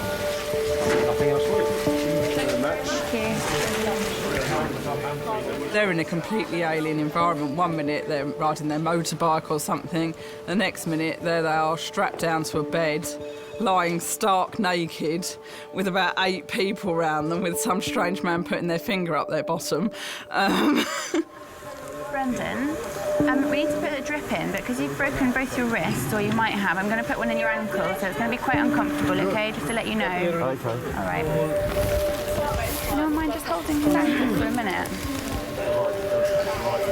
This is going to really hurt.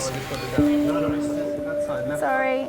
You know, and they're in pain and they've got no idea what's happening. All they can see is the ceiling. You know, they've got no idea what's going on, and it must be petrifying. I'm from the waterworks side. Okay. Down below. The important. Certainly, all right. Don't mind all this other stuff. We'll all fix, yeah. Right? Yeah. The consultant has told me that you have an injury down below. How does it feel? We just felt like we've been heavily booted in the nuts. But I think it's just the right testicle was giving me a bit of. Have you ever had any problems with your testicles before? No, not to my knowledge.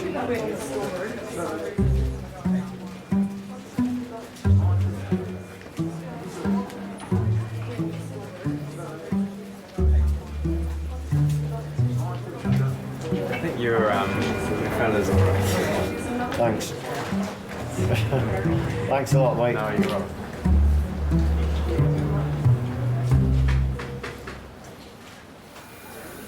It looked like a purple carrot, I can tell you that much.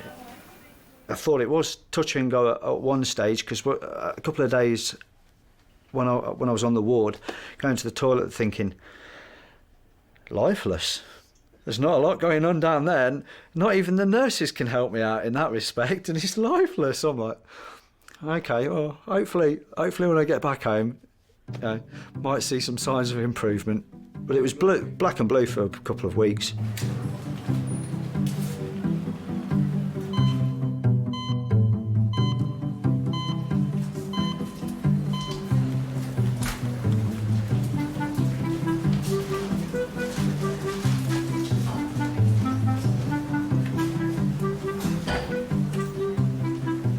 Food trolley. I do have. Alice has brought her sister Pat into A&E after a fall on a shopping trip. cheese and pickle there, egg and cress, savoury cheese. Savoury cheese is quite nice. Give it a try. You want to give it a try? And you're entitled to have a drink and a crisp with it for $3.49 as a meal deal. He had them on that trolley. Did they sandwiches? Yeah, he did. He said, yeah, he said sandwiches. Well, I see biscuits, I never see it. No, the sandwiches I think were on the top. He did say sandwiches. Yeah, he did say it. Food trolley. But you don't know when they were made. They could have been last week's. I was looking forward to me fish and chips. But there you go. I didn't know what time today I'm going to have a sandwich.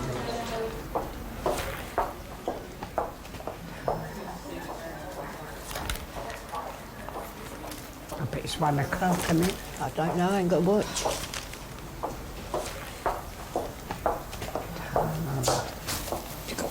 Time yet?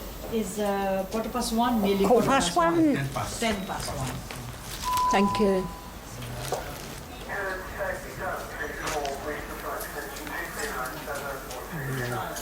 Mine just then he said, would you want to that money? It's too much. She went, you wouldn't live to spend it. She went, if I won $1 million there, that would see me through. Yeah, but they've both got families, don't they, that they can leave it to? Yeah. That's the good part. Yeah, and they but why should they could to go leave? bust just like that. Why should I have to leave it to them? I mean, look at Gordon Ramsay. He's gone skint nearly. He's relied on Peter Jones for He's only help. going to Peter Jones. Yeah, and that's what I say, with all his money. All so his you can money. go bust. I wouldn't stick with him. I mean, this horrible man.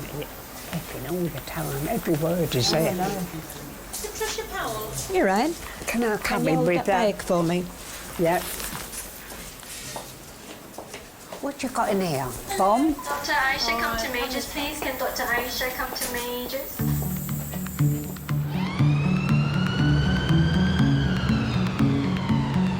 Have you been a smoker in the past? Yes, up until yesterday last time. Up until yesterday, okay. Have you been smoking for a long time? Oh, say really that long. That late 70s. Okay, and how many a day? Well, John keeps it down to 20. It drives me nuts that people don't look after their health. There's only so much that we can do as doctors. We're not magicians. Do you smoke quite a lot then?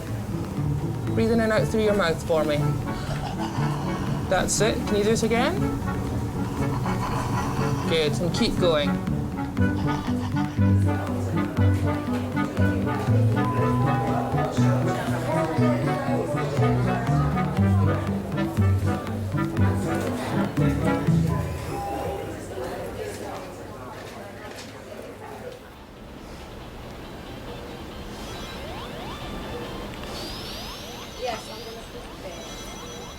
What are you playing?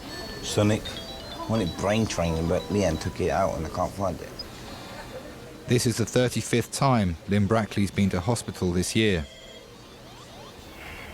Shit. Today, she's been brought in by her son Lee after collapsing with stomach pains.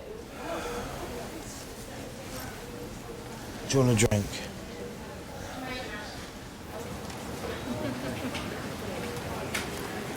Linda Brackley. Hi. How are you feeling? Are you in a lot of pain? Do you need something for the pain? Mm-hmm. Okay. I've been asking for ages. Sure. Can you tell me a bit about the pain? I'll assess your pain and I'll write something. I was in 5 weeks ago. Right. Yeah, Mr. Patel took out my gallbladder. Right. I'll be truthful with you, I've had enough of being in pain. Right. Do you know what I mean? I've had enough. Okay. I'm sorry about that, but we'll try and do something for you today. Thank you. Okay. And how are you coping at home? I'm not. At the weekend, the pain was that bad that I really felt like doing something stupid. I did, because I've had... Like what? I haven't got to say, have I? Yeah. I haven't got to say it. It's just... No, I just want to know... What, how I'm feeling? No. If you thought of something... Yeah, I did think... Yeah, I did. Yeah, I did, because I've had enough. Right. Okay. Do you know what I mean? I thought that once the gallbladder come out, after having the gastric bypass, my life would be different, but it isn't. It is, because I've lost the weight, but it just seems to have opened up a can of worms, and I'm not dealing with the situation that good at the moment. Have you had this thought before, or this is the first time you had No, it? I've had it before. I have had it before. And have you ever sort of... Yes, I have done it before. What have you done? I have took an overdose before. Okay. Just remind me why you had the bypass again? Why? Because I was fat. Okay, that's fine. And I couldn't lose. How fat were you? I was 29 stone. Okay, and now? I am 15 stone 13. So you're getting more and more thoughts of harming yourself recently, is that right? Yeah, because of the pain. Oh, okay. When you're fat, everything gets put down to your size. Yeah? And people don't actually look into the situation. It's, oh, there's nothing wrong with you. It's your size that's causing the problem. Like, big people have rights as well, you know. Yeah, they surely do. You know, but because you're big, they just discard that. But they can't do that no more because I'm still big, yeah, but I'm not as big as what I was. Yeah. So they can't do that to me no more. Sure. So I'm not going to take that. Okay, fine. I'm just tell me if it hurts a lot. I'll be gentle. Fat people have rights as well. We have feelings just as much as skinny people or anything else. Do you know what I mean? If anything, fat people might have more feelings than skinny people. To be quite honest with you, because I think that fat people are more loving.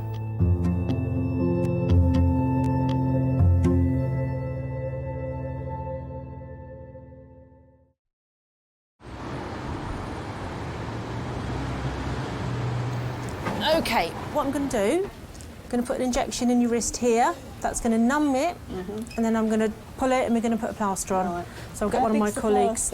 It goes from here to here. Oh, right. X-rays show that 78-year-old Pat has broken her arm. Nance, do you want somebody to help you pull? Would you mind getting the plaster trolley for me? I will. If you're going to be my glamorous assistant. I have to batter her up. Take that last time, please. Take that last time, thank you. One of these days this is going to fall apart. I can see it's going to be on me.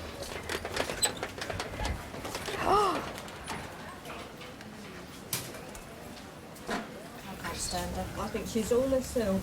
Yeah, she's not bothered. Talking about me again? No, darling, no. We can't let the guy ever. All right. Yes, I'm trying to tell her some good news. Hang on.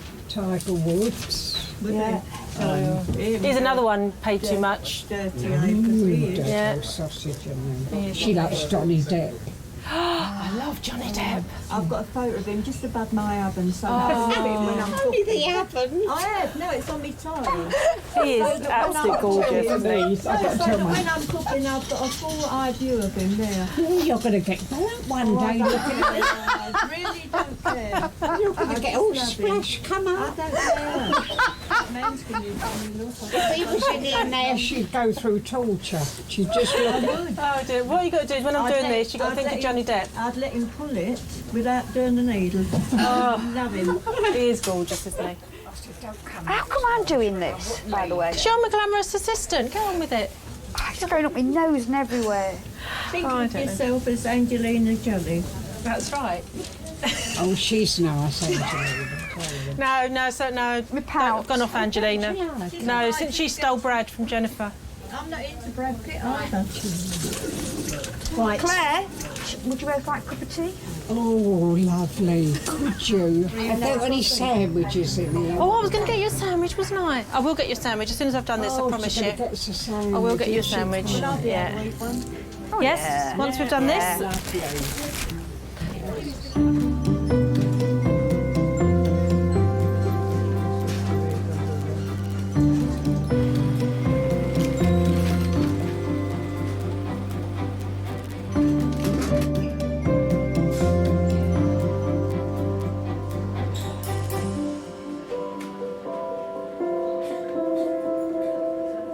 I guess he's doing about 20-30, the car's doing about 20-30, and we hit each other head on pretty much. So I think he's just quite lucky that he's been thrown from the bike. And when he's thrown, he's just sort of thrown and landed.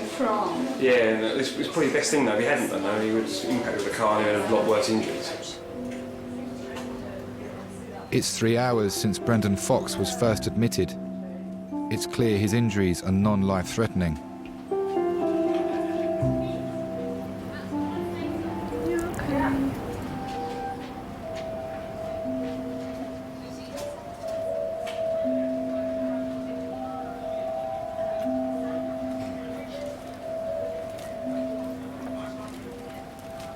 Does your job make you more aware of your own mortality and think about your own death and those that you love? I think there's days where it does. There's definitely days where it does. Yeah. I could be brown red, so it don't really matter about 2 broken wrists. It's that'll heal. No, all in. Yeah, well, thank the lucky stars. Because had something been coming down the bus lane, i.e. a bus, could have been interesting. Now that I'm married and I've got a baby on the way, I'm even more aware of it. And I'm even more aware of, actually, I might be dead in 10 years, let alone 40 years. Very scary, was it? No, but I just think it's somebody trying to tell me something that there's only so many lives you've got. How many have you used up? Well, today, I reckon I've used a bloody good chunk of them, because, quite easily have been dead, so... Wasn't my time. So. Every day when you go out on the bike, there's always a nearly. You nearly got me. Got away with that one. And eventually, your luck runs out. You know, the odds are at some point you're going to get it, but how you escape or how you get away with it is it's all down to luck at the end of the day.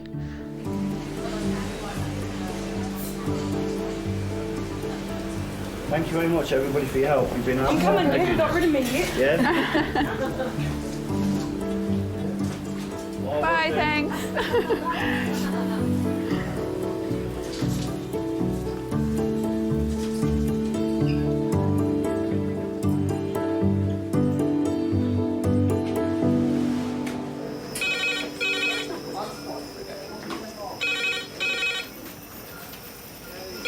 King's A&E. Hello. 2 minutes. Lovely. Cheers, bye. Red phone, 2 minutes. Red phone, 2 minutes.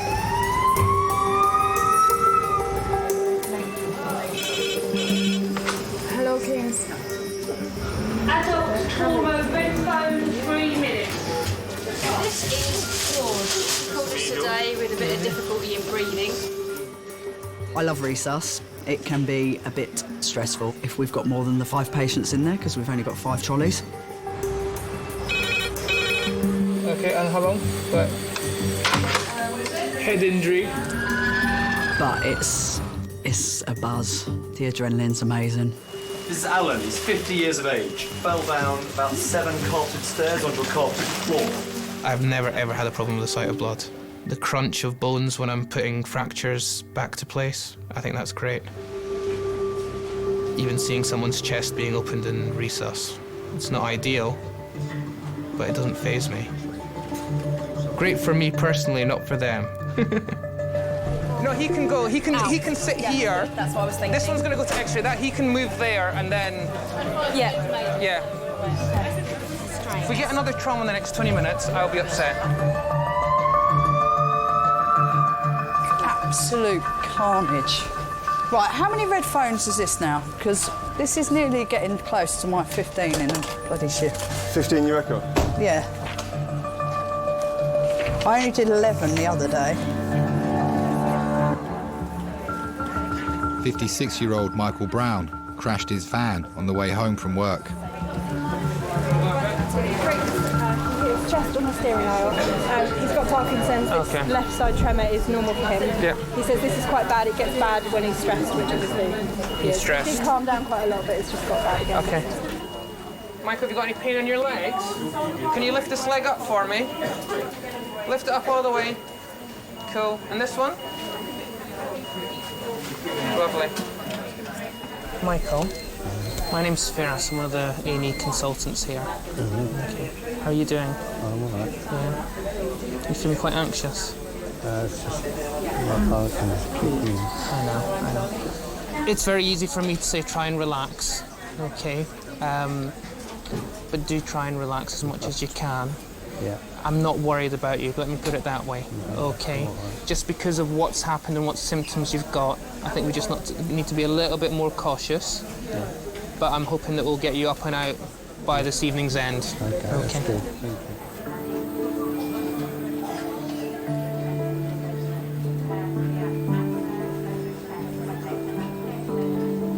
Well, I just thought I could have lost them. Could have been a lot different.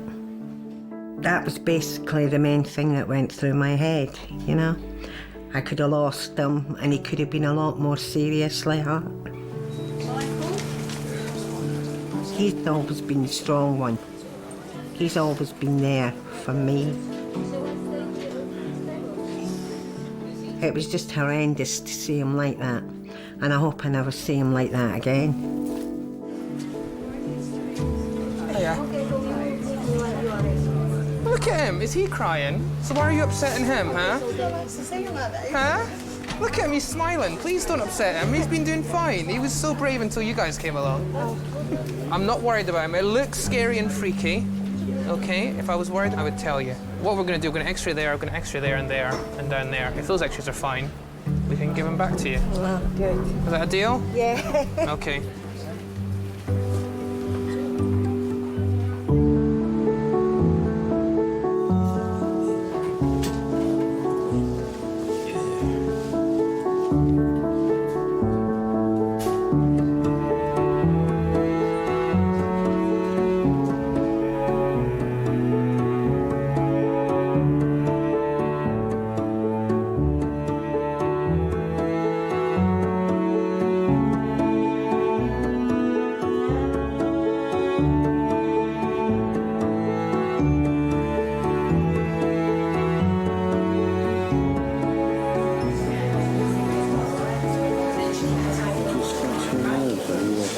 Your nose, where? How are we doing? There. Okay?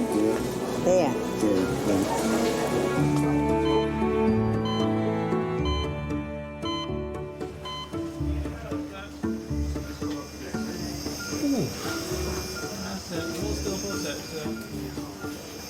Really well there, sir. 81-year-old George Rumsey lives with his great-nephew Jay. Things a little bit, isn't it? That's the oldest one I've ever had. George has been brought to A&E with breathing difficulties.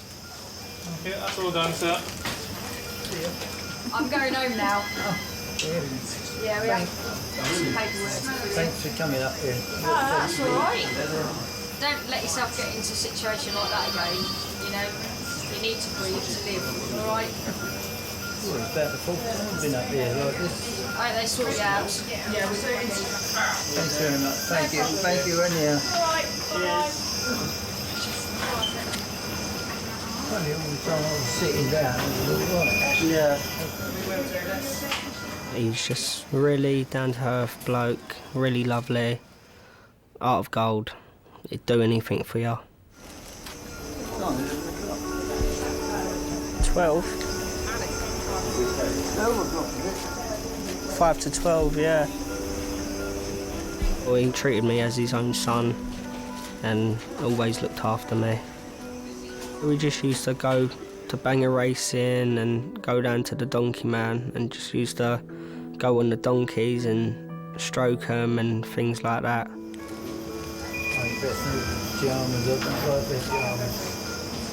Well, if anything, if you're here overnight, I'll bring something up for you tomorrow. Only want the bottom of the plate. Whenever I needed someone to talk to, he was always there, and I could go into him any time, really, night or day.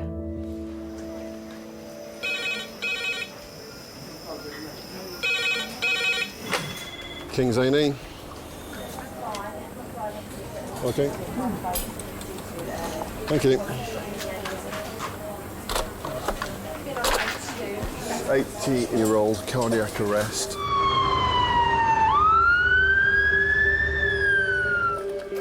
Can I have a porter to resus with a striker trolley, and can I have an A&E doctor to resus immediately? Thank you.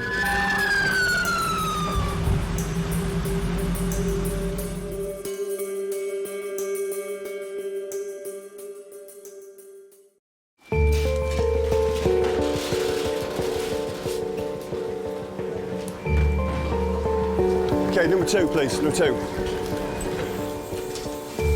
An elderly man has suffered a heart attack. Just get some paddles on and see what we've got, OK? Most patients who have a cardiac arrest away from hospital don't survive. Anyone felt for a pulse? Yeah, present. Pulse is present, yeah. OK. We got a pulse. Yeah, we've got sinus rhythm.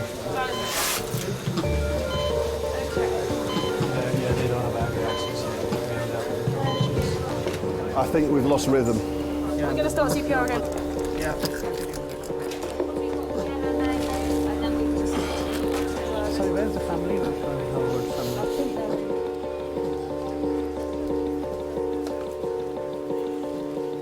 If I ever get to the age of 85 and have a cardiac arrest, I do not want to be dragged to an emergency department with people pouncing on my chest, people putting tubes down my throat.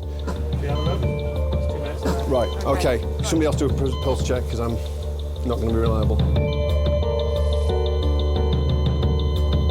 What's the point?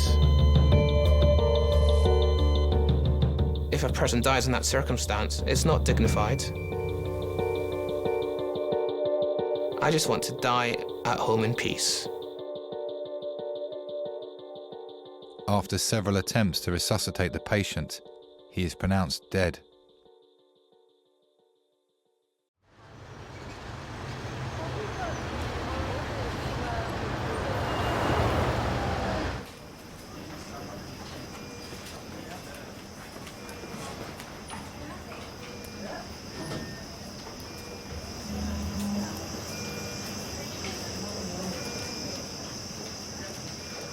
When you get older, maybe you do spend a lot of time contemplating things and thinking about what has happened, and maybe you could have done something better.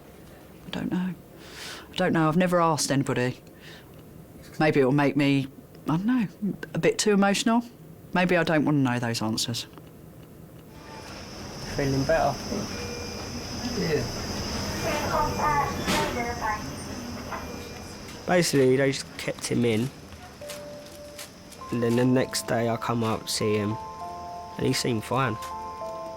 So I get a phone call the following morning saying he's had 2 heart attacks. And then they've had to shock him twice. So I've come up here. I can't remember if it was that night or the day after he passed away. He had another heart attack and passed away.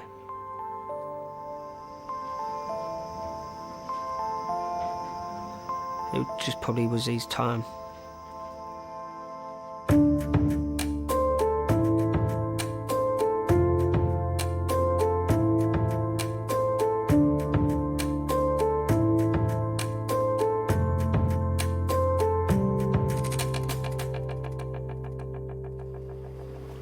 You've got to remember who to be nice to. You've got to still care about the people that actually deserve it. Like that little old man last night. Little 89-year-old who had fallen down his stairs, and he had like multiple rib fractures, contusions, bilateral brain contusions, pneumothorax one side, pneumothorax the other side. I mean, he was in a sorry old state, and just broke.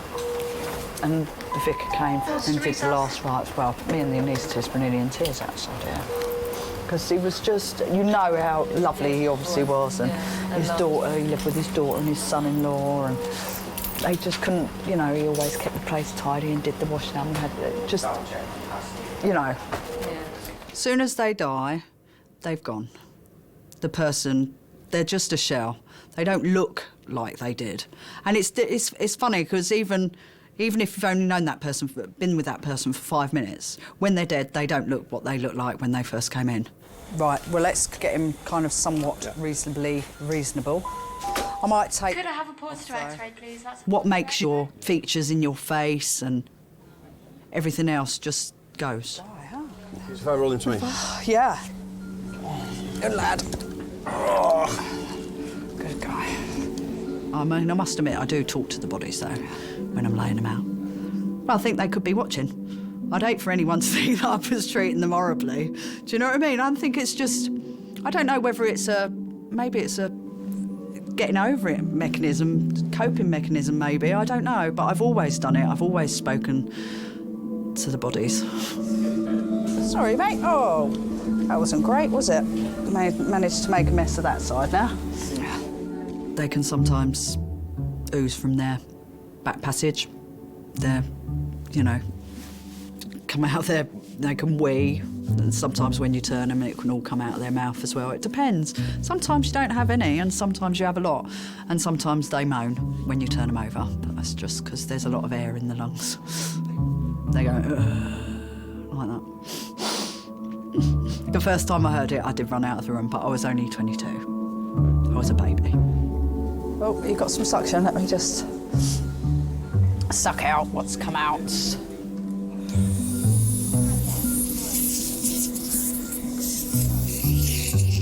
Don't be making a mess like that with your family, all right? Because that won't be nice, will it?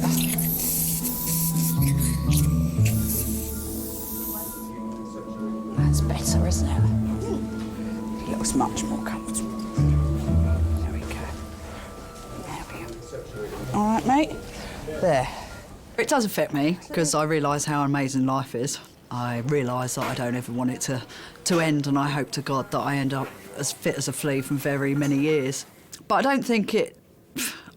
I do have a really black and white view on death. You know, people die, it's upsetting, it's horrible, but it is a fact of life.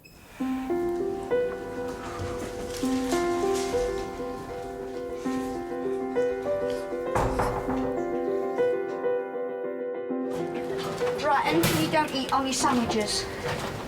She likes cheese. Yeah. Cheese or ham, love. Cheese or ham. Okay. Cheese or ham. Can you remember where to go? All right, Thank you I'll so see what I can much. get.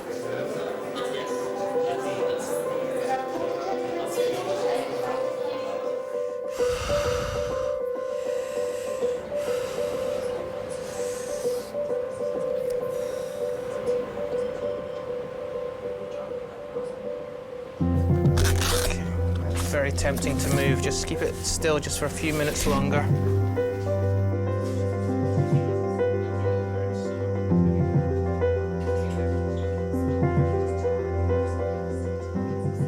I ring him a lot more during the day to check on him and that.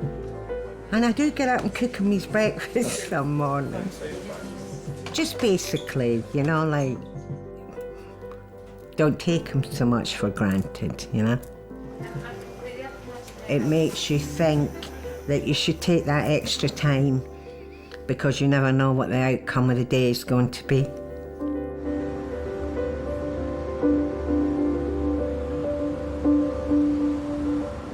Right, should we start in one and work our way down? Oh. No, we've been focused. It is. A&E Kings. What do you think? Oh, brilliant. Thanks so much. And bye. Red phone, 8 minutes, please. Yeah. 62-year-old male with chest tightness. Red phone, 8 minutes. For last hour.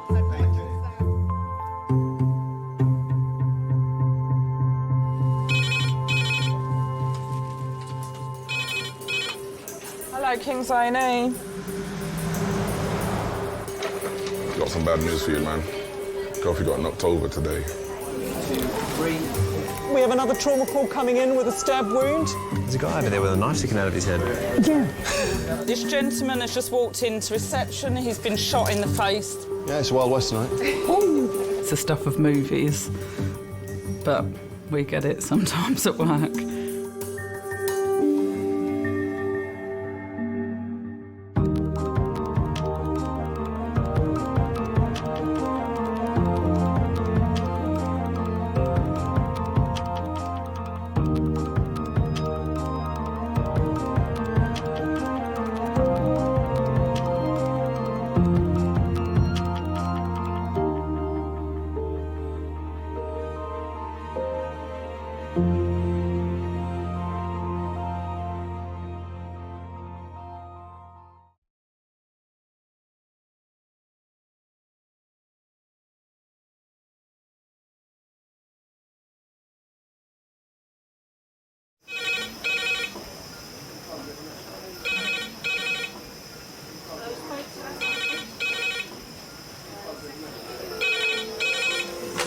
Cheers, A&E.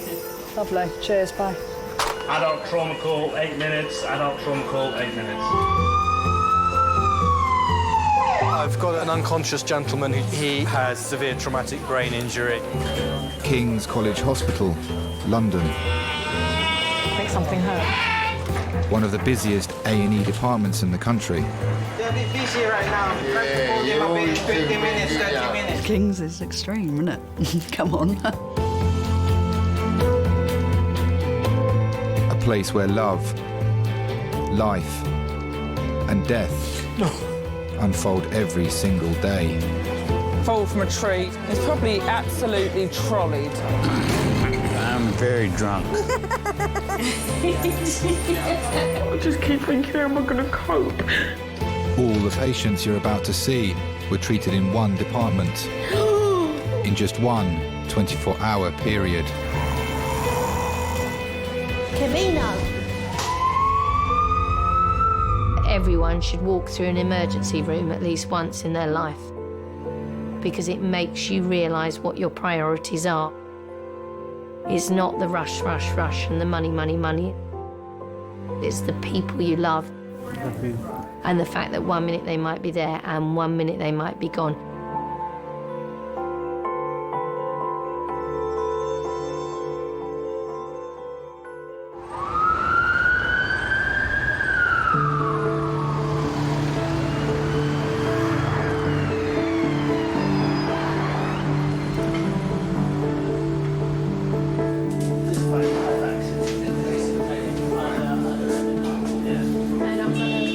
I'm Amanda, I'm one of the technicians. We need to take some blood from you, OK?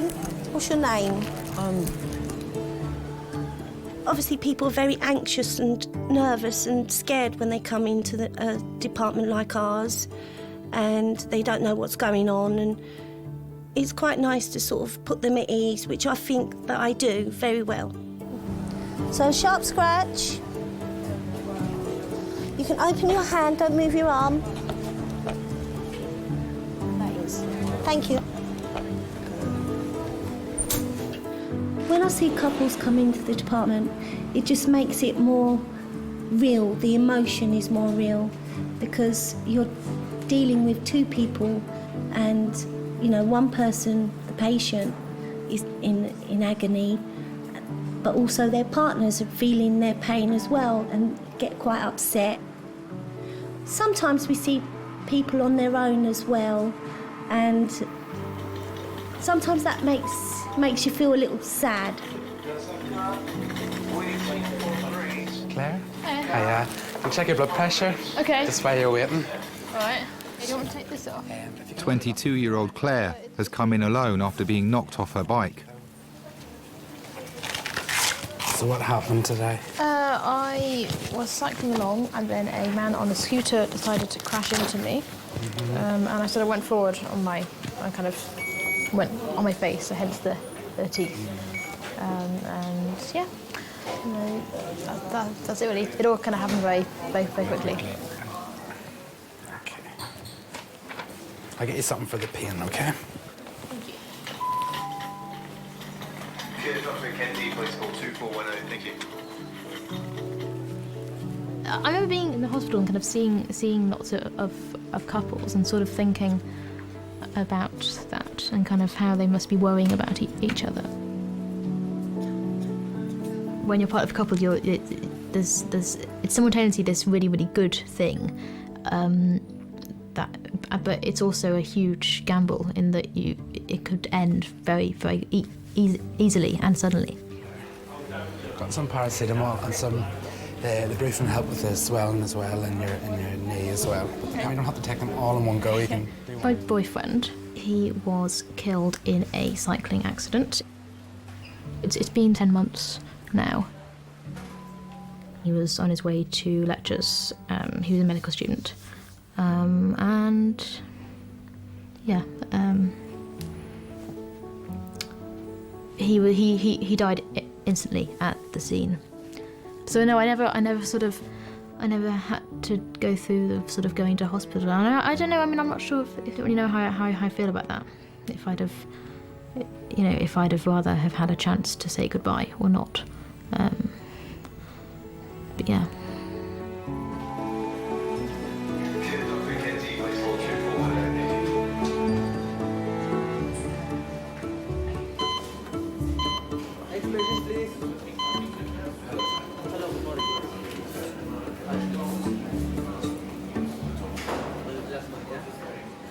John and his wife Brenda have been together for 29 years. At Brenda's insistence, John recently had a private health screening. The results have sent him straight to King's. So just to reiterate, I just need to get the story right in my mind. Seen on Friday privately, did an ultrasound scan of your tummy. Take me back in time a bit. Why were you having the ultrasound scan? What were they looking for? Routine health screen. Oh, routine health screen. My name's Jackie Butler. I'm one of the other A&E doctors. Sorry, I'm going to just have a quick look with our ultrasound machine as well. So I'm going to lie you down a bit flatter. Is that okay? Yeah. People can actually come in and physiologically be quite unwell, but because there's still enough blood pressure to circulate to the brain and the skin and all those sorts of things, they don't necessarily appear sick. Okay, now I'm going to try not to press too hard. John's health check revealed an aortic aneurysm, a dramatic swelling of the body's main artery. Okay, so you're going to feel a big scratch in your arm. It's just going to pop a little needle in and take some blood. So, you know, someone can come in and go, oh, I've got a bit of belly pain. Their numbers can all be basically fine, and then they have this big balloon of a aorta, which at any moment could literally pop. And if it pops, then that can be the end of you. No, that health check was worth having. It was money well spent. Yeah, sure. How much did it cost you? I think it was around 140 quid. Best £140 you ever spent, I reckon. Well, you know. I had a funny feeling that there was something wrong. Didn't know what it was. Couldn't put my finger on it. I mean, I had to persuade him. You know, John's very, oh, I'm all right. But I got him down there, and I mean, they said to him, you are just a walking time bomb. Did you want to sit up a little bit? He's got a AAA. He's got an aneurysm. Yeah, he's got an abdominal aortic aneurysm. He's been picked up incidentally on Friday. They've just done a scan, just routine, and they found it. It's about 8 centimetres in diameter. So yeah, it's big. Vascular registrar Ranjit has been brought in to assess how urgently John needs an operation. So guys, if you can see, I'm just holding, this aorta normally runs down there, and I actually got my hands around it, so it's that big. And can you see my hands are just being pushed away from each other, kind of a pulse. That's his pulse. So you see, it's that big. You can see it's 10 centimetres, I think. Yours and mine, it would be about that, about 2 centimetres, basically. Okay, so it's quite large. It needs urgent intervention. We're going to get the cardiologist down, as I say. All right, so I'm going to go to the meeting where we're going to discuss you. I'll come and we'll have a talk to you, okay? I'll deal with you. Okay. Dad had some quite colossal accidents. He's competed with bikes all through our lives. But Dad being Dad, he's got up and walked away and come back and done it again. Wait, you better get going or you'll all get caught up in the traffic. We're not going anywhere, shut up. Stop worrying. We're here until we find out what's happening. Well, you know what's happening. No, we don't. Haven't had a meeting yet. He likes talking bikes. He likes to be able to get his say in, which he does tend to sometimes get, I suppose, talked over. We weren't making a fuss for nothing. No. I mean, every time I dragged him up the doctor's, it was like, oh, well, you know, we're checking on him, he's all right. And there you were, threatening to mow the blooming lawn the other night. That's all right, the lawn takes me round, doesn't it? Yeah, just what we need at the moment, isn't it? That could have caused that to go, because, I mean, you might have pushed enough pressure on it. Not my bad of you, grand, that's quite caused it again.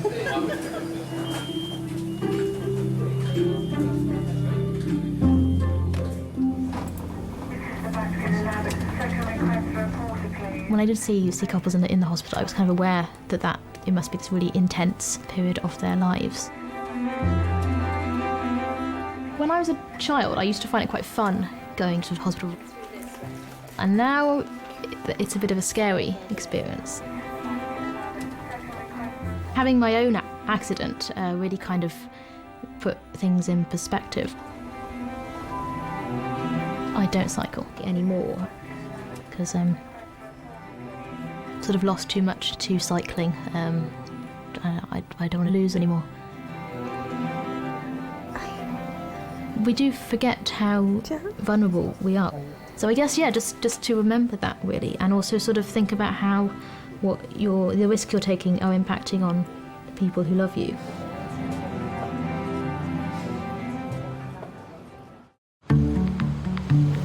What kind of sandwich would you like? What kind of sandwich would you like? Tuna, chicken, ham, cheese? Cheese sandwich. Cheese. You must eat something for diabetes.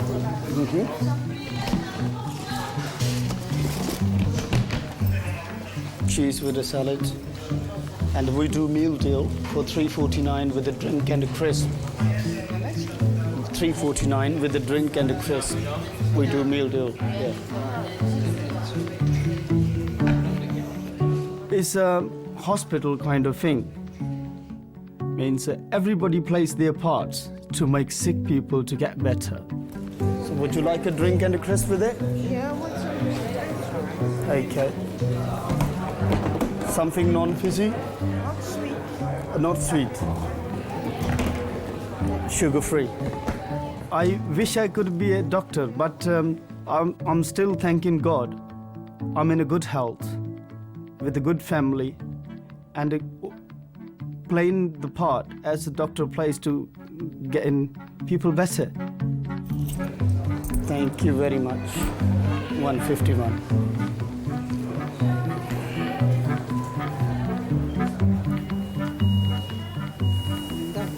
Is the most incredible thing. It's the cure-all. I know, you use it for cleaning and everything.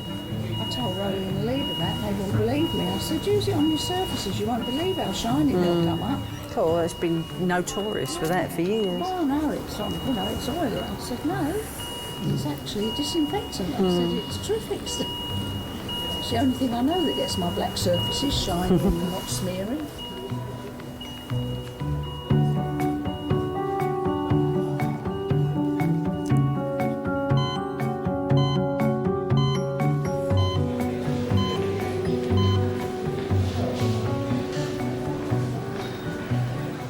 .82-year-old Frida has come to hospital on the advice of her GP.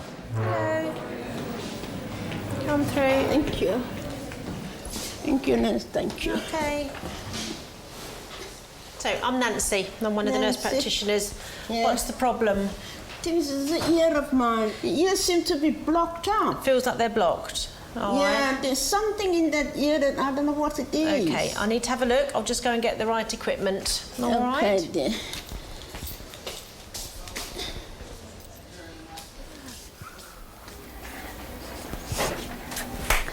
No, Nance, can you tap? Can I tap? No, I've never done tap. Emma's thinking of doing some tap dancing. Oh. There's a place on Tuesdays. Listen, I'm a bit heavy-footed. I need a man to dance with. Tap, you dance on your own a bit. Dance on your own? Yeah, well, that's no fun. Jill's done it. Jill's done tap dancing. She did a little exhibition at her. I want to be in hold, like they do on. I love it, like their hands. How do they do their hands? I know. Well, they're all like, and their heads swaying, and they're this way. Oh, You better find some ballroom dancing classes. yeah. Alan, do you fancy some ballroom dancing?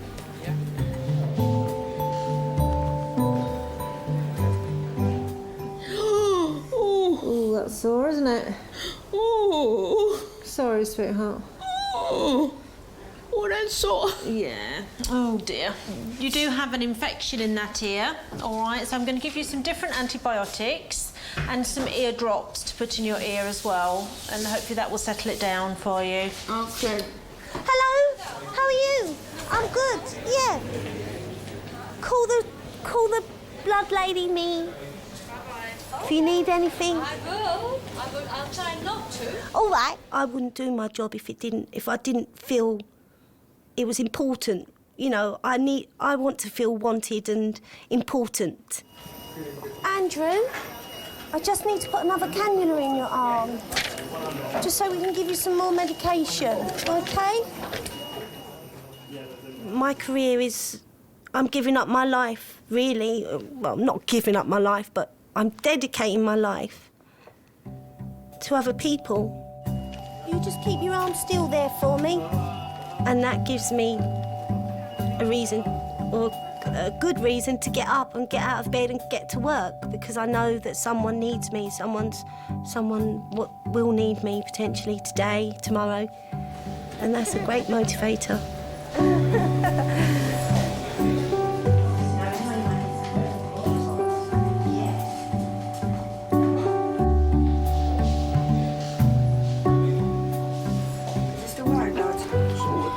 Yeah. I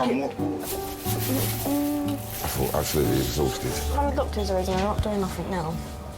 I want some service. Just come and assess me, please. And get me down to X-ray quick. Please. Patrick has been waiting to see a doctor in Miners for 20 minutes. You know what I mean, babe? I ain't looking to stay in here all day. People's expectations are that, you know, obviously they are the most important person. They can't think about anyone else. So, you know, they just want to be seen and sorted as quickly as possible. Excuse me? Yeah, no problem, baby. Excuse me? Can you get someone to examine him, please? All right, then, sweetheart. Yeah. All right, then, I'll ring you back, all right, darling? Yeah, all right, then, baby. All right, take care. Bye-bye. Hey. OK, you can look after me now, are you? Could I ask I'll ring you back, one yeah? person to stay, please? Otherwise... I'll ring you back, bruv. I'll ring you back. Good. What happened? I don't know, really. I just stepped up a step. You know what I mean? I must have lost my footing somehow. So it was twisted, basically. I think I've Nothing twisted fell it. on it. You didn't stumble and fell on it. No, I've fallen over on it. Oi! You'll do it. Ah, you see? As soon as you come outside, real air, man. That fucking recirculated shit going around in there. That's why all the fucking old people catch the old superbug. The old MRSA, RSI, whatever.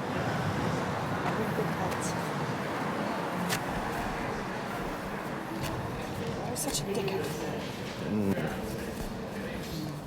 Let me talk to one of our orthopedic surgeons, what they think, okay? Thank you. Can they come back in now? They can come back in now, innit? Yeah, I reckon so. Why not? just sit that so you can examine me. That's it. You know what I mean? Where are they? You know what I mean? I feel my thumb on. Oh,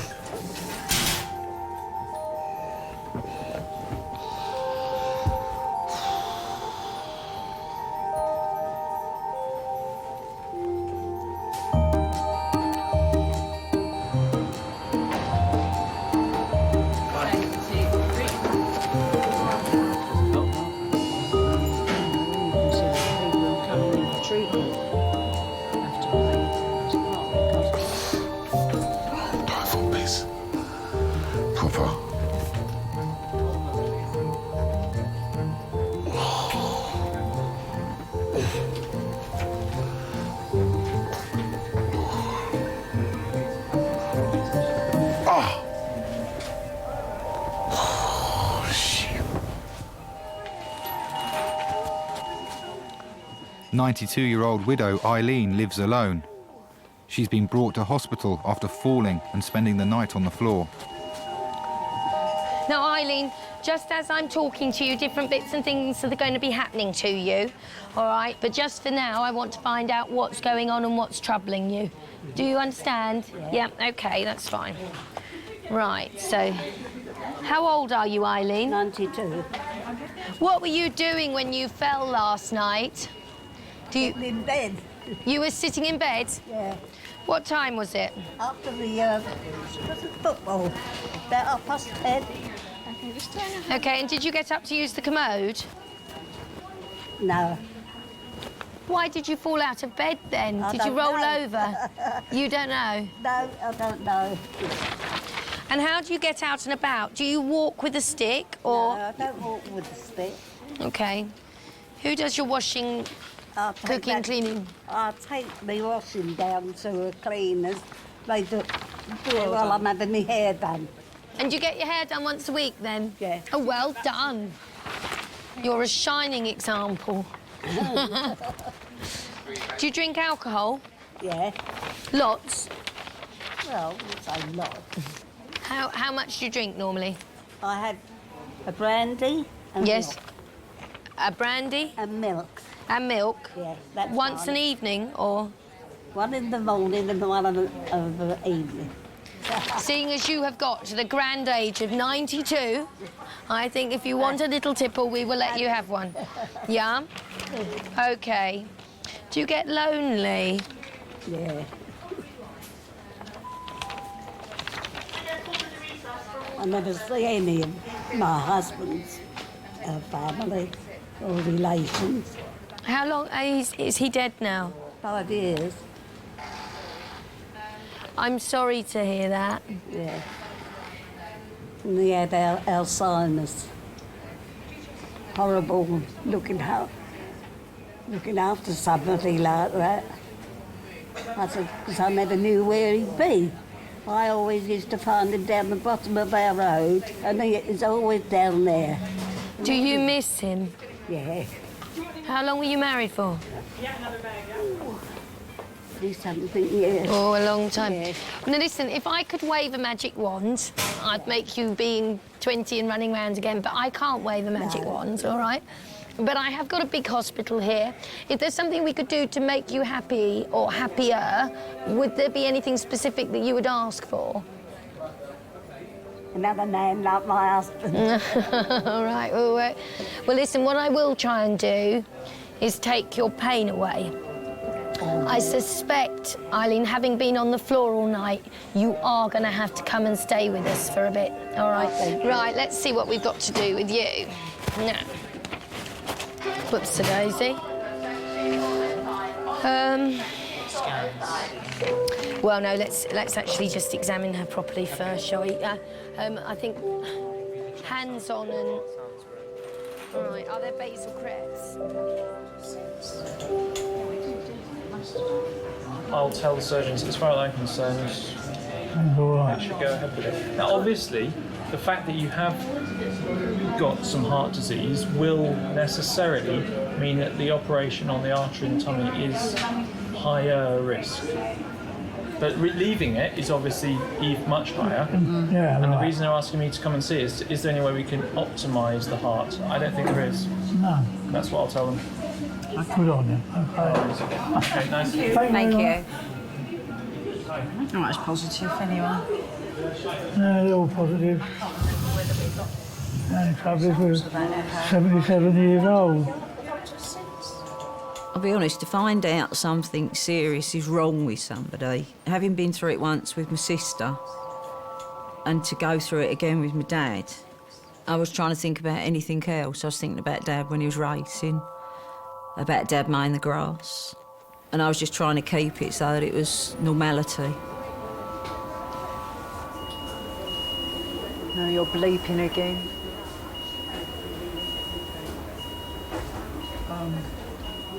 Oh yeah, according to that, you've got apnea now. What have I got? Apnea, you're dead. I'm gonna have to go and move my car. You know what? I shall have to move my car in a minute. What's it? You know I'm here, I'm living. Yeah, I know you're here, I can see that. Still be alive at 7 or 8 o'clock. He's what, Dad? By what? Probably still be alive at 7 or 8 o'clock tonight. He says these things almost to tempt fate, don't to worry. prove him wrong. Where are you going now?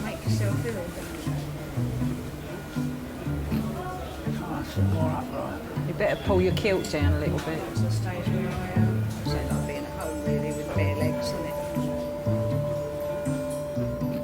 I know that pain there, man. I know that pain. I know that pain. I've never had a knee injury before. I've encountered that before. I have. I've never had a knee injury, so it's all new to me, mate. Yeah, man. I'll tell you what. It's when it rains.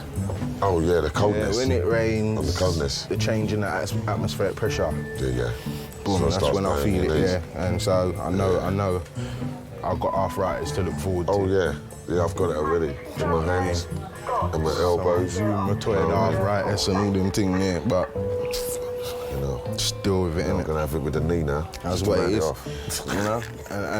And like the people them attract their foolishness. It's not like I'm gonna have to go and volunteer down the local old people's home to make sure I can get my spot when time comes. You have to book early then, yeah? That's book in now. You have to book early. Book in now, you have to do a couple years volunteering and then you get your spot, innit? That's what them I say. Yeah, yeah.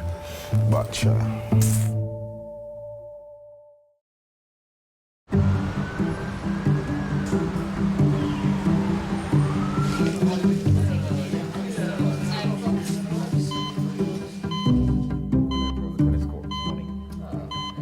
backwards for no reason at all. I hadn't woken up properly and I fell onto my and I've really damaged my wrist. Okay, let's see. I mean, I had just got on the court. We were knocking up and it was in the first thing and I just fell over backwards. Okay. It's the men, it's always the men. They're all big boys that have never grown up, do all the stupid things, all the dangerous sports. Yeah.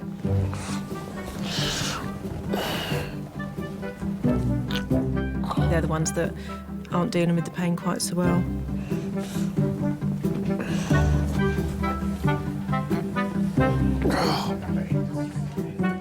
It's usually little old men and ladies that are really stoic, and they come in with a broken wrist that they've fallen over a week ago, and you say to them, you know, why didn't you come in sooner? And oh, I thought it would get better, you know, thought I could deal with it, but they don't. Do you want some paracetamol? He's just had Nurofen this morning. Do you want something else? I got some. No, I'm fine. You're okay with that? It's quite painful, but Paracetamol to take the edge off? no, it's okay, all right. But I've got some ibuprofen in my pocket. Just I haven't taken it. It's okay. You don't want them? Let's go through all this without it, and then I'll take one. All right. Just finish. That's right. Just okay it. Okay. And then if ED. Babe, I'm fucking broken, babe. It's broken. I'm broken. I feel really broken. Are you hot? Yeah. Eileen, what analgesia has the GP tried you with before? I've got some pain relief things, but I haven't taken them. Right, ever? Never taken them before? One. What was it? Do you remember? No. Did it make you feel a bit funny, that one, or not? No. OK, one moment, sweetheart. She needs any pain medicine? Yes, she does. Can I have a doctor, Teresa? Hello, X-ray. Sorry to trouble you. It's Liz phoning, the A&E consultant. Hi, X-ray. I've got a 92-year-old lady who's fallen out of bed and been on the floor all night. My suspicion is she's fractured her left hip, all right? But she's tender over the mid-thoracic area and a number of places along her Lots of times, there's nothing I can do. We are meant to grow old. We are meant to get ill. And we are meant to die. I can fiddle about at the edges of that, but there's no sort of magical response in here, in this hospital, that can change that.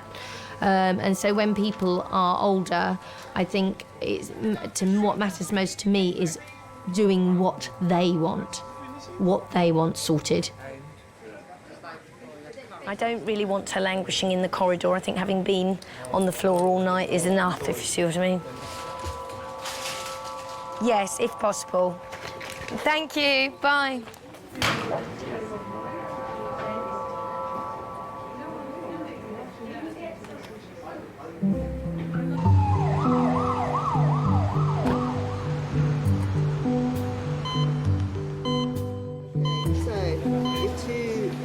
Still in there, she needs to be thrown out. 3 is now empty, she's gone to resus, 4's gone to CDU. Dudley folks, the guy.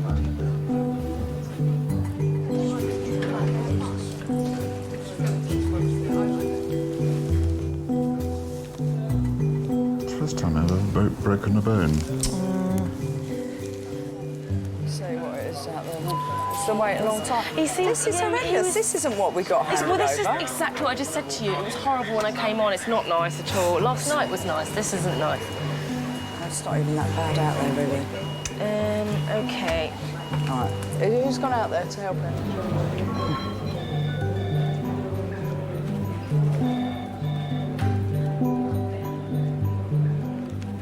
Darren and his girlfriend Alice are waiting to be seen. He's hurt his foot kicking a chair whilst playing a computer game. Sitting beside them is 82-year-old Joyce, who's suffering from a stomach complaint. Mind you throw yourself over me, you know. Pardon? I said, mind you throw yourself over me. Watch it. Right, do you want to come round? Surname? Come on, Lee. C-A-N-N-E-L-L-Y. He was the one that was meant to have had... Not looking very well now. Oh, God. I don't know. Yeah.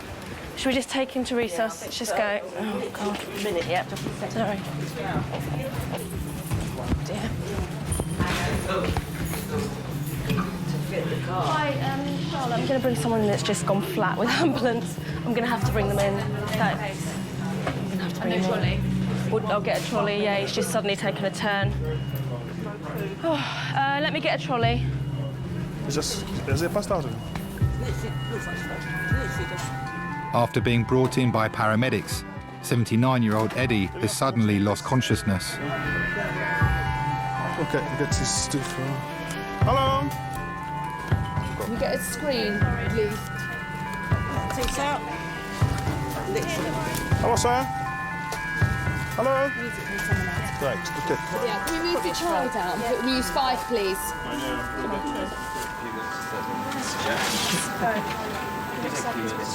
It is, it's all stressful. I've had somebody just literally almost crashed on me and had to rush around to resus. It's just, what was Fiona saying about it being nice? It's absolutely living hell.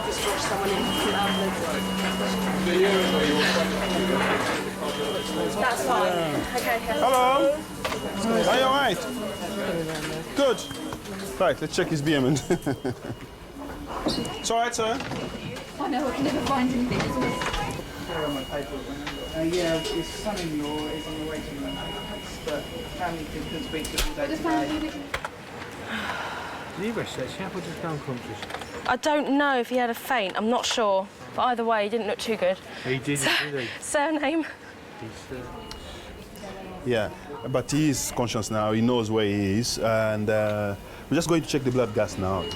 Okay. It'd be nice just to make sure that what we're seeing on there that doesn't look like he has P waves, in fact is, I mean, this is perfectly regular actually. That's perfectly regular. I'm glad you're awake. You had a funny turn on me. Yeah. Lovely Charlotte looking after you now. Yeah. It does make you afraid to get old sometimes. I do fear getting old sometimes. I fear being vulnerable and not in control. But Trolley's coming in. He's fine now. He's back, but I'll go and speak to his son. Is his daughter here as well? I don't know. I didn't have a moment to blink. I'm sure. But a trolley will come to you first, and then I'll get my one. Okay. I'm gonna fuck you tonight. Can we go for a my lazy person? No, what? No. We'll have a fag, but not a spliff yet. You can wait.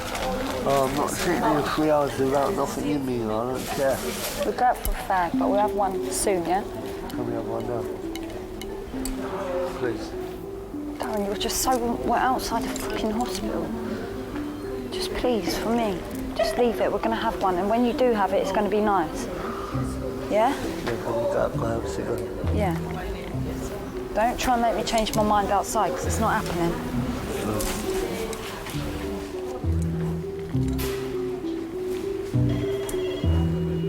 Hello, any majors? Claire, it's Mario here. Oh, Mario, hi. Yeah, just give me a rundown. How is the major now? It's hideous, it's hell. It's horrible. Right. How many hours? 9 patients waiting, 2-hour wait. Well, just let me get on, Mario, and I'll come talk to you in a minute. Okay. Bye. I'm just going to go into 6 to assess this. Yes, please, that's great, yeah. Patient in there? No, the bed is coming back, and the patient is in the suture room. Right. Why have they been here 3.5 hours and haven't had an assessment? Because it's busy, Claire. Okay. That's why. That old lady's rude, man. Did you hear her? Don't push up yourself on me. That's what he said. He said, don't push up yourself on me. I was like, oh, shut up, man. Come on, gorgeous.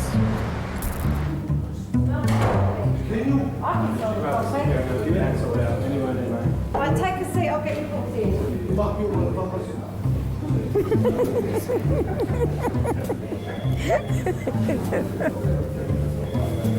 Oh, boy.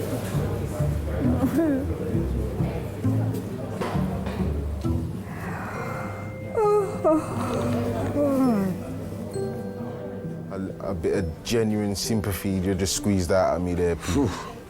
Genuine bit of sympathy. Tiny bit shit. You know what they're gonna say? And push me out when they're ready. Yeah. You take 1 and 2 tablet anti-inflammatory and antibiotic. Yeah. And we can't do nothing more. One crutch. If you get 2, you're well unlucky. Isn't it? One crutch and out the door, bro. Isn't it? Yeah. King's College special. Patch up, hitch up, 2 tablet, 1 crutch and out the door later. Yeah. A true thing. On the road again. It's a true thing. You're not lying at all. You mean? It's like we don't know I come in there, big stab wounds in my face and all sorts. The people, them stitch me up, itch me up, 1 tablet. And throw you out the door. 4 o'clock later, yeah. Peace. You know what I mean? You're just getting a bit weary now.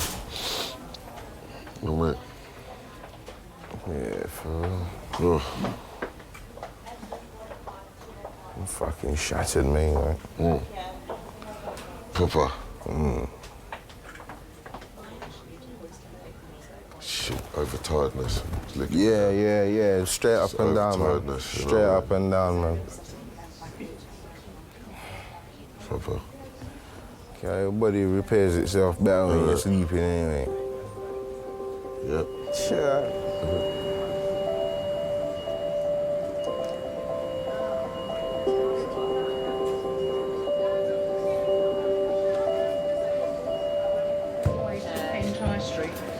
Right, we're going now. All right, thank you. Do you know what ward we're going to? We're going to Cotton Ward. Cotton?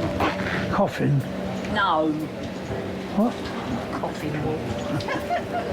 Trust you. What was it?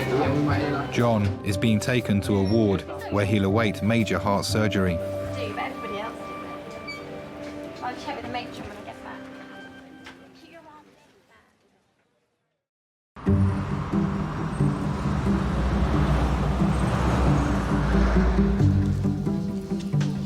Hello, it's Claire. You've got somebody, he's a guy with a beard and he's got bandages on his hand or wounds to his hand. Can you not let him through to majors or minors? Because he's a nightmare. And he was in this morning abusing everybody, shouting. He may have walked out the department, but he may come back. He's got a beard and he's like, rah, rah, rah. He's Irish gentleman, shouts a lot, quite abusive. Cheers, darling, bye.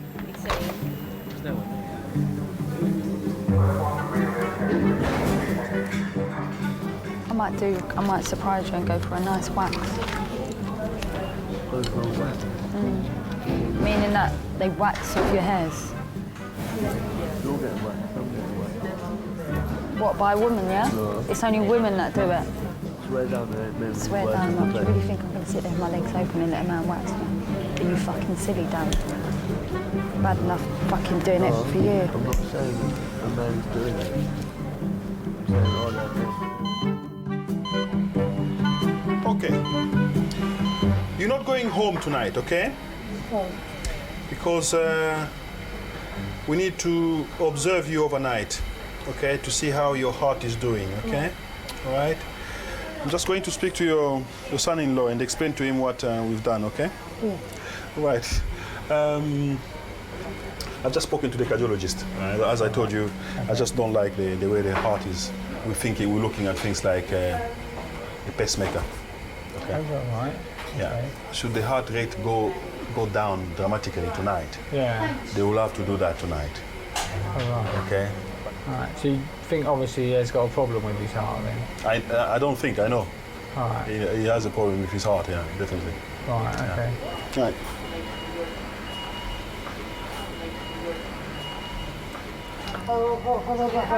You might have to have a pacemaker fitted. But don't worry. Nothing for you to worry about. What matters is that you get well again, and you've got to stop falling into the bath and things like that. How many times have you fallen into the bath then? More than once? Well, why didn't you ever tell us before? You never ever told us. Hey? You never mentioned that you can get out of the bath.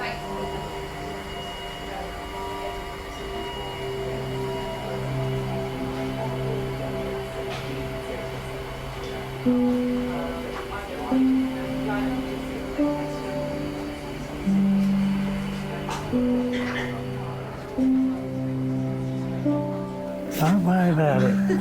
I want to say something, I don't know what to say. You've said it all, dear. Said it all. Just do a good job on the next. He knows. All I was thinking is, please let this come right. Just let's, let them save him. Because, what else can you do? You're helpless, you can't do anything. But on the other hand, of course, you've got to stay strong for everybody else, haven't you? You can't give in. He'll be all right. You just told him, Anita. Yeah. Don't do this, you'll set me off. I'm just trying to be... Sorry. It's all right, dear. You'll be better. Get to you. I've been trying to get to you and tell you all the things that I never say. Don't worry about it. Don't you start. Someone's got a big stand. It'll be tough. You're not going to leave me. I know, all right now. Now look, you're not loud. No. You know I love you lots and lots, Yes, don't dear. you, Yes, dear? and I love you too. Yeah. Don't go and leave me because I can't No, manage without you. God. It just can't be like this, because people is people, I know, and the thing live is, for we've so all been long. there, done that.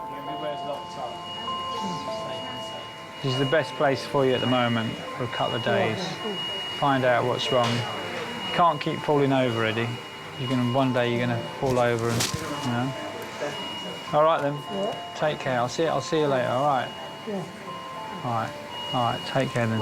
See you then.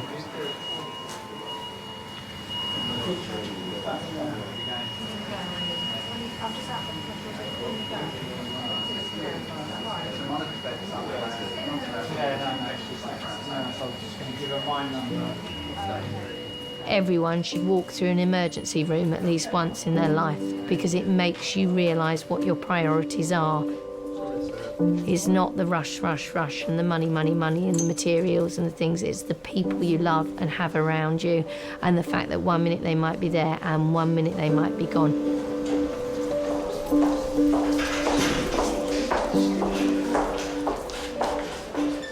And it doesn't matter how many times you crawl at the ground trying to get someone back, they don't come back. It's so final and it's so shocking, so it makes you appreciate the very simple things of life a lot better.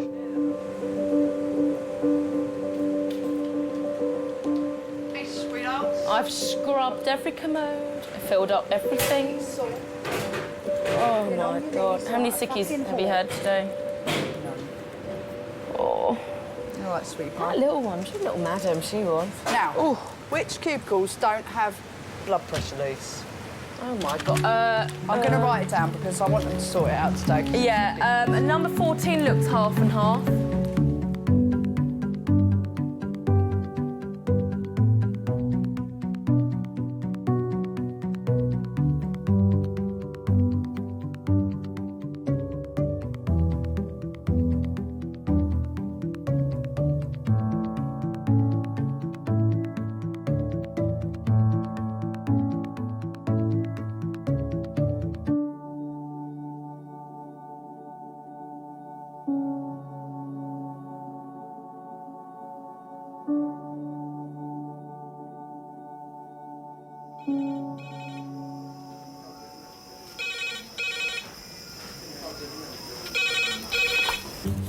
A&E Kings.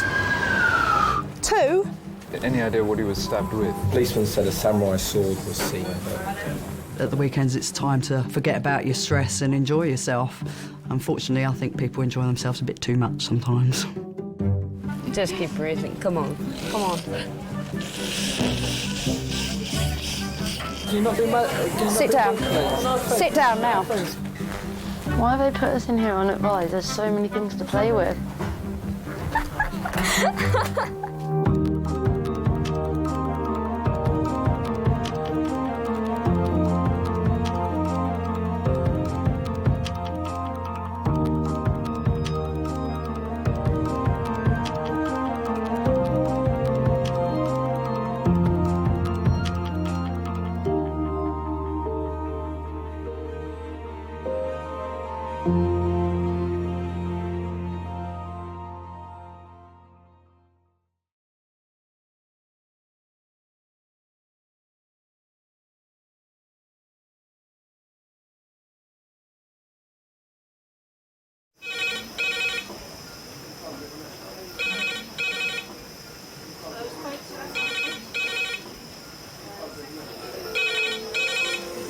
King's A&E. Lovely. Cheers, bye. Adult trauma call, 8 minutes. Adult trauma call, 8 minutes. I've got an unconscious gentleman he has severe traumatic brain injury. King's College Hospital, London. I think something hurt. One of the busiest A&E departments in the country. They're a bit busy right now. Yeah, 15 minutes, 30 minutes. King's is extreme, isn't it? Come on. A place where love, life, and death unfold every single day. Fall from a tree. It's probably absolutely trolleyed. I'm very drunk. I just keep thinking, how am I going to cope? All the patients you're about to see were treated in one department in just one 24-hour period. Camino! Everyone should walk through an emergency room at least once in their life because it makes you realise what your priorities are. It's not the rush, rush, rush and the money, money, money. It's the people you love and the fact that 1 minute they might be there and 1 minute they might be gone.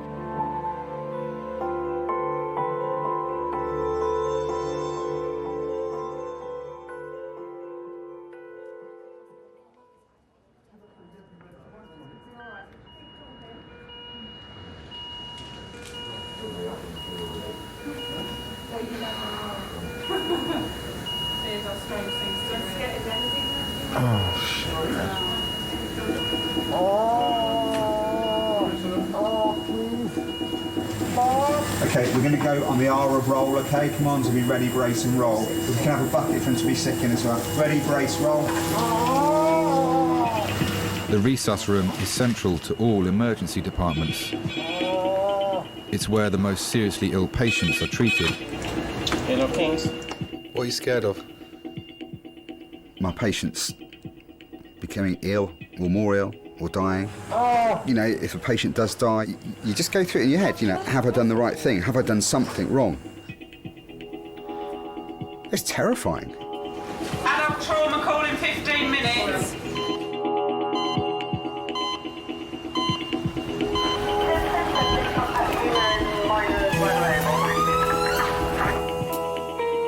Right, this is Tom, Yeah. 77-year-old man who is up a ladder Right. over the stairs in his house painting. He fell off the ladder head first, right down, it looks about 10 so- feet. yeah, He's knocked unconscious. We were on scene quite quick, so probably maximum 3 minutes. Right, He then okay. came to, confused, grabbing out. Malcolm is the lead trauma consultant on duty. Today, he's responsible for every major trauma case that arrives. So we're happy with airway?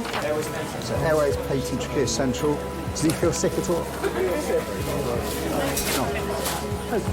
He was up a ladder over a stairwell painting and has fallen approximately 10 foot onto his head. 77-year-old Tom Gibbs is one of 14 people who will arrive in resus today. King's A&E. Yep. All with just a few minutes warning. Okay, lovely. Thanks very much. Bye. Code Reds from Hems. Hems, red phone, 5 minutes. Sorry. Hems have just done a pre-alert for code red blood, but they've given us no patient details, so we're just getting code red blood now. We're waiting for the phone to go again to then start the trauma call. So do we know anything about the trauma call? Nothing. Let me just phone the control desk first of all, because I want to know more about this. No, and basically we're getting 6 of blood up here now. Yeah. FFP as soon as we get them. Wonderful. I've got a Hems called Code Red coming in. Yeah, hi, it's Malcolm Tunnicliffe, the trauma consultant at King's College Hospital here. I've had a call saying Hems have declared a Code Red. They're still on scene. Are you able to give me any more info at the moment? OK. Lovely. That's fine. That's really helpful. Thank you very much. Excuse me. Hems, or helicopter emergency medics, handle only the most serious cases. Hems are just loading this patient now. There's a guy who's been hit by a bus. He's sick. All right. Can we just pre-alert theatres that we may, if they could keep a theatre free now? We've got quite a juicy one coming in a minute. Fear of making a mistake makes you not cut corners. Hello, King's College Hospital. Hello, it's Malcolm Tunnicliffe, the trauma consultant here. Hi. Bankers, lawyers, so on. Yeah, of course they've got an important job to do. But I tell you what, I'd rather face the fear of losing £1 million on the stock exchange than have a patient of mine commit any harm. That's pressure. OK, can we put a trauma call out now? They're 6 minutes away, but put it out for now. He's got chest, abdo and pelvic injuries. He's been entrapped by the bus. Is it Hems? Yeah. OK, Katie, can I have 2 units of blood run through now, please? You splash paint all up Jane's settee. What? You had the paintbrush in your hand. When you fell, it was all on the floor when you fell onto the paintbrush. Do the other damage? No, only where you tried to get up and hold on a radiator. There was blood all down the radiator because she was absolutely covered in it. All on the floor where it was pouring out your nose, out your mouth.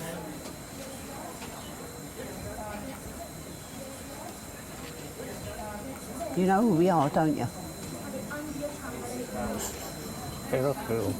Sorry? What? He didn't hear you. Do you know who we are, I said? Do I know who you are? Yeah. I know who you are.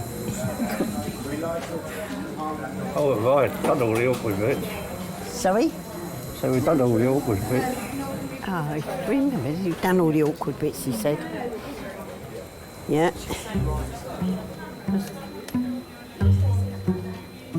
Are you hungry? You hungry?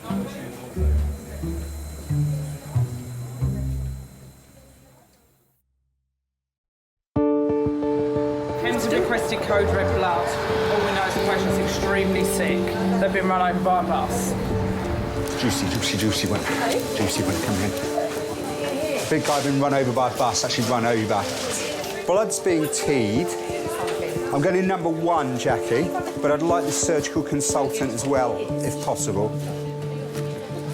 The trauma team have 5 minutes to prepare for the arrival of a man run over by a bus. Yeah, it's quite a sick guy coming in. Jackie, what we'll probably need as well, I would guess he's been thoracostomised. So if we get 32 French chest drains straight in, if possible as well after your initial assessment, yeah? One either side. Hi, switchboard. I need to speak to Mr. Halal, the surgical consultant on call. We had one guy that was riding his motorbike.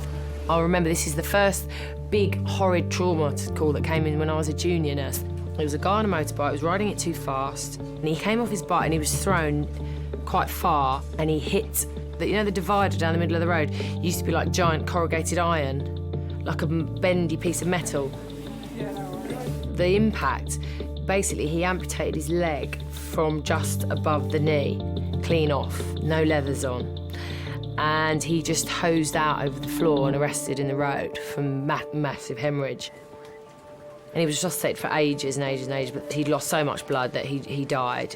And I remember having to put him in the body bag and his leg went in the bag separately. And that was my first kind of realisation of major trauma. Helena, we've got a young man coming in who has been run over by a bus and entrapped. He's intubated and ventilated. He has chest, abdominal and pelvic injuries and is cardiovascularly unstable. Thanks. Right, Malcolm. Yeah? I've left him a voicemail. So it's Savas who's on, so Helena's just going to try and go there. We just speak to that. Jean-Luc probably on the end of that. Just so we can have an extension for him, we can get hold of him. Yeah. She was the phone to me. Resource sister. Make sure there's nothing there and straight in. Hello. Hang on a sec. Is everyone here for the team? Betadine on. Yes, thank you, Leanne. Yes, yeah. Thanks. Bye. OK. Someone else is doing that, yeah? Yeah. Where did Sharon go?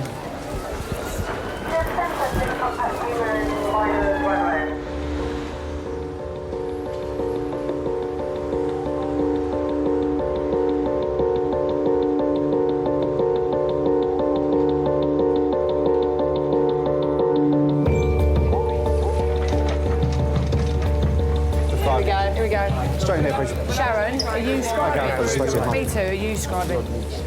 Right, we'll have to keep Yeah. enough trolley in. OK, blood on the left arm, OK? Peter. Cross ready.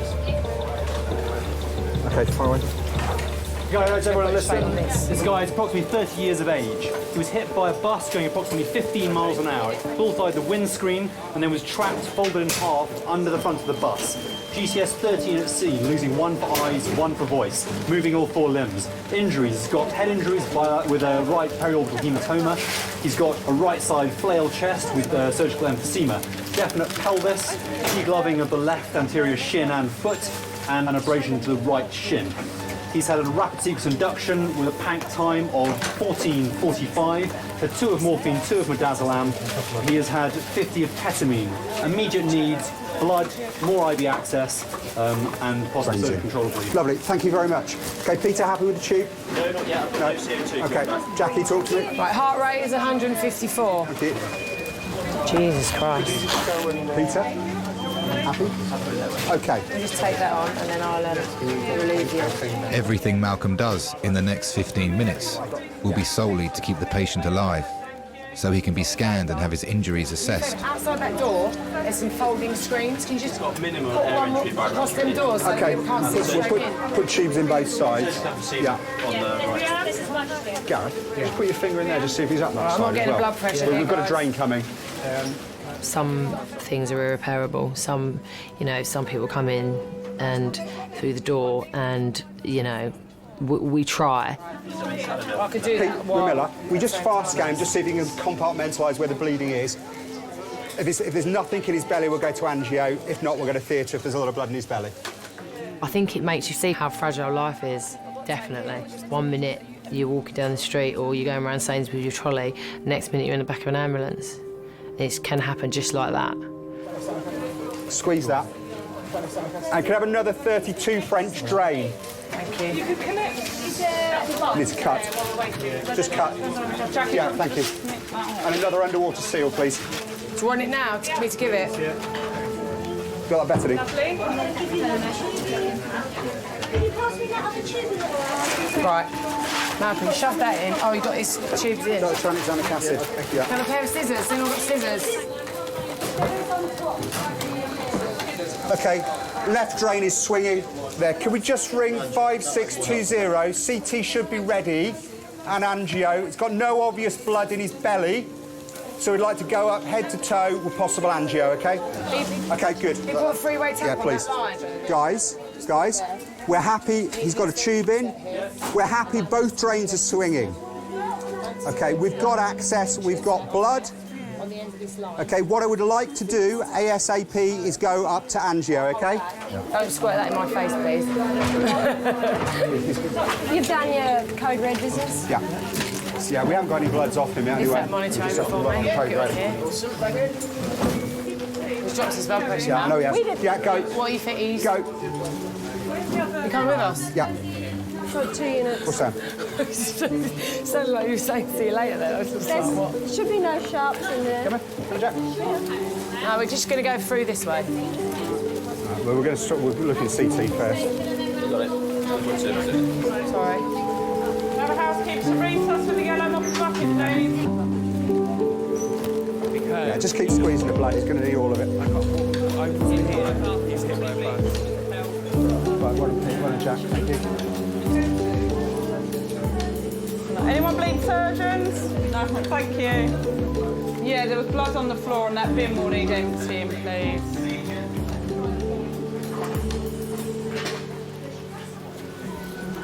Sharon, the FFP's gone up to first floor CT. They're sending another 2 units when it's defrosted. OK. What's that on my back? Turn round, darling. Oh, I don't know, you look like you've been run over. Oh, no, I feel like it. There's nothing new there, though. Yeah, See what's happening there. He's got a nasty fractured pelvis. And just gone. Yeah. Which is good. What's that, 20 minutes? Yeah, not even that, was it?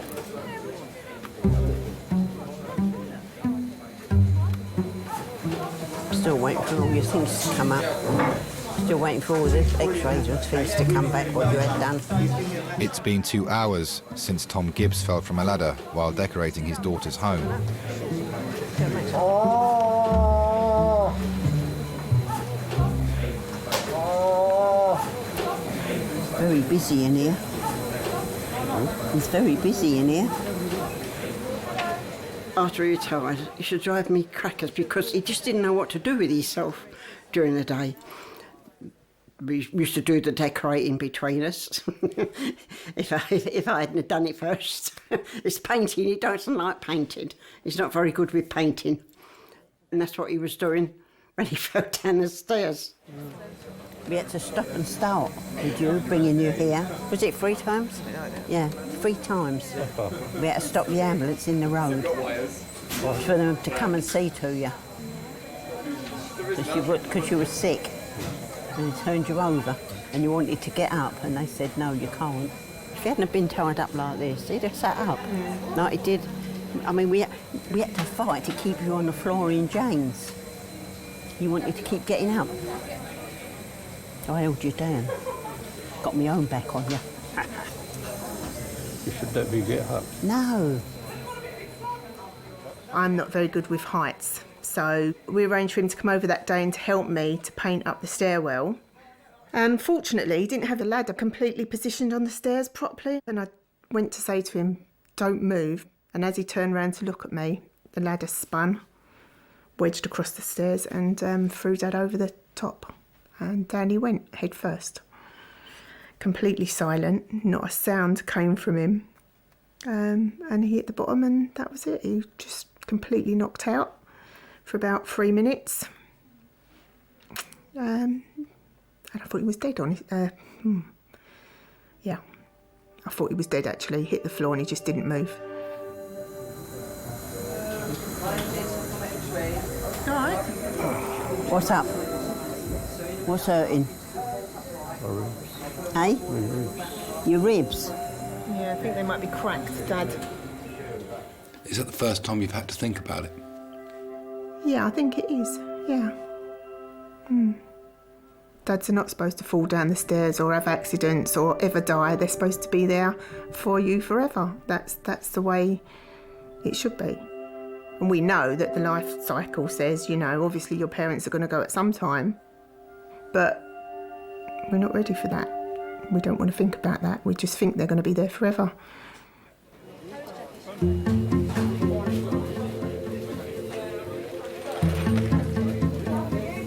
Tom, what the scan shows that where you've hit your head, you have a tiny bleed just inside the skull. He'll be staying in for the next 24 hours because you need to.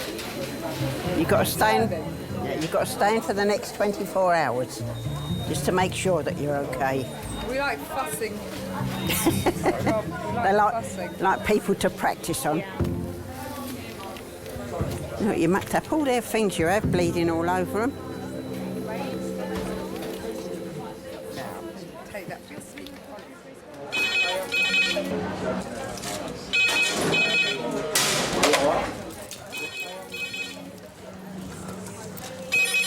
Hello, King's ED.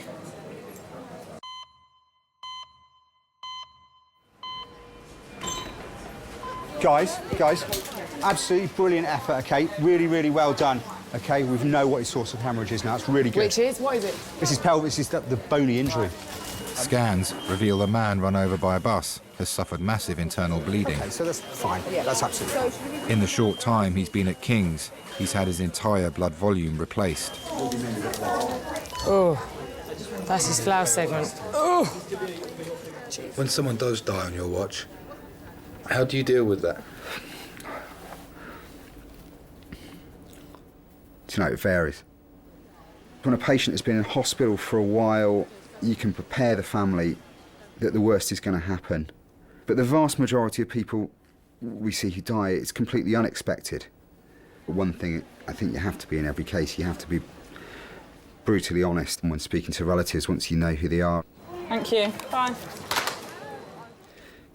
You've got to say to them, your husband, your wife, your child, your mother is dead.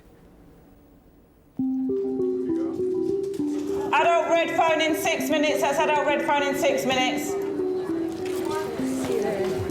Jackie, if I give you some money, you wouldn't give me a sandwich, would you? If you're... I'll get you one over there. Do you mind? Oh, that's good, idea. Just an egg one or something.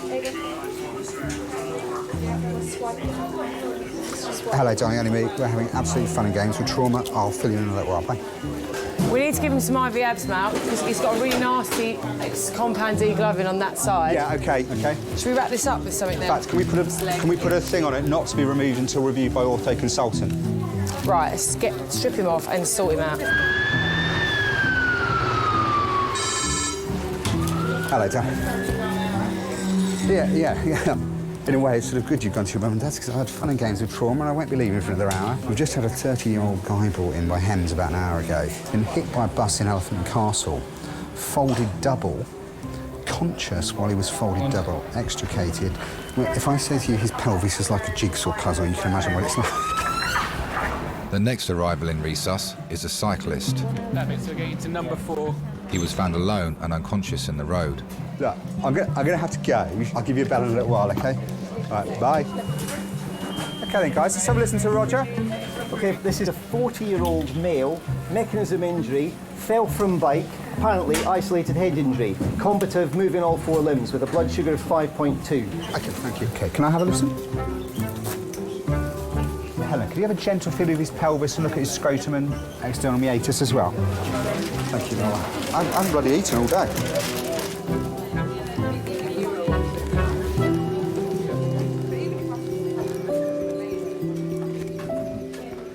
Oh, hello, my name's Ed. I'm one of the nurses at King's College Hospital Accident Emergency Department. I've had a patient brought in after a bike accident. We found this number in his mobile telephone, and I was wondering whether you could give me some details of his next of kin. He's got no significant injury to his brain, but he's got very complex fractures to his face. He's got collapsed lungs both sides, which have been treated. Staff are also beginning to piece together the identity of the man run over by a bus. His name is Theodore. He's got, quite honestly, the worst pelvic fracture I've ever seen. It is in bits. So he's reasonably stable at present, but still life-threatening, and he'll be life-threatening for days. Okay, fair enough. But we've done everything we can for him. He's not coming up for talking to him. No, he's not talking to him. Fine. So just to keep you... Yeah. Does he have any relatives, do you know? We're just in the process of finding out. He's a student at the School of Economics. Right. I'm doing checks at the moment with them to see if we've got next kin details and an address for him. Where's he from? He's got an unusual... He's Greek. He's Greek? Yeah, he's Greek national. He's got a Greek ID card, a Greek driver's licence with him. OK. And how old do we reckon he is? 1910% day birth, so 33. So he's only 33. OK, that's brilliant. Superb. Thank you very much. Theodore's family are 1,500 miles away in Greece. My mother called me and told me the bad news. I asked her if he's going to live, and she responded me at the moment, yes, he is alive. But I didn't like that word at the moment. So I knew that it was a very serious accident. Theodore is the most important person in my life. He's not just my brother, he's my buddy and my friend. First of all, I was worried that maybe I couldn't see him alive, but I just want to avoid that thought. That's why I keep telling myself all over that flight, 3 hours, that he's going to be okay. I didn't want to think that I will stop to have a brother. I didn't want to think that.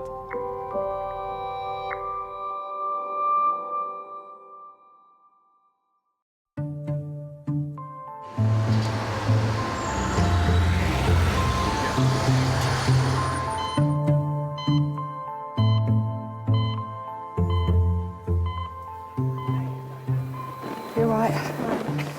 It's William. Does he like to be known as William or Bill? Yeah, or Will. Will? Yeah. Hello. 4 hours after falling from his bike, William has yet to wake up fully. You squeeze my hand for me. Squeeze it tight. Squeeze it tight. Okay. Do you know what day it is, Will? It's 12:30. Okay. Do you know where you are at the moment? Will? Do you know where you are at the moment? Yeah, where are you? Tell me. What place is this? All right, darling. Don't worry. He was extubated quite a while ago. Yeah. And they were making his GCS 13, but he's not obeying commands at all now. Won't squeeze my hand, stick out his tongue, nothing like that. Not very good. No. Let's have a look, shall we? Thank you very much. Clemens Paul, I'm one of the consultants here. All right. Hi. I'll just have a examine him. May look a little bit cruel because I just will need to stimulate him a little bit to really, to really see what he's able to do. I mean, if you don't want to see it, maybe excuse me 5 minutes. It's just, I just, go and poke him a little bit deliberately so that I can see how far he wakes up. Is that all right? William? William? Yeah. All right. How are you? Yeah. All right? Okay. Any headache at all? No headache? No. William, I was told you don't know where you are. Do you know where you are at the moment? Where's that? What's that? What day is it today? Tuesday. No, not quite. Which year? What year are we in? 2006. All right.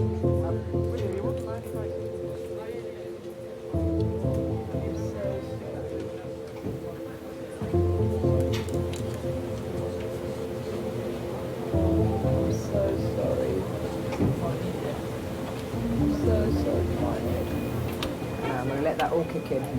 Okay? Can't even remember falling.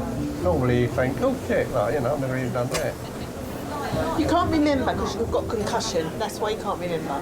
You won't remember staying a day or When two. you hit your head and you get concussion, you don't usually remember the accident at all. That's why. No, that's why. Don't worry about it. You will do. Stupid thing. But all her weekend up now, isn't you? Yeah. Yeah. No. Do you want to stop him from climbing up any more ladders? No, I wouldn't do that. But I'll make sure that I'm there, holding the ladder while he goes up it. Because he's the one and that's it. Did they cut your trousers? Yeah, they cut the clothes off. You've lost your working trousers. You've cut your working trousers off you. Yeah, Dad, add them onto your list for Christmas. Right, my jaw is all. Yeah. Yeah. Side of your face. Well, not half you didn't. Eh? What, this side? Yeah, what you've hit is your cheek. It's like... It's a wonder you didn't break your cheekbone, I tell you. Yeah. Yeah. How long have you been married for? 60 years this year. We've got one problem now. None of us wants to die first. Leave the other one behind. What's that 40, 81 and that? That's measuring probably his heart rate. Doing all right, is it? Yeah. I try and keep off that subject because I don't like that subject. I don't even think about it.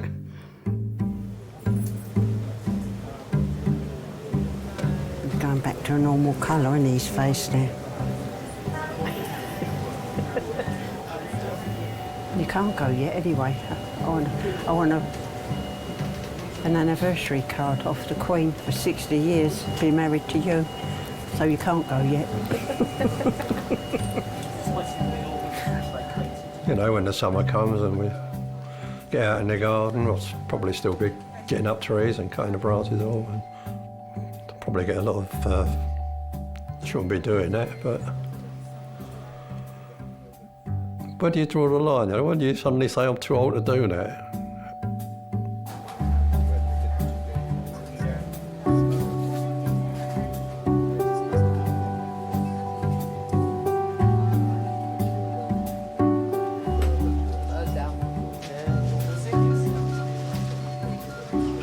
Son, I'll give you a full rundown in a second, okay? You happy, Katie? Yeah. Lisa? Ready, steady, and down. Beautiful. Well, I'm now going to clean his face up while we've got a little window. 3 hours after Malcolm should have finished for the day, he finally hands over his patient, Theodore. So, this is 33-year-old Theodorus. He's a Greek national who's a student at LSE. He was crossing the road at Elephant and Castle when he was hit by a double-decker bus, not sure what speed.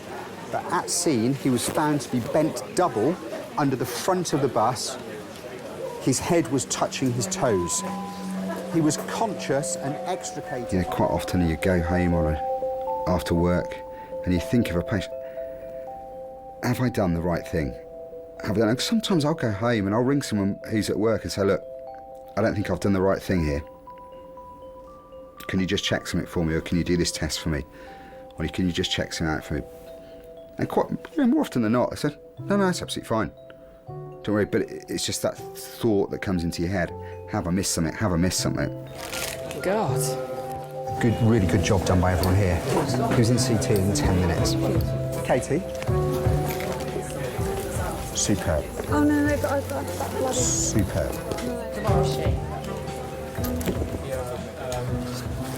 Superb. What? Brilliant. What is Well done. Yeah. Peter. we're not going to X-ray, we're doing them here. We've Brilliant. changed our minds. Thank you. Clem, can you tell his educational supervisor and anaesthetics? Good job. Did you know today is the 25th birthday, official birthday of Haribo? No, I'll tell my wife. She likes Yeah? Haribo sweets.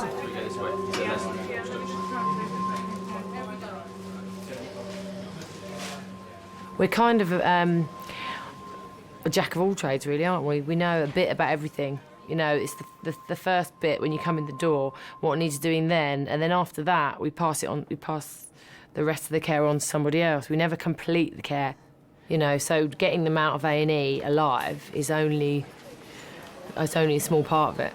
That's the best bit. Obviously, that is no guarantee that they're still going to live.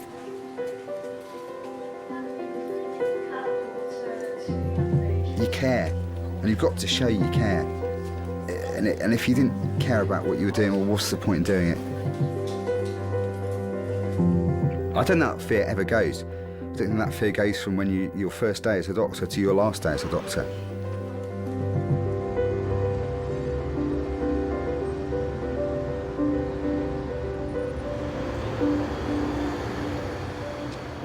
I remember that I asked the doctor stupidly, actually, does he going to walk again?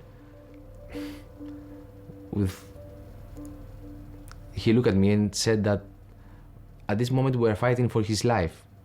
It's not that important if he's going to walk again or not. And then I realized that this is a very serious situation.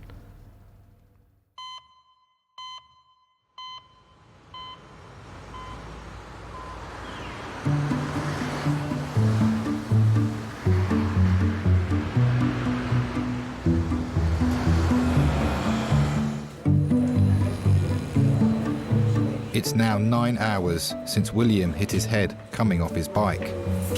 I haven't seen a concussion that good since my brother came off his bike. Can you wake up, Will? Will, can you wake up for me? Concussion can leave you quite confused. Your frontal lobe hitting the front of your skull, and that's where all your personality is, and your behaviours come from. Your inhibitions are all in the frontal lobes. Hey, Will. How you doing? Where are you at the moment? I'm on 5. Okay. What day is it? Not good. It's not a good day. You squeeze my finger for me? Good, that's a bit better, isn't it? All right, mate, lie down, that's all right. Have a bit of a kip, yeah? Yeah, but It's all right. It's because I didn't sleep very well, so I can sleep this well and stuff. Oh, you sleep as long as you want, all right, if you didn't sleep very well. Am I actually asleep? Are you actually asleep? Well, you're actually in the hospital, sweetheart. Both him and his wife were such genuine, lovely people, and it was an accident that came completely out of the blue, which is shocking for everybody who's involved, you know, and I think when it's like that, I feel that I have to step up to the mark and do my best for the patient and the relatives at the time, because it's scary. Your face is a bit bashed up, yeah? So tell me, was I let me run upstairs? Because Don't worry about running upstairs, darling. And do you know what year it is, Will? Can you tell me what year we're in? 2007. 2007. Well, we're getting up there. We're getting there. People that have head injuries, they've had brain shakes. Their brain doesn't work the way it should do. Do you know what I mean? That doesn't mean that there's something horrendous going on there. It just means that they've had a good shake of their brain, and it's just, they just need to go to sleep and recover. But unfortunately, we have to keep waking them up to try and assess what their conscious level is when they are awake. Will? Hello? What's happened to you today? Well, hello? Can you tell me where we are? Will, stay awake. You're in King's College Hospital. You're in the hospital. What do you think my job is? What do you think I do? Well, I'll tell you, is to get things ready. Yeah? You can wash them. Okay. It's important to me how I treat people, how I behave. The fact that I can't remember is a concern, is a weird experience, just not remembering for quite a reasonable period of time, you know, a part of your life which is a very sort of dramatic and important part of your life. Okay, but once the swelling settles down, you should definitely go back to normal appearance. So the swelling will your face will look the same as it was before. No big changes. What you need to do is just also be careful every time you sneeze or you have to blow your nose. You probably have to sneeze by keeping your mouth open, okay, to relieve pressure on your eye. Otherwise, if you sneeze or blow your nose quite heavily, you will definitely have, you know, a big puffy eye. Okay. He's not going to remember that. He's not going to remember. No, he's not processing the information correctly. Sure, you're not. What did the doctor just say? This doctor. That doctor. This one here. Yeah. What did he just say? He just said I was staying at King's Cross.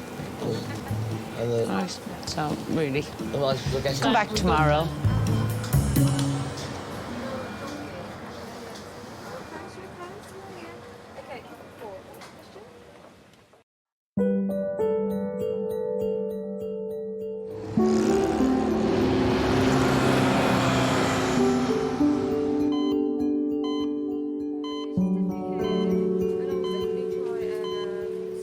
Yeah, have a little look. There's something going on there, love. And it's really sore and it's lumpy. Oh, you're going to dig that in? What? What? There is something in there, isn't there? Have you not got any gardening gloves? Ow! Sorry. I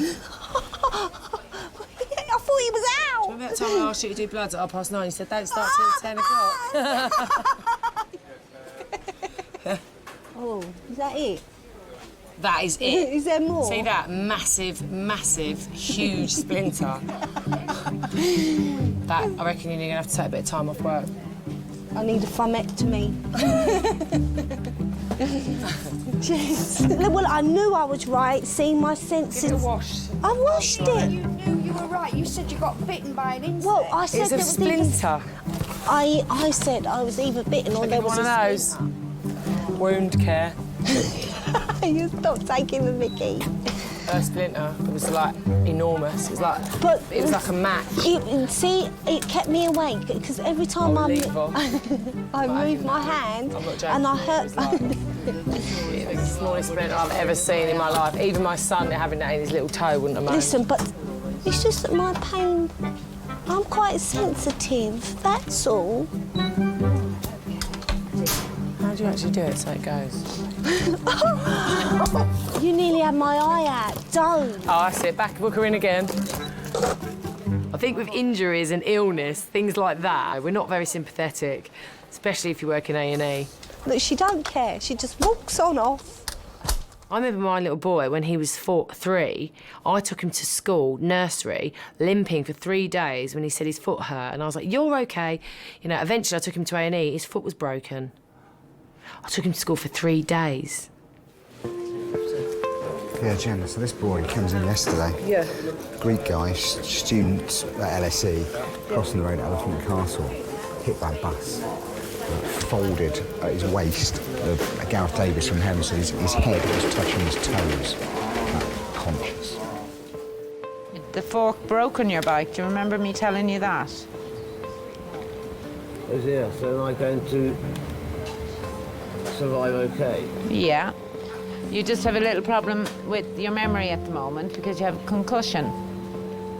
Because you hit your head. God, that's bad luck, isn't it? It is bad luck, yeah. All patients are vulnerable to an extent. William, I'm just going to shine a light in your eye, OK? So I'm just going to shine the light. No, OK. You look at my... Can you just look at my forehead? No, don't cover your eyes with her because I need to shine the light in there. OK, here we go. In terms of their care, it is in our hands, and it's in our hands to make sure that it's done efficiently and that people get what they deserve. I can take a bit of a knock on that one. Yeah, have, yeah. I think when you're a nurse and a doctor that you have to realise your responsibility to a patient, and the day you lose that is the day you need to reassess your motives and what you're doing. Because it doesn't matter what walk of life somebody comes from, there is a time when we all need somebody to stand up for us. So am I going to, Well, we're going to keep you in. okay? Yes, you will. Will I recover as my breakfast or...? Recover as your breakfast. Does that make sense? Let's just get this right. Do you know where you are? What's this place? Didn't I tell you where you were? I was absolutely fine, and I must have had a fall. You did. But where did I tell you were? I told you we were at King's College Hospital. Oh, yeah. So where are you? King's College Hospital. That's right. So I'm going to ask you now in a few minutes again, and we'll see if you still remember that, OK?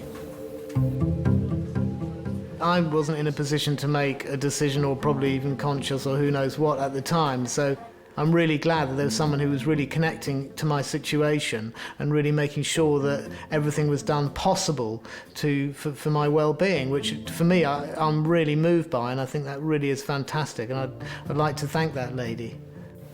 William? Yeah. Where are you? Where am I? Yeah. What's this place? I'm in hospital. Right, good. Which hospital? I'm King's College Hospital. Very good. We're getting there. Smashed pelvis. Smashed. I'll show you the picture. He was found by hems folded in half. So, I mean, he's detached the right hemipelvis from his sacrum, hasn't he? It's just, I don't know how they'll put that together at all. It's a little bit wild to owe your life to someone you don't know who he is. I don't remember nothing from that day. How long after the accident was it when you were awake and you could understand? Well, my accident happened on 19th of November. And I remember having, my first thoughts in the middle of December. A whole month was missing for me. I think that in doctors, I owe my life. They saved my life. Somebody upstairs loves you, Theodore. Yes, I meet him. I went and I come back. So yes, someone is upstairs and he's very kind with me. He was very kind with me. And it still is.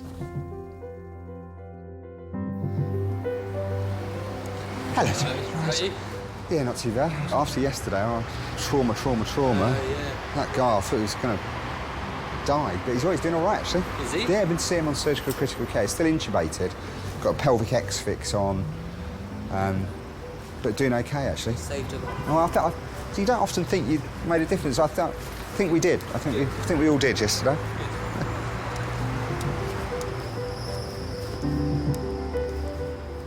You love it, don't you?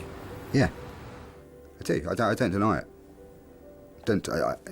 Why should I deny it? It's extremely satisfying. It's extremely satisfying. But then it's my job. That's what I'm trained to do.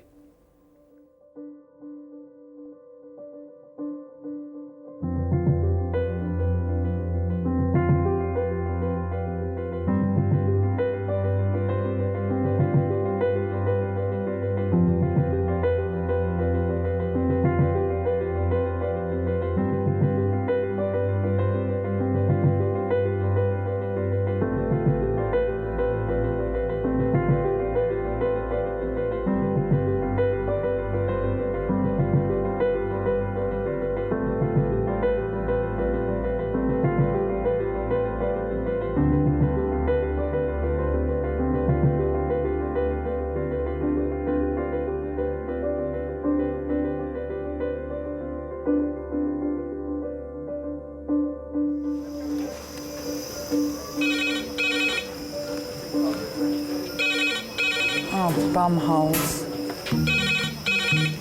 Hello, King's ED. I'm such a moron. I'll try my best to sort of just bring it together and close it up. They think that we can just put them back together brand new, that we've got spare parts in the drawer. When they pop your eye out and it's hanging down, that's what they do, seriously. He's 31 years old and a motorcyclist. He complains more pain in the right testicle than the left testicle.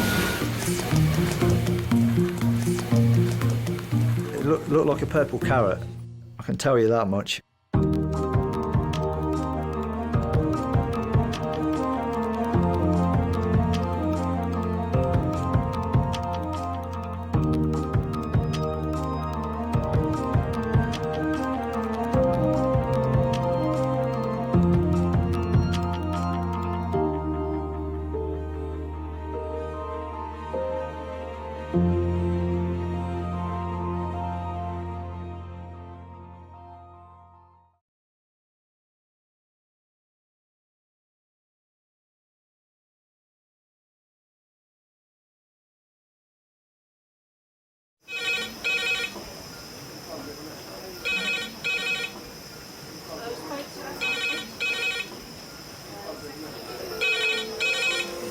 King's A&E. Lovely. Cheers, bye. Adult trauma call, 8 minutes. Adult trauma call, 8 minutes. I've got an unconscious gentleman. He has severe traumatic brain injury. King's College Hospital, London. I think something hurt. One of the busiest A&E departments in the country. They're a bit busy right now. Maybe 20 minutes, 30 minutes. King's is extreme, isn't it? Come on. A place where love, life, and death unfold every single day. Fall from a tree. It's probably absolutely trolleyed. I'm very drunk. I just keep thinking, how am I going to cope? All the patients you're about to see were treated in one department. in just one 24-hour period. Camino. Everyone should walk through an emergency room at least once in their life, because it makes you realise what your priorities are. It's not the rush, rush, rush and the money, money, money. It's the people you love. And the fact that 1 minute they might be there and 1 minute they might be gone.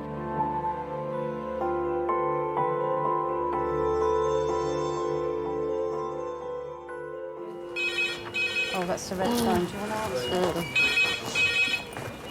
Do. Hello, King's A&E staff nurse. Yeah, hi. Yeah.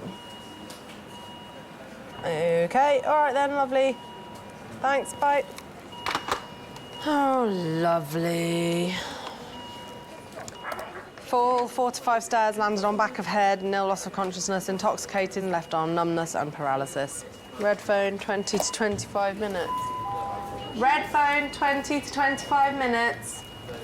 They said he's very intoxicated.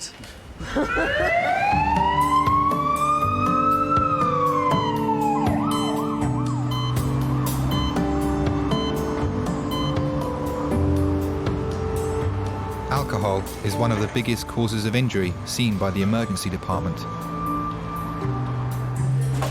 On an average weekend, about a quarter of the patients are drunk.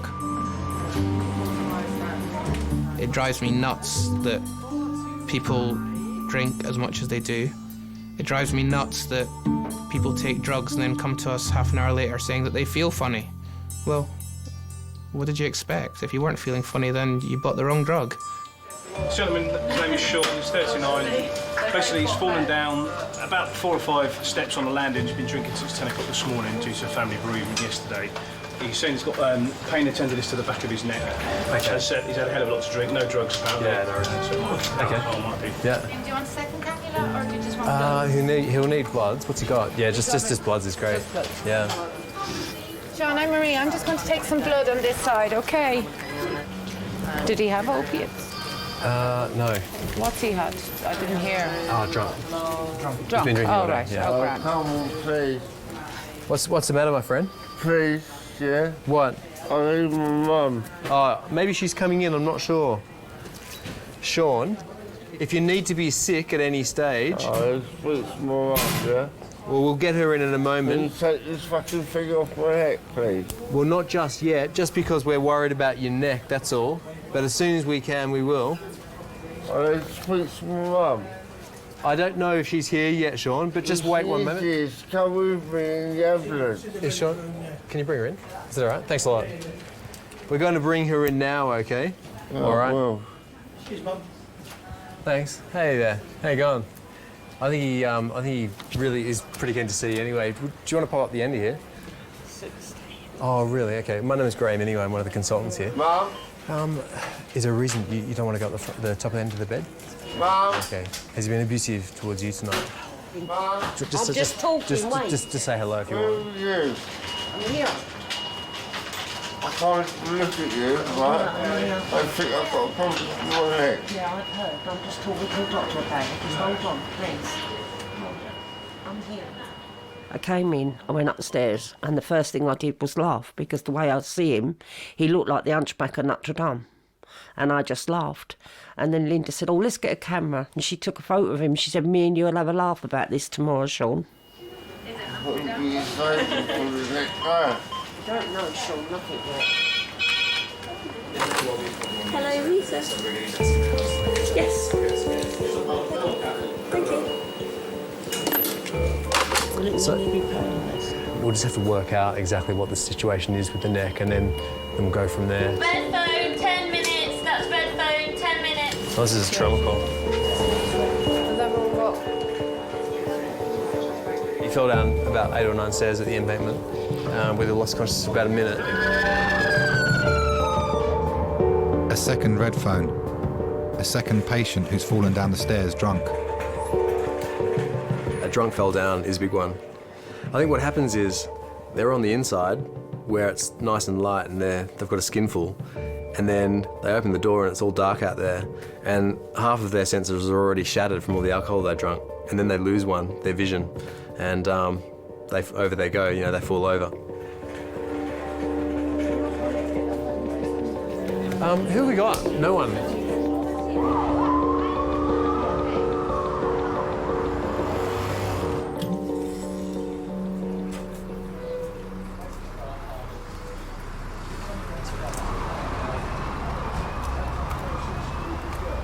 Okay, mate. Is that you that fell down the stairs? Yeah. Really? Yeah. Should we sort you out? Nice one. A bit of fag one. We got a whole team in there waiting for you.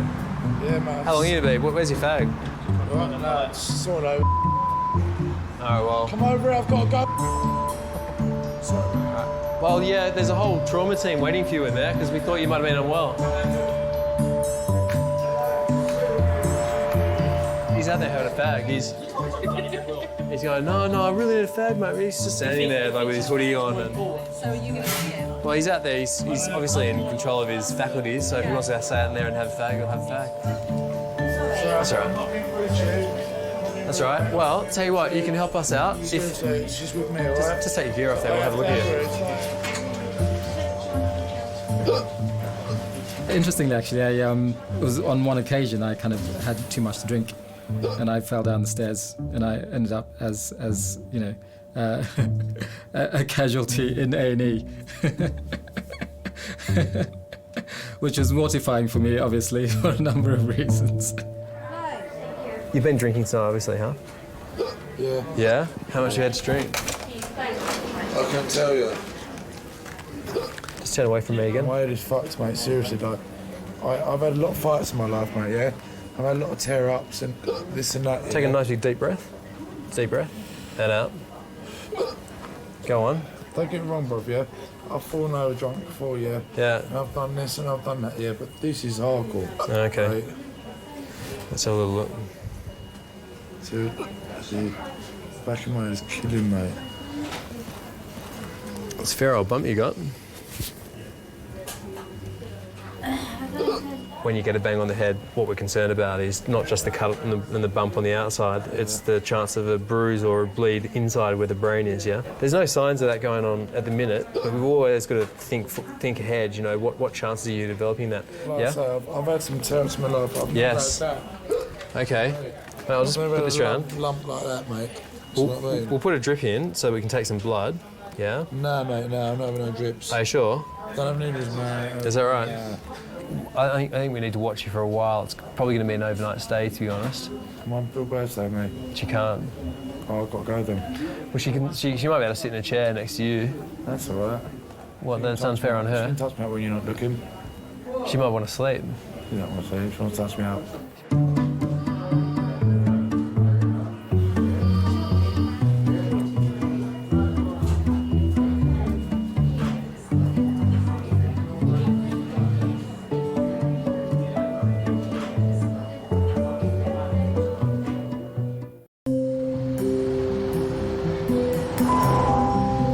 There's anyone in the department who speaks Spanish? Could they come to the front reception, please? Anyone who speaks Spanish?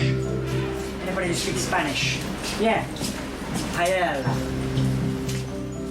I was feeling drunk like maybe 3 hours ago, but now I could do anything right now, speak to anyone and do anything, and I don't feel drunk.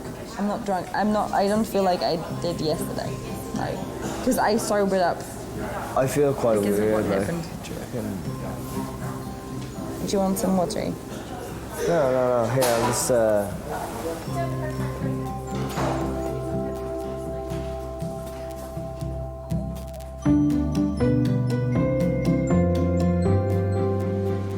Do like a sobriety test. Make him walk in a line. Draw a line in. Say vamos to him. That means let's go. No, he needs to. He needs to stand up. He's in hospital. Come on now, I'm not having this.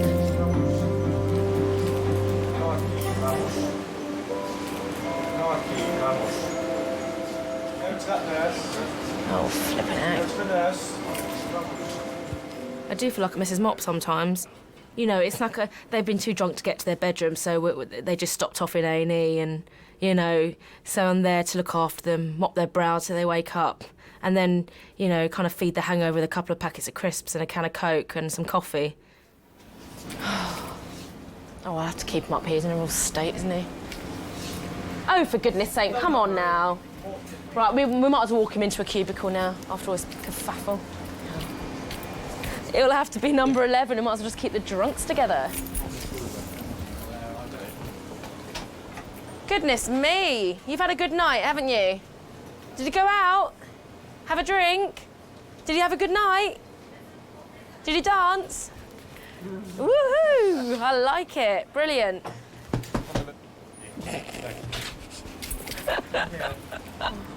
You had a little boogie. Now, one question. Is that hair real? Oh, look. All my boyfriends. All lined up. Keep them done. No, just don't know which one to choose. I think it would have to be number 10. My little William.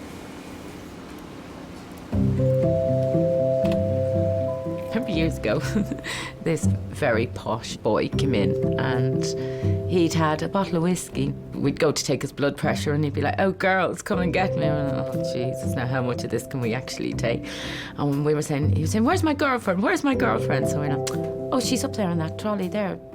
"That's not my girlfriend." "That's the girl you were kissing when you got out of the ambulance."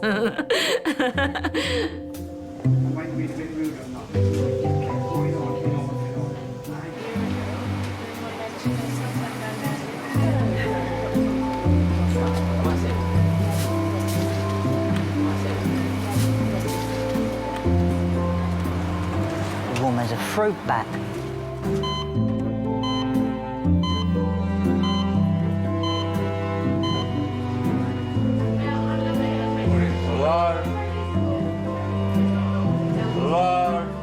Some people expect McDonald's treatment.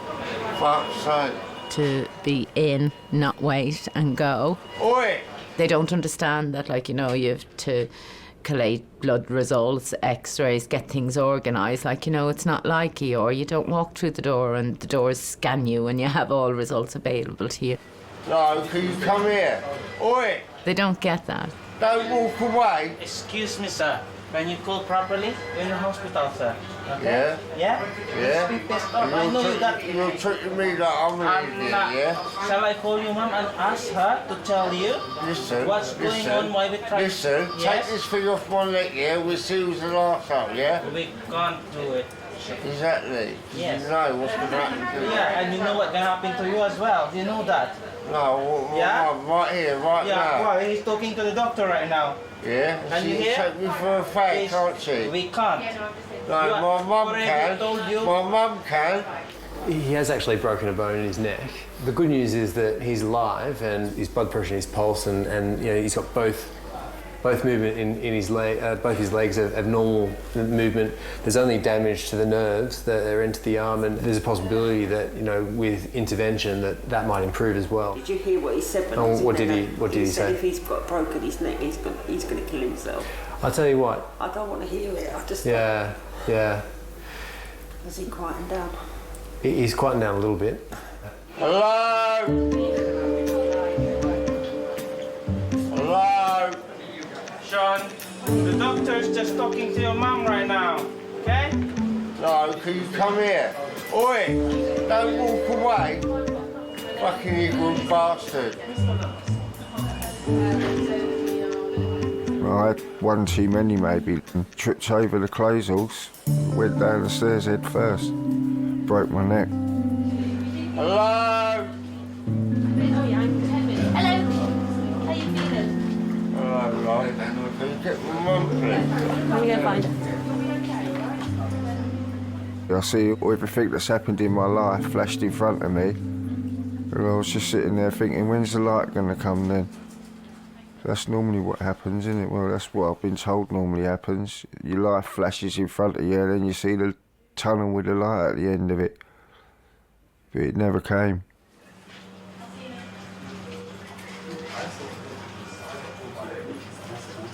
I broke my hip now. I hope you're happy, yeah? Stay still. Why have we got to be happy? We're not Hopefully, happy. I hope you're happy. You might keep still, but... We're going to go home and we'll get back to you. Don't worry about me, mate. I ain't talk to you when you're like this, Sean. There we go.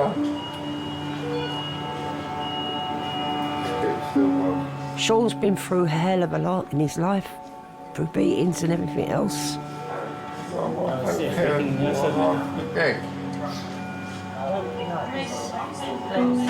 He's following in his dad's footsteps because his dad was an alcoholic. What about me? I'll be alright. I do worry about you, I love you. What about me? I feel responsible for a lot of it because I think I've not brought them up right. To be honest, I've had 4 kids put in care, so I don't feel as if I've been a proper mother to my children. Sorry.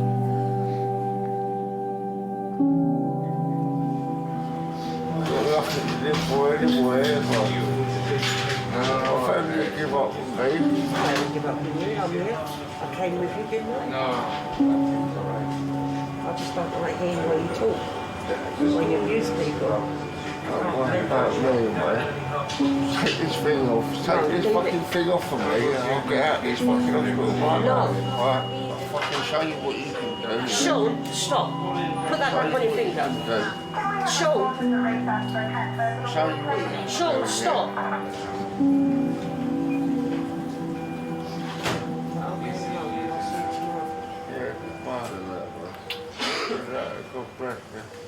People come straight in to you from an experience, so they've had an accident or they've been assaulted.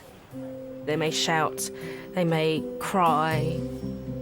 It's because they're frightened or, you know, they haven't had the chance to talk about it or understand what's happened to them.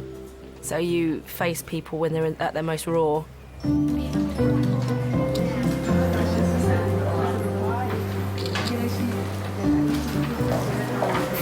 Which one's the best, you think? That one? Or? That's quite cool. When was the blood pouring out, though? Well, you know, when you were just sitting down outside the park where all those people were helping you. Oh, yeah. And it really was just pouring down your face.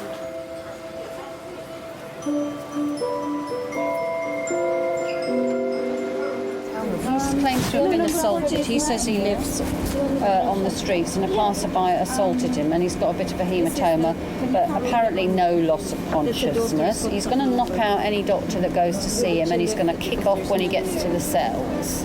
I don't know what he's going to do to the nurses that assess him. Cute police officer though, so it's okay. All right, we'll leave. Quite sweet. We'll let you sort him out. Yeah, they do.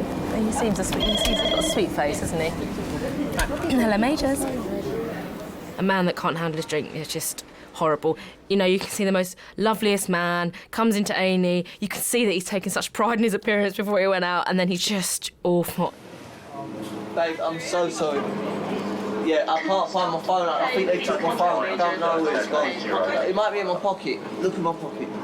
26-year-old Andrew has been arrested after a day of heavy drinking. Who took the fucking phone? You stop. You let go of me and you let go of me. Andrew, let the fuck go of me. Andrew, listen to me, okay? They're pissing me off. Listen to me. Because I ain't been arrested. Right, that's it. I've been arrested. You want? Yeah, go. Well, you bend me over. You like it that way, do you? You fucking know. Well, I fucking can't. To be honest with you, I can't remember too much about it.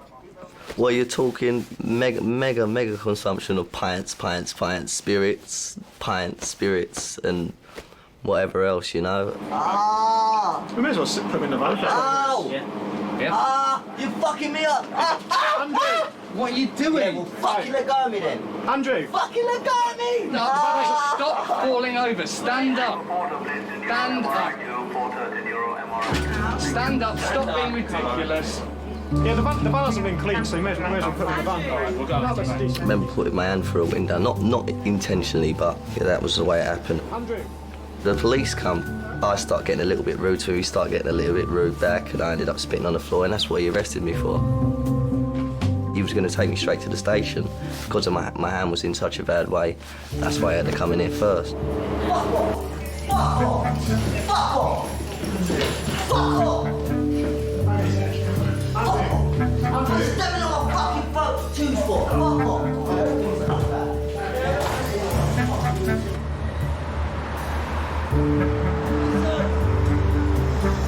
They took me back to the station. I felt horrid. Not a good feeling. Flashbacks, and I was like, oh, what did I do? Oh my God.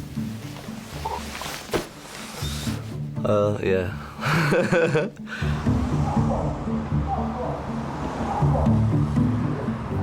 You know, I'm genuinely sorry about what happened that night. If I could take it all back, I would, definitely, 100,000%.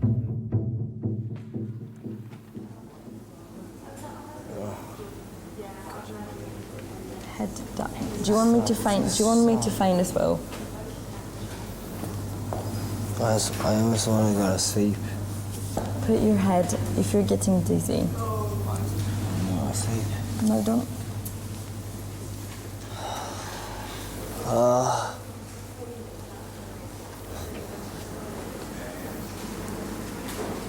Oh dear.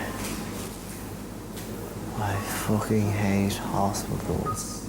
Everyone hates hospitals. It's fine.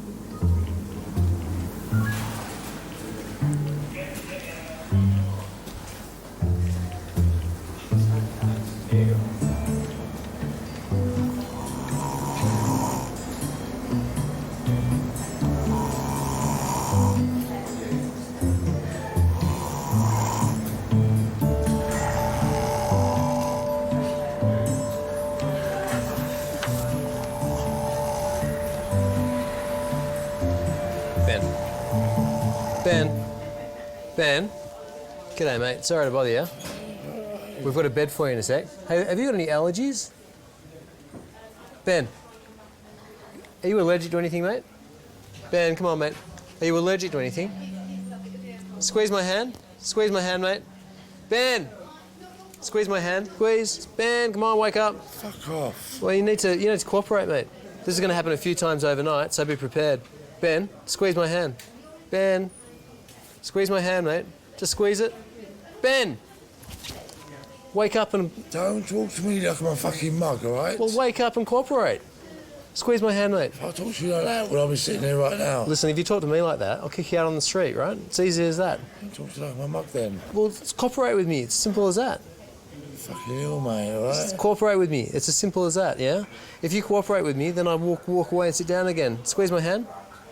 Good man. Now, listen, are you allergic to anything? Asthma.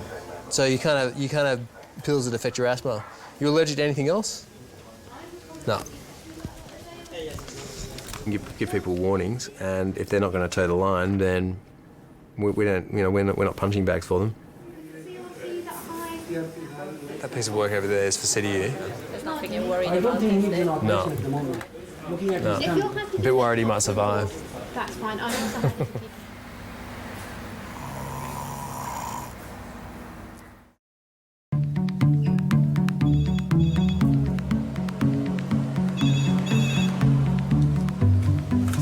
Hello, Major Staff Nurse. I mean, you can call the out-of-hours service for the GP. It might be better to do that, and then they'll figure out whether you need to come to A&E or not. You'll go to triage, you'll be assessed. They'll decide which bit of A&E to go to. You'll probably have a long wait. And then the doctor will see you. All right. Okay, bye. Have you ever in your life phoned A&E for advice? Hello, I was wondering if you could help me. I think I've got tonsillitis. Just do your temperature quickly on under your mouth, please. Right, thank you. Close your mouth. That's it.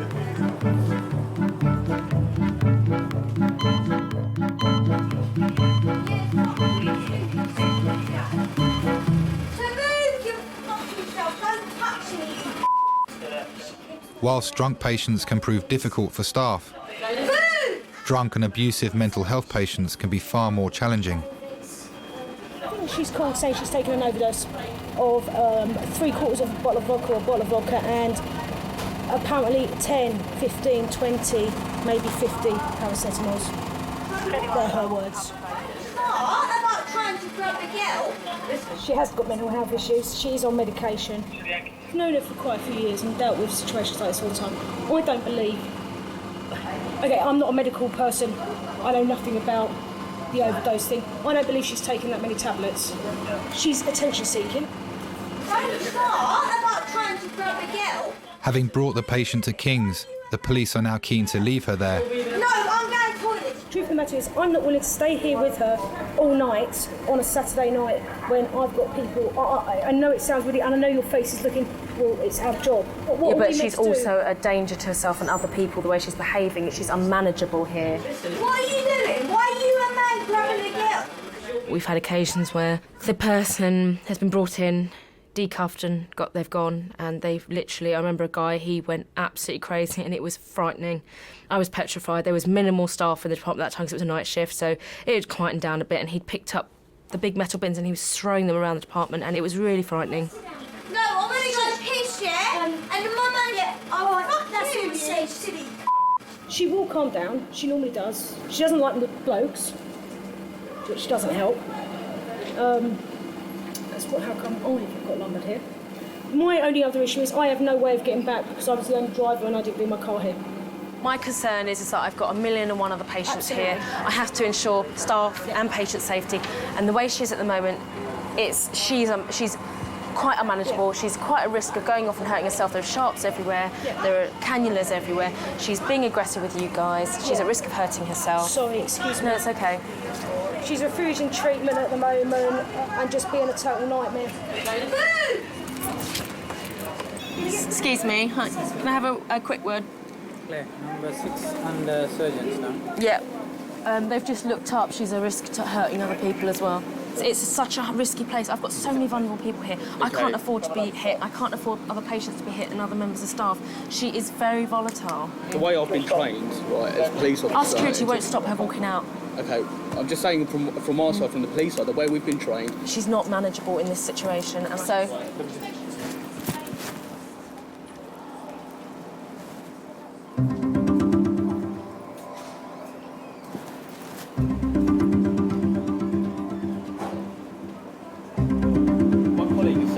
that you've got security over here that can deal with that. When she walks out of here, I will call the police.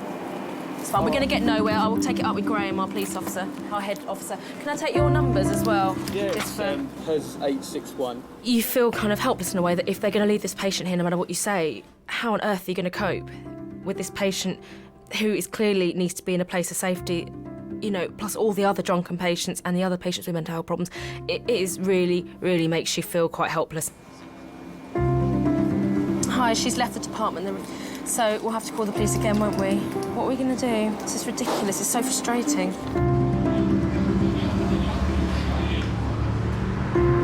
Kevin, I had CT on the phone. They said you brought somebody to neuro CT that should have gone to general CT. So we've got somebody here that needs to go to neuro CT. So when you take them to neuro CT, if you transfer the other one back to general CT. Yeah, thank you, Kevin. Are you free, Nikki?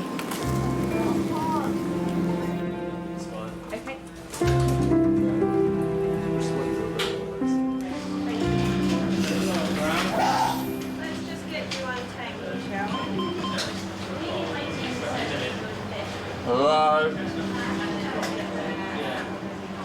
Hello, anybody? Hello? Just wait, Sean. Since I've turned 18, a lot of the injuries that I've suffered, have been drink-related. I've been run over about 4 or 5 times. I've been smacked across the head 5 times with a claw hammer. Been smacked in the head with a machete. Had my jaw broken in 3 places. My nose has been broke about 40 times. Right, I'll take the fucking thing off. Sean, don't try to do that. You're not thinking about yourself and your future right now. Listen, mate, I ain't sitting here staring at the fucking 2 lights all night, yeah? Just to do you a favour, yeah? Because you're doing your job, yeah? You ain't thinking of me at all, yeah? When I left Philippines, I felt very shocked about what I have seen and the amount of alcohol that people are consume and the effects that they normally goes with it. Can't sleep on my back anyway, yeah? No, right? listen to us. Staring at the two lights here ain't doing me no favours, is it? All you're thinking about is you and your career, mate, not me at all. Do you know you've broken your neck? Yeah, I do know I broke okay, my neck, so yeah? if you... But I can't sleep on my back, yeah? Okay. And I ain't gonna start trying to sleep on my back, yeah? Just do you a favour. No, it's to do you and your job, yeah? It's nightmare. Like you got 4 people in the front of you, they're all drunk. And you need to keep an eye on all of them because they need to be monitored. Maybe the other would need to be more awake. You have to come them every 15 minutes or every half an hour, just make sure they're still breathing or something. They're like the worst patients you're gonna have. Listen, like, my leg, yeah, is for life, yeah? Yeah. Your job is just a career. So you're concerned about your neck, are you? That's why you need to keep still, otherwise you can lose all sensation from here downwards. Be on a you know like Superman? You know the guy that played Superman? You could be him. Yeah. I've turned the lights off so it's a bit better Yeah, now. and I still can't sleep on my back. What part of that can't you get? Mate, listen to me now. Listen to me now. Get my clothes, I'm going home. You've got to fill this up, can you? Listen, mate, right? I don't care what I can do and what I can't do, yeah? You're not fucking gonna make me, yeah? Fall asleep on my back, yeah? Staring at all these fucking lights, yeah? Yeah? You're not gonna make me do that, yeah? You can't make me do that, yeah? What? Yeah? If you start walking, you could become paralysed. Watch then. You probably never will go home. You're gonna have to sit there and watch me all night, yeah? Because every time I get... Hey, Sean, no one's going to make you do anything. So if you try to get up and remove all this, no one's going to stop you, okay? Because you're your own boss. But if you do that, there's every chance you might paralyse yourself from the neck down. So you just need to understand we're trying to do this for your future, all right? No, I don't think you are trying to do that, yeah? Well, you've got a broken neck, my friend. Yeah, I've broke my neck. Yeah? Right? Yeah. But I ain't gonna sit here staring at all the lights in the hallway, yeah? But there's very little I can do about that right now, but there is a bed upstairs that's getting ready for you, all right? Come then, let's go. That's not that easy, Sean. Maybe it'll be an hour or more, then you'll go upstairs. So right now I'm going to walk away and I'm not coming back again because I've got another patient coming in. Can you turn me over then? No, you've got a broken neck, mate. See you later. See ya. Oi! Right. Okay. Hey, Sean. Listen, mate. Sean, you've got a broken neck. Play one way or the other. You've got a broken neck, Sean. If you roll over, paralysed from the neck down. Do you understand? Will you leave me here, yeah? Staring up at the ceiling, yeah? There's a light there, there's a light there. So how am I supposed to go to sleep? Maybe I'll give you a little something in your vein to help you sleep. How about that? Go on, then. A little something, it'll just calm you down a little bit. That one? All right. Should we get some lorazepam? Just calm down and try to cooperate with us because we're trying to help you, that's all. I am trying to cooperate. All right, well, stay calm.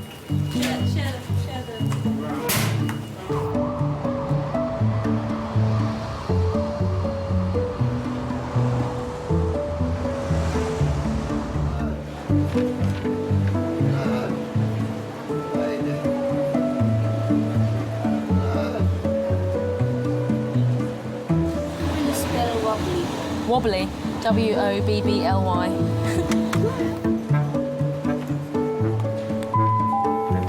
If anybody can speak Russian, please come to Majors. If anybody in the department can speak Russian, please come to Majors. Hello, David. Yeah? Nice to meet you. My name's Ndab. I'm one of the doctors working here today. Yeah. Okay. I was just walking up. I was at church. Okay. I went and got myself a cigar, wanted to cheer myself up. I was just about to smoke it, and I suddenly felt strange, all cold and everything. And then I just collapsed on the floor, just fell down and bashed my head. There was nothing to grab hold of. How long were you on the floor for, do you think? Like a minute. About a minute? Yeah. 56-year-old David collapsed in the street. This is the third time he's been to A&E after blacking out. Well, I'll clean it out first, and It's nothing, isn't it? It is fairly deep, actually. Yeah. Quite often in A&E, the presenting complaint is just one factor in a lot of factors that have brought the patient in. And so usually sometimes you have to dig beneath the surface to get down to the real problem. I had stopped drinking for a month, 2 months actually, and I just had to have one to see what it was like.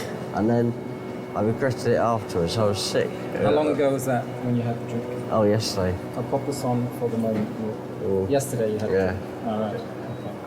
But I didn't have anything today. I've not touched anything. I don't want to. I've got the money to, but I don't want to. My name's David Long. I'm an alcoholic. I could drink a bottle of brandy in the morning and a bottle of brandy in the evening. That's what I used to drink. So what time would you get up and start drinking brandy? Oh, first thing in the morning. Anytime from 7 o'clock onwards. I need to have a drink sometimes at 5 o'clock in the morning. Okay, can you bend that knee for me? No, it's broken, that one. When did that happen? 1956, this one. Just, How did you do that? Plane crash. We took off from Kano Airport, hit a tropical storm, so we hit a tree just short of the runway, and one of the engines caught fire. We crashed. Right. And most people were killed, including my mother. Sorry to hear that. Yeah.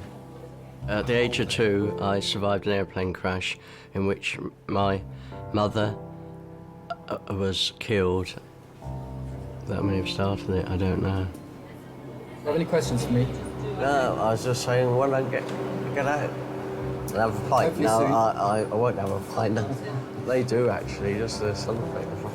Well, I'll Ridiculous situation. I've kept off drink for months, and then this happens. I had to have one pint. If I'd been on the piss, I wouldn't mind it. That's what annoys me even more. Fine. We'll have a chat about that once we've got all the information together. Oh, yeah. All right, I'll see you shortly. Yeah. Do you drink to forget, David? Yes. And for pressure of work and things like that. My way of coping with life. Ever see other people getting on and I'm not. My father wanted me to be better because he was a self-educated person and he wanted me to excel at things, which I didn't do. Did you feel loved by your dad? Not really, no. He thought I was a failure. Tragic, it really is. It's very difficult when someone's at that point to know what to say. You know, what do you even say to that individual? You know, and it seems almost, you know, kind of futile to kind of give him that bit of treatment that, you know, isn't really kind of touching what needs to be dealt with.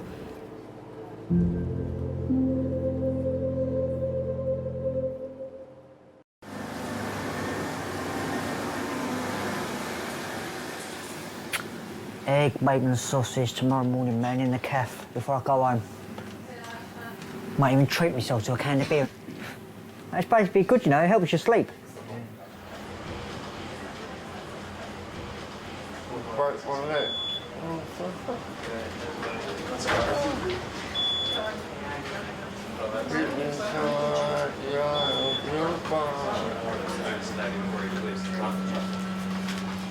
Hello. Yes, Sean, what is it? Can you help me out, please? Well, you can't. I will try to explain it to you, do we? You cannot get up from there. You have to keep it like that until we're gonna take you up to the ward. Yeah, when? Well, when I'm fucking too scared to sleep. Right. They're a bit busy right now, and then we're trying to call them a bit in 20 minutes, 30 minutes. Too busy doing fuck all, you Maybe what you need to do, you have to close your eyes, think about what happened to you and what's going to happen to you in the future. No, he was supposed to be sorting out an injection for me, yeah? Yeah. But no, he's too busy to do that, isn't he? Just keep to calm down a bit, yeah? Too busy to do that, isn't he? He's all full of shit.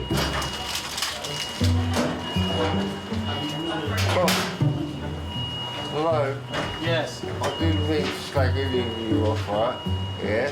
But he told me he's going to get me the injections to help me sleep. Yeah, that's why I'm trying to prepare now. Sorry, son. I really don't mean to give it to you, you know that, yeah? I know you're only doing your job right, yeah? Yeah? Yeah. Much obliged to you, yeah? I don't blame you for it. Just close your eyes so maybe you can go to sleep.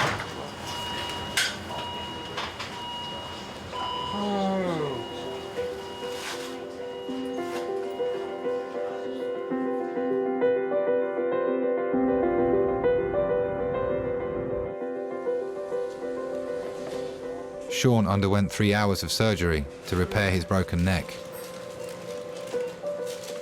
My GP said to me that I was very, very, very lucky. And I said to her, why is that then? And she said to me, because you was within an inch of being paralysed from the neck down.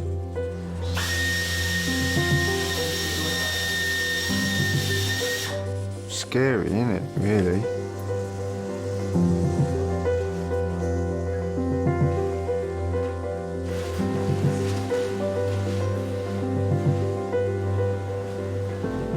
Since I've come out of hospital, I have maybe 1 or 2 cans, that's it. And that's not like every day, that's like when I can be bothered to go to the shop and buy them. Most of the time I just sit in my bedroom now, watching telly. Can't hurt myself in there laying on my bed, can I? Alcohol's so readily available. You know, I've seen what it can do. I've seen the long-term damage. And I've seen where a glass of wine at dinner can end up killing somebody. I've looked after somebody that has drunk so much, he actually bled to death in front of me. And, you know, it goes from having this nice bottle of wine at dinner to losing your life because of alcohol.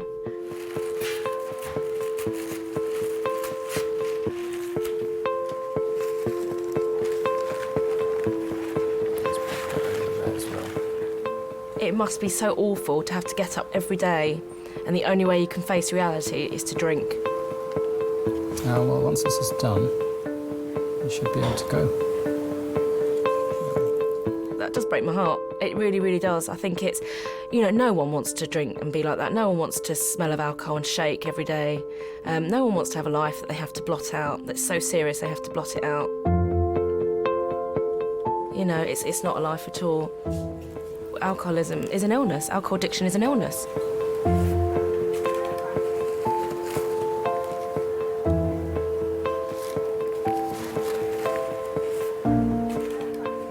I still occasionally binge drink, but I'm trying. As it's Lent, I'm trying to give it up. Okay, we're all done.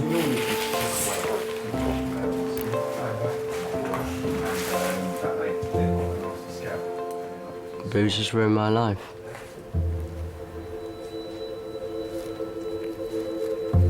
I've basically wasted my life. Will it kill you? Eventually it will, yes, because of the cirrhosis of the liver. Doesn't that worry you? No, I'll be joining my mother.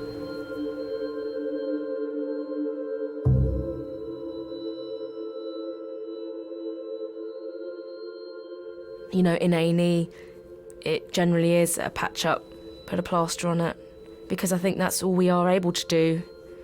You know, we'll fix the physical side of things. You know, the shakes, the fits, and we'll replenish what they've lost through alcohol, but I think in the long term we try and guide people to the right services. But I think usually in A&E it's a plaster.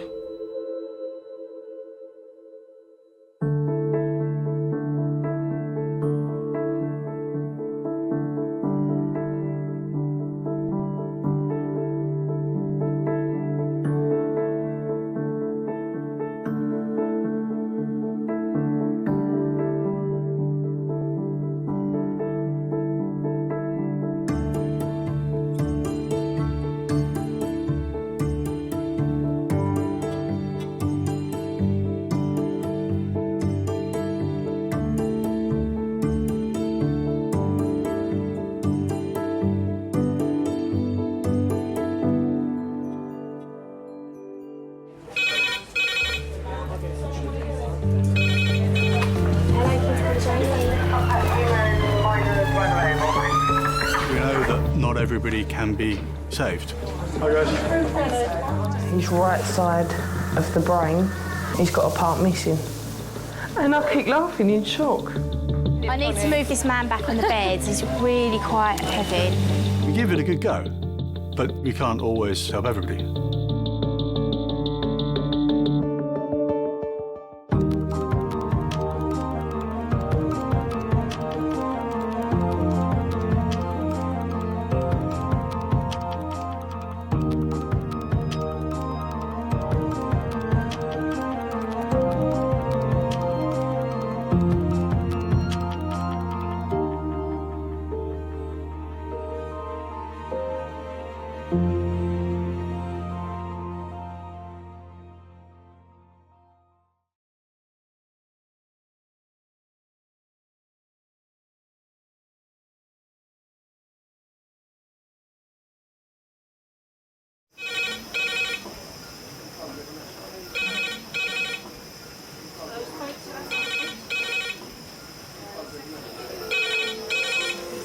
King's A&E.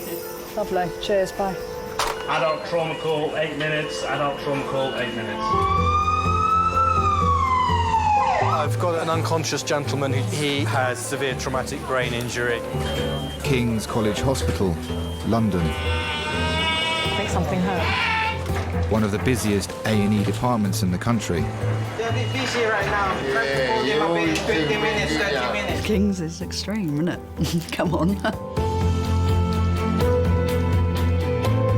A place where love, life, and death unfold every single day.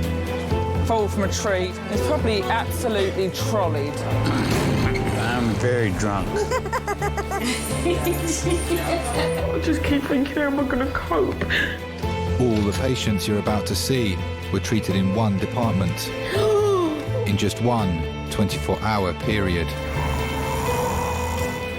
Camino. Everyone should walk through an emergency room at least once in their life because it makes you realise what your priorities are. It's not the rush, rush, rush and the money, money, money. It's the people you love and the fact that 1 minute they might be there and 1 minute they might be gone.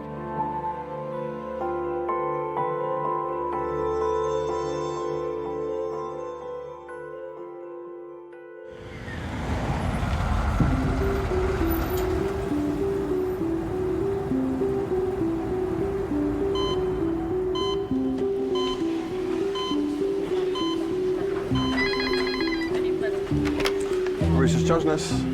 Hi, Kathy, it's Scott. We've got a stroke DTA for you. Da da da da da da da da. A&E Majors, can I help you? I'm the sister in charge of Majors. Senior Sister Jen has worked at King's A&E for 10 years. Yeah. She's in charge of the staff and patients' welfare on tonight's shift. Yeah. It is stressful. It is stressful. Some days I go in there and I just think, Jesus, this is crazy. I don't know how I do this. Joe? Hello? Joe? Hello? Listen, you seem like a reasonable person probably when you're sober, but you've wet yourself, you've vomited all over yourself, and I don't think you'd like to lie in your own pee and vomit, do you? I know you can hear me, and you're choosing to ignore me. You know what I mean? Joe, come on now, wake up. Come on, you're in hospital. Wake up. You've urinated all over yourself. We're going to put a drip in your arm, OK? There's a young lady who's just been put into Bay 5. She's been out tonight, had a skinful of alcohol and needs a bit of a clean-up. OK. Strip her clothes off, put her in a gown, do her observations, make sure she has BM. I'll stick a line in her, give her some fluids and she can... Is that all right? Number 5, if both of you do her together, she's vomited all over herself, so she's a delight. Thanks. I mean, I've worked in a few A&Es in London and there's nowhere like King's. We put up with a lot, so I think we try and support each other as much as possible, and that's what I like about King's. We're all, if something happens, if the shit really hits the fan, then we all pull together to make sure it's all right.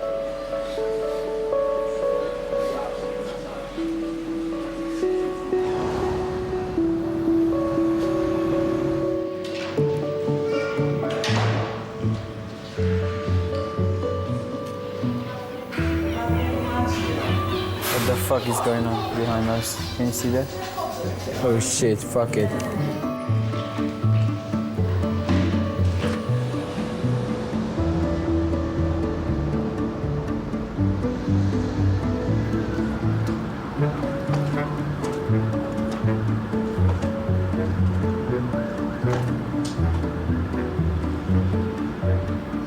Why is it called King's College Hospital?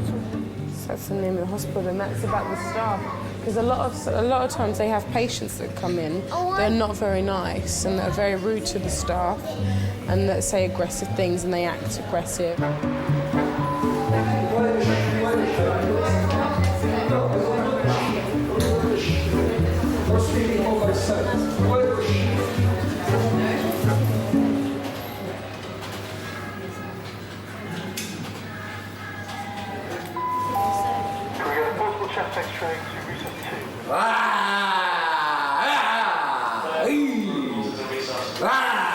So he's still currently at that dress. What's his telephone number? He hasn't given us one. Next to Kim.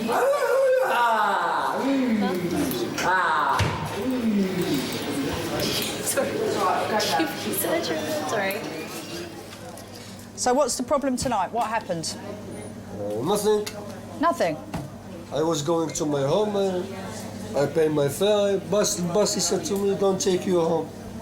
Okay, but probably because you're... No. Not properly, No, you're wrong. Properly because I pay my fare, I'm a good citizen. I'm very polite, I'm very educated. I know, but you're very loud. No. Yes. I'm very loud, I'm very deaf. I'm sorry. No. And don't try and scare me either, because it doesn't work. No, I don't try to scare you. I try to tell you the truth. You were just speaking to me very, very softly, so you can talk quietly. I'm sorry, I'm half deaf. I cannot speak to you. I speak loudly. No, you didn't. Don't, all right? Then doesn't work. I probably get shouted at every day. People swear, they shout, they demand. Over the years, I've been called dyke, lesbian, and that used to really get on my nerves, but now, actually, well, I am, so hey-ho. You can't ever be scared coming to work. People know if you're scared. They're like animals, they can smell your fear.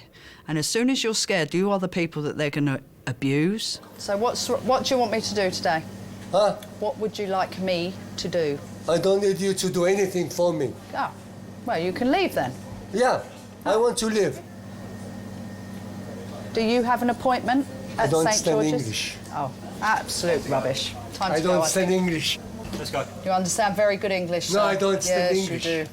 Okay. Manager, Bye-bye. See ya. I think much of it is manipulative, to be honest. I'm fine, I don't stand English.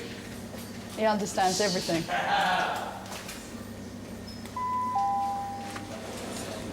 Can we get a portable chest X-ray to resource 2, please? Portable chest X-ray to resource 2, please. Thank you.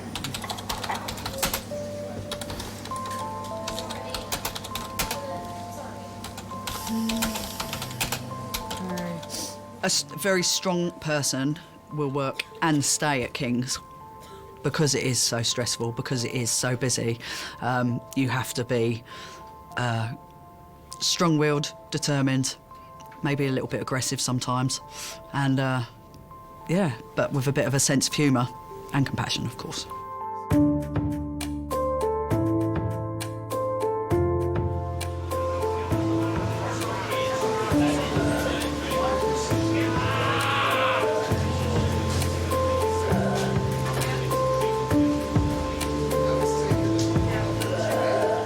In 2010, there were 60,000 recorded assaults against NHS staff in England alone. Adult trauma call, 8 minutes. Adult trauma call, 8 minutes. So we'd have a bet on this one. Drink, drugs or crime as to the reason to this trauma. A&E does breed particular nurses, and sometimes you have to be able to make light of what you're doing. At any time, if you laugh, it makes you feel good. So if you see something pretty gruesome and you have a laugh about it, then it instantly, the stress and that horror, because sometimes it is horrific. So what do you reckon, Kirsty? Either drink, drugs, or crime. Drink, drugs, or crime. Drugs. Okay. I'm going to put for drink. Are you going to take crime? It's going to be MDMA.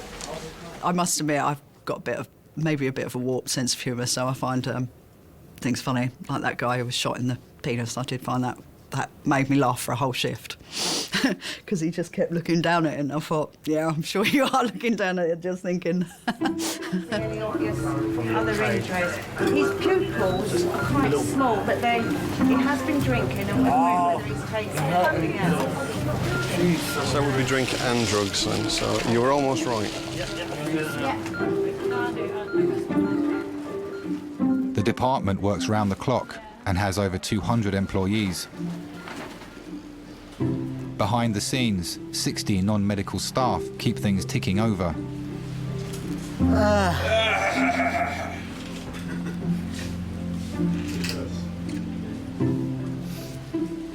My name is Kevin Hillman and I'm a porter in A&E. I was actually born in this hospital and I wanted to work here.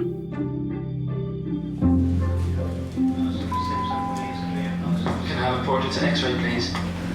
Yeah. My job involves taking patients up to the wards, taking them to X-rays, collecting bloods and occasionally doing removals. A removal is when somebody passes away and we have to take their body down to the mortuary.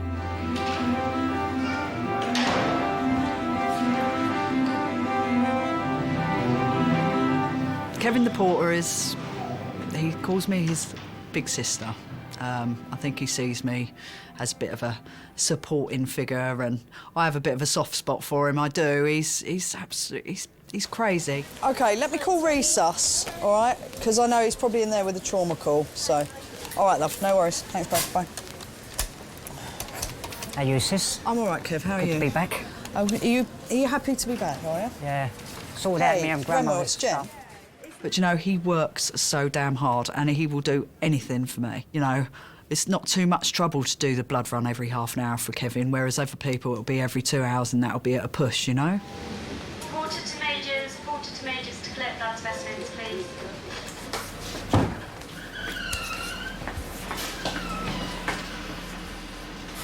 Parker, wicked. When we have to get flying squad blood, we can't hang around. We just have to go straight down there and pick up the blood and bring it back. If they're urgent, Kevin, we've got to go. Thank you. Thank you. We have to get that blood back to the patient as urgently as possible because the patient could be bleeding to death. He could be. I'm there to save lives, help people. I am. Can I get porter? Can I get a porter? Yeah, give us them. I'll take them. I'm going that way because I've got to go to theatres. Right here. And two. What a night, David. What a night. Been fun.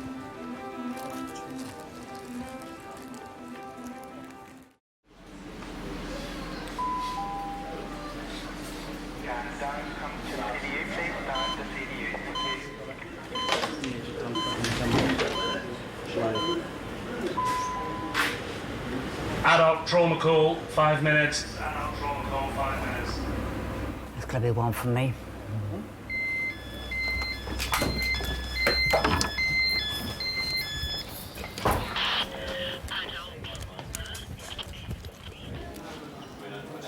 Ex-army chef Kevin hopes to one day be a supervising porter. Some people say I am the fastest porter at the moment in the hospital, they reckon.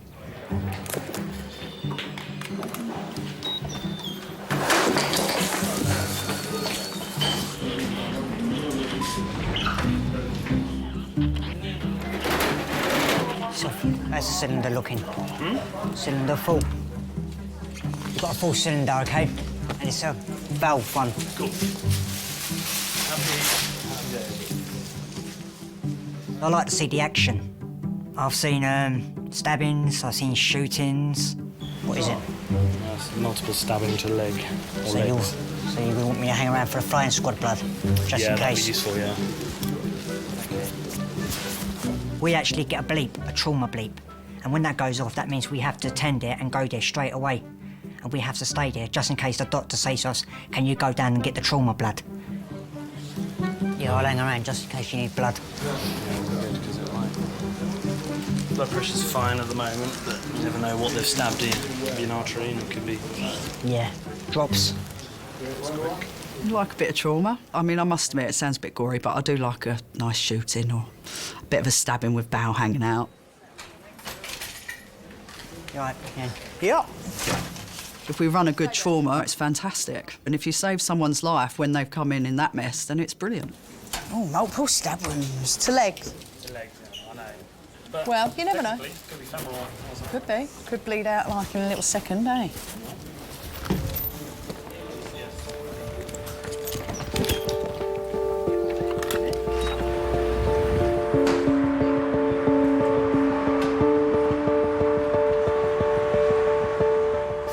Penetrating trauma to the chest, which are your stab wounds, King's is one of the busiest hospitals in all of Europe. The areas we serve in London are particularly high crime areas. Are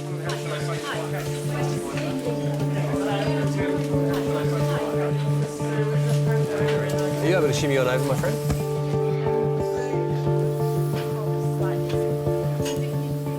Sometimes, you know, you're looking at 2 or 3 stabs a day. So the numbers have risen up. It seems that, you know, people's way of fighting has moved on from punching each other to using bats, to using knives, to using guns. OK, so he's got a trachea that's in midline.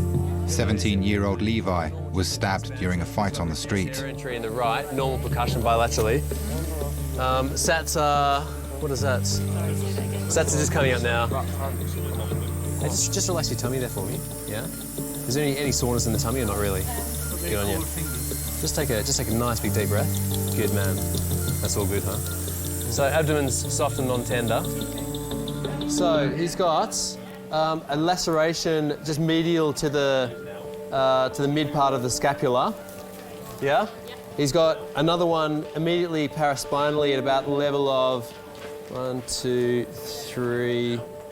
About T3, and another one at T4 on the right. He's got no other stab wounds on his legs or around his genitals.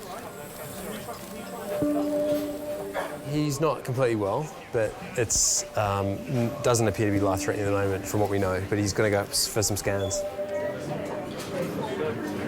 Are you going to make any allegations for this? No, you're not going to talk to us? That's fine, yeah, just wanted to know. You might just have to sign a quick signature to say that you don't want us to take any further action for this, all right?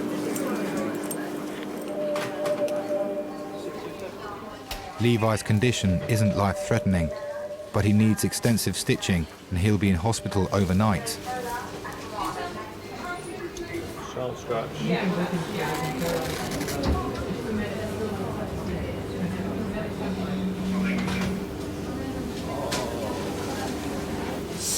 Oh, fucking hell.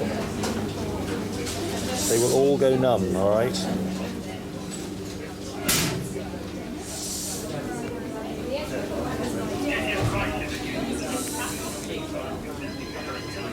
Did you manage to get any punches in? Yeah. Good, well done. I punched him first. Fuck up. Ah, so you brought it upon yourself, did you? But he tried to swing for me. Oh, I see, yeah. I dodged it and banged him against the wall. And he pulled a knife out? Yeah, the prick. Do you know who it is? No. A lot will come in highly pumped up with adrenaline. But sometimes you can be having to deal with a lot of aggression from the patient. Levi, your mother is really upset. She'd really love to see you. He's one of the other consultants. She did. Where he's taking over, is being in charge of here. So Of he's me? just making of all the patients in here. Now, your mother really wants to see you. She's really upset. So she should be like, Well, will you just let her see you? Why? You can't say to your mother that you don't want to see her. She's your mother. She gave birth to you. Come on. She did. She's really upset. Oh, for... Tell her to come, man. Fucking hell, man. You know, once it's kicked in how lucky they've been, then sometimes they can be a little bit quiet.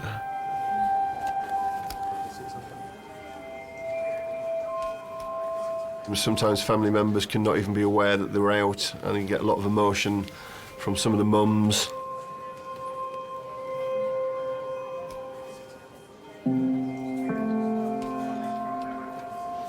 I went in and I just wanted to sort of scoop him up, but then, you know, he kept saying, "I'm all right, Mum, I'm all right."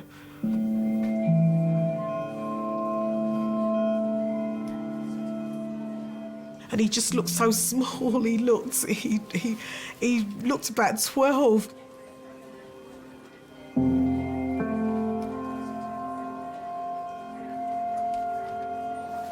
You know, once or twice they said, "Well, will you come out?" They were doing blood tests or whatever, they were doing different things.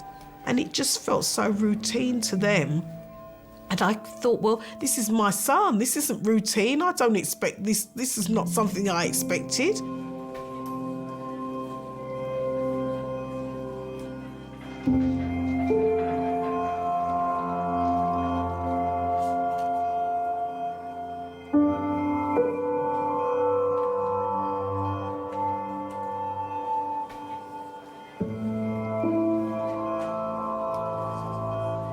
What used to shock me 10 years ago, I've seen it, so it no longer goes, you know.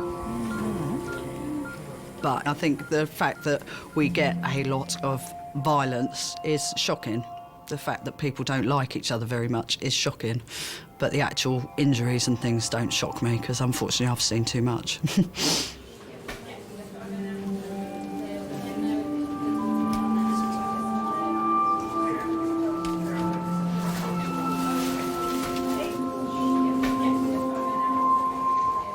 Approximately half of all penetrative injuries seen at King's are a result of violent assault.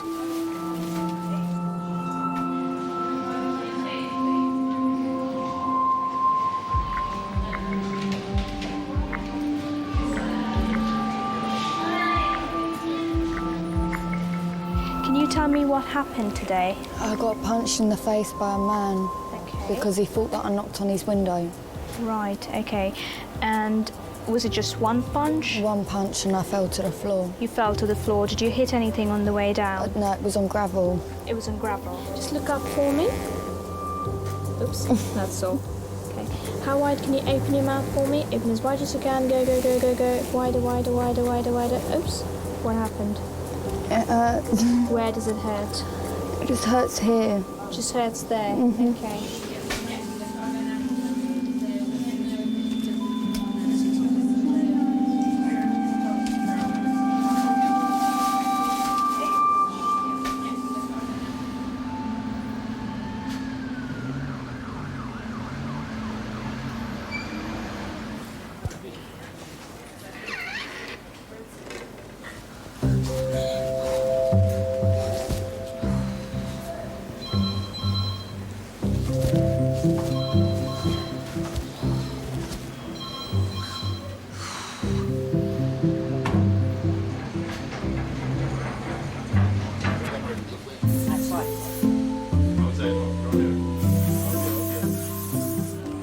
Hello.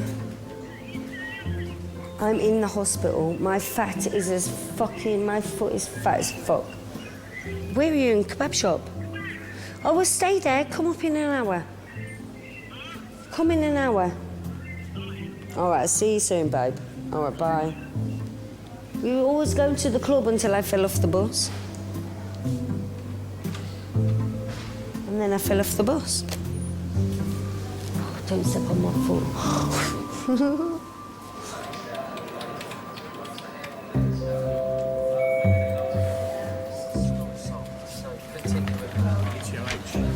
Oh yeah, just a bit. Absolutely Trolley. On free alcohol? Yeah. Yeah, I knew it. Just come out of the House of Commons.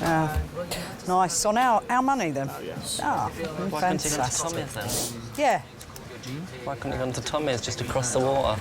No, I didn't. Did you hear what I said, Luke? He's just come out of Commons. I said he's been drinking in the House of Commons. You said he's just come out of the Commons. All right. Okay, sorry. But we picked him up. You didn't say that. You didn't say that. Don't get arsy with me. Well, His camera's here and I don't he got that care. I'll off. still put one on you, son. Past medical history. How do I know? He wouldn't give me his date of birth. What do you thought I might Well, do? I thought that was part of your training. potty training? You could do that as well. Did you say potty I training? thought that was part of your training, part. So you can start speaking like this. In it, bruv. In it, man. Get me. Get me. Any obs? Refused. We've got one more test for you. You have to come and sit back in the chair. Ah, fantastic.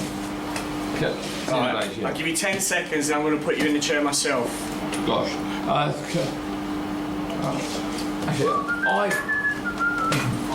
No, I won't do that. Come on, you're wasting time now. Hey, God. You're wasting time. We need to go look after other people. We're cool. We're okay. I'm going. In the chair. No, let's sit down here. We're okay. Let's go. My man, don't...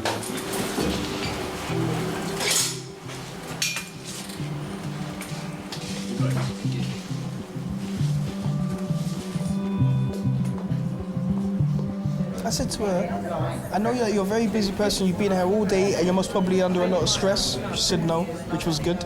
And then I went on and said, all I need is an inhaler. I'm asthmatic, I was suffering with it all my life. All I need is an inhaler, I'll be out your way. And she said it doesn't really work like that, but I said to her that my chest is getting really, really tight. I cannot wait for 15 people.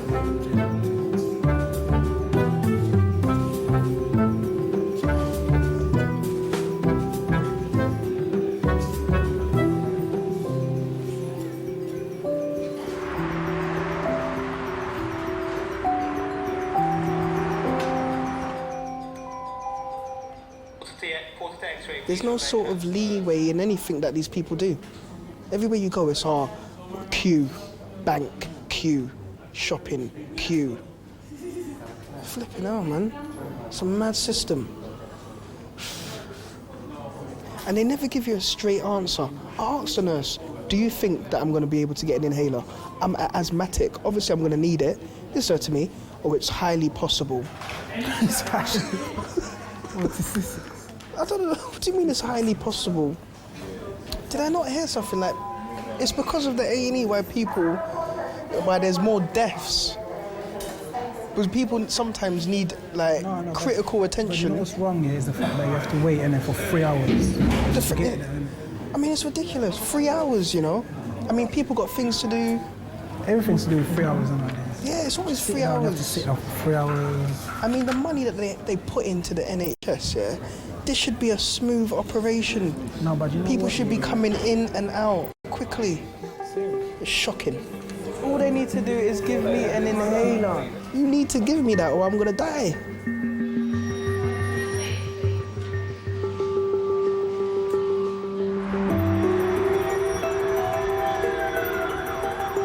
Another trauma call, another stabbing. 2 victims from rival gangs have been injured in the same fight. We've had 3 trauma calls that have not been, they bleed it through, but we've not had any calls. Okay. And we've got 2 of them in. Two at the same time? Yeah. If you get one stabbing in and it's gang related, you know, there's a very good chance that you may get another stabbing if there's a retaliation. And then again, if there's another retaliation, you know, you won't just get your patient in, but you'll get all their friends in as well. And we have had occasions where rival gangs have ended up in the waiting room waiting for their friends and a fight started out in the waiting room. Then yeah, it can get very, very dramatic very quickly.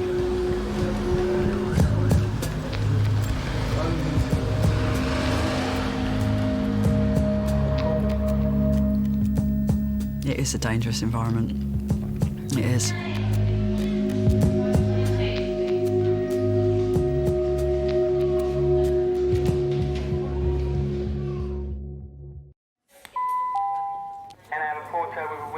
Excuse me, guys. Excuse me. You all right? Who are you looking for? My boy. And what's your boy's name? 3, but we've not had any calls. Okay. The 2 stab victims who've been treated in resus have been followed by their friends. Right, okay, don't use the phone in here, is the first thing. The 2 groups are from different neighbourhoods. Yes. Yeah, there's 1 here and 1 in 5. 2 stabbing. Right, okay, can we just stop for a second? Trauma leader's down now, so I'm afraid you're going to have to go through it all again, okay? And can we just have a recap and let's make a start, okay? Can you just step outside for just for a second, you can come back in. I need the space, you can come straight back in and talk to the police. Okay, you're not going anywhere, just chat to the police woman outside. Okay? Listen to me for a second, okay? You're potentially quite unwell. I know things are going on, but for the next 10 or 15 minutes, you're just going to let us need to do what we need to do, okay? You might think you're not as bad as you are, but unless we fully check you out, we don't know how bad things are. Can you do that for us? Okay, you can come back in. I'm not got any problems with that, but you just need to let us do what we need to do, okay? It might hurt, it might not, I don't know, but let's just crack on, okay? Cheers.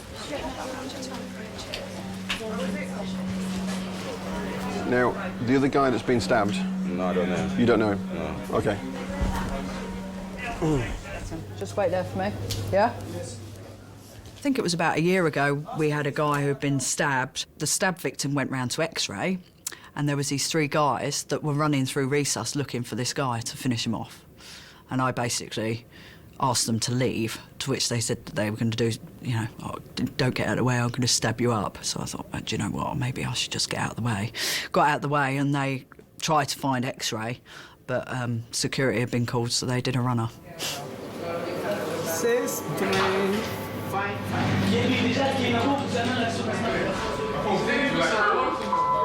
Yo, guys, hello. It's a hospital. What? It's a hospital. You have a problem? No. Nothing's going on in here. Nothing's going on. Are you got... Seriously. Who are you with? My other half keeps telling me that I shouldn't get myself into those situations, but I can't stop being who I am. Listen, why are you so scared? What's going on? Because I don't actually want any trouble in here.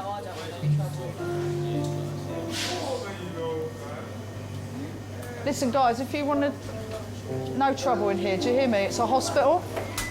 Hey, what did you think you're doing? Yeah, my cousin... No, listen to me, right? There's a reason. There is a reason we have a locked door. Do you listen to me? Look, the boys just fucking stabbed my cousin. You expect me to... Listen to me, listen to me. And there's police that can actually help you. Do you think... Listen to me. All right, it's a hospital, for Christ's sake. Do you hear me? All right, and there's a reason I have locked doors, OK? Because I have a lot of people coming in here and causing trouble, so I don't need it. You know, I can't protect you, all right? Yeah, the only people that are going to be able to help you, unfortunately, while you're here, are the old Bill or the security man, OK? Yeah? And Charles is all right as well, yeah? But please, the toilet, you know, straight up there, OK? There's... No, I won't let them through. Someone's got to keep an eye on that other lot, because they want to stab them up. Okay. Yeah? All right. And I'm just going to have a...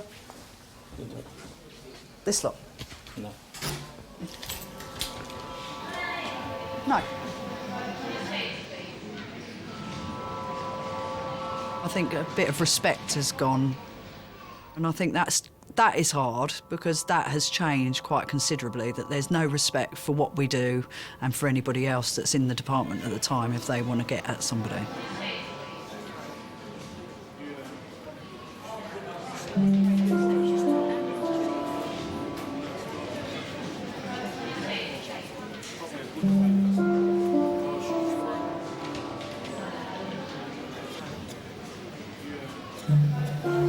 Right, they can get through. That's my only problem, you know.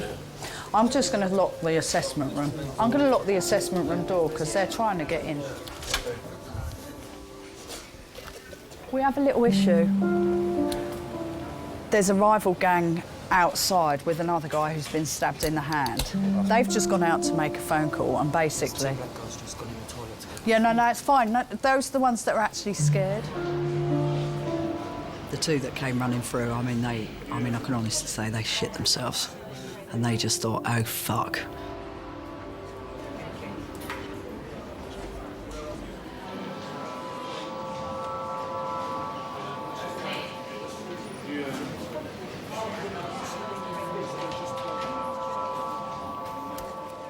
All right, I'm going to make this fair on both people because I'm taking the other guy through there. You're allowed 2 people. You can pick who those 2 people are. Everybody else goes home, okay? I don't care who they are. You pick the 2, that's fine. Same with the other guy, and everybody else leaves this building, okay?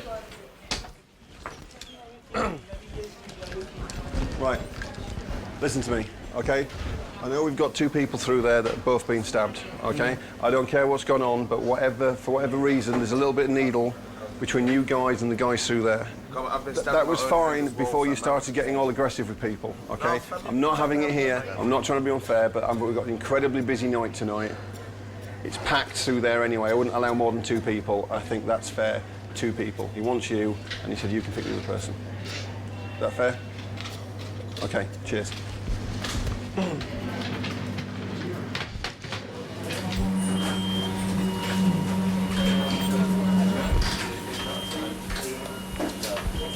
The other thing as well is, okay, I don't want to see you two in any other places other than here or the waiting room, okay?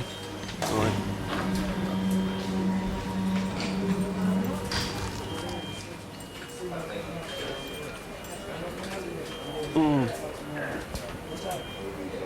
The other thing as well is there's a lot of sicky people in here, so just try and keep conversations a bit quieter, okay? Right. Just let you know what I've done. What? He can pick his 2 people to stay with him. The other one picks his 2 people to stay with him. Everybody else has been thrown out. So, and I'll get his guys to stay with him. Get off the side, mate. Thank you. Not for sitting on. And you. We can find you a chair if you need it.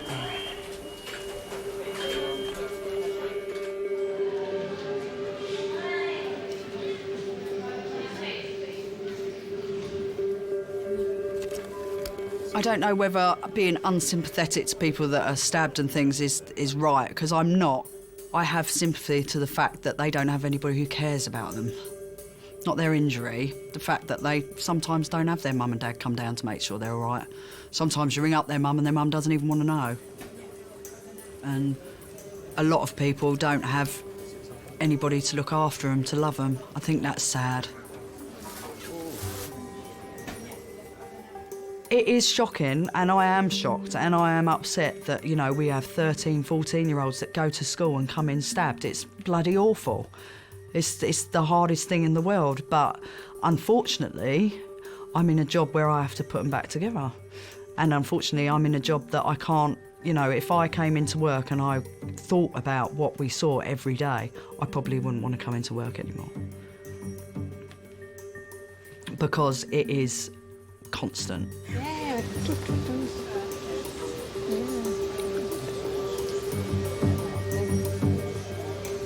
They're busy, but they've all got something to do, haven't they? And like little bees. Nothing about worker bees. Worker bees. I'm tired and I want to go home.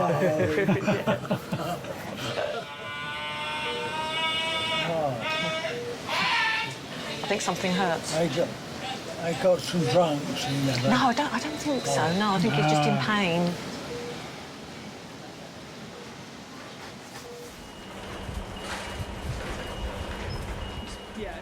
My name is Brian Wayne Campbell, and I'm a porter at King's.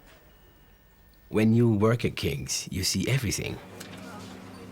You don't have to watch the television to see what's going on in Britain. Right here at King's, it takes place right before your eyes. I've experienced so much at King's.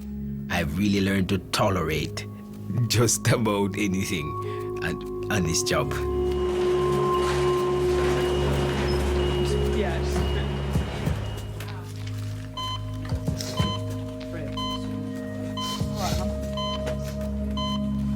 In reception, some of the boys from the stabbing incident are waiting for treatment for their minor injuries. Listen, I know you think you're big and brave, but you do have a problem with your lung. So it'd probably be better off if you didn't jump around, because what you have got is a small pneumothorax and it could be much bigger. All right? Yeah? Could I have one of the plastic bottles, please, so I can drink water in that tap? Is that possible? There's a water fountain around there, so there's some cups. Yes. Is there any food available? Food? No. Your guy, idiot boy. Yeah. I just said to him, he's prattling around and he goes, oh yeah, and they tried to stab me up, but they ain't done much. And I went to him, come here. I said, listen, I'm not being funny. I said, you can say whatever you like. I said, but prattling around like that when you've already got a small pneumothorax, it's just going to make things a little bit bigger.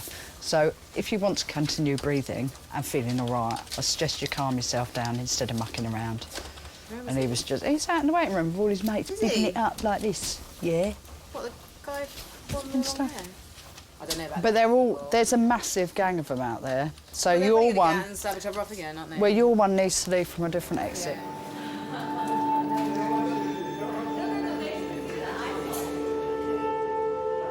Physically, you know, I can honestly say, physically, you get home sometimes and everything aches because you have not stopped. And obviously your stress levels are really, really high when it's really, really busy. But then you've got another, God knows how many patients to sort out, so. Listen, you can't go out with all these lines in and everything for a cigarette. Yeah, I went before with a lot more fucking lines. Excuse me, there's no need to swear. That's not very polite, is it? No. No, it's not. At the end of the day, you have to get on with your job. And if it's at 2 o'clock in the morning, you've still got another 6 hours to go. So you just get on with it until you can get home and have a cry and have a drink. 5 hours to go. Yay!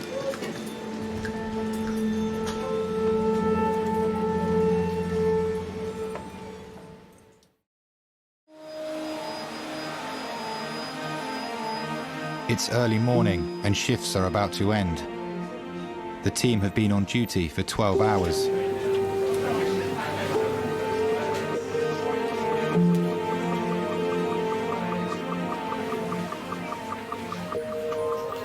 It was quite a pleasant night, actually.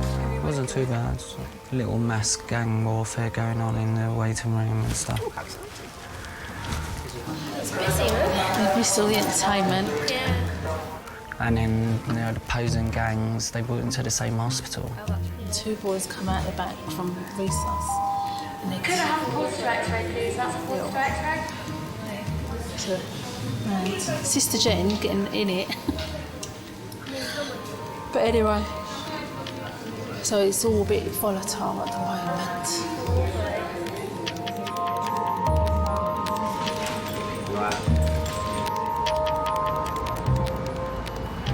Security are going, I can't believe the police have left. The old Bill actually needs to come down here and protect us, because at the end of the day, security can only do so much. Cool. All right, guys. Just so you guys are going up in the cab, yeah? Super. I'll make sure that when you leave, nobody's seeing you leave. I'm staying. OK, that's fine, because you're likely to be staying in. I don't want to stay in. How deep is it, boss? Deep enough that you need to stay in. Morning, morning, morning. Welcome to Jamrock, my friend. Pleased to see you. Busy night? It has been an eventful night. Really? Yes, they didn't stop balling out for our names. They've been trying to kill us. They were trying to kill us. They just kept calling. They never stopped. Working at King's, I witness more violence here than I do in Jamaica. Black folks' greatest enemy is themselves. When you see a situation in A&E, there's stabbings, the enemy is another black person. Most of the time it is, almost all the time it is. Why? On tonight's shift, there have been 4 stabbings. Every year, more and more young men come to King's with knife and gunshot wounds.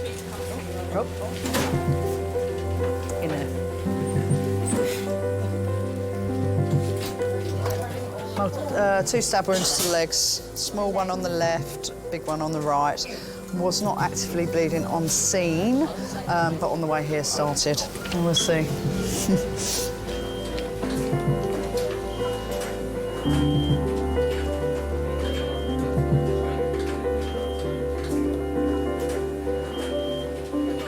I want to make a special appeal to young black males.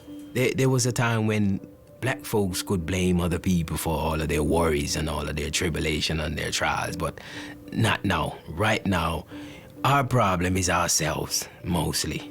We're self-inflicting wounds upon ourselves. We're destroying ourselves. And I want to appeal to young black males especially. You can find life. You can find success. I think there's so many opportunity out there for young black people. Opportunities you probably never had 30 years ago. Make use of it. All I'm saying, give yourself a chance.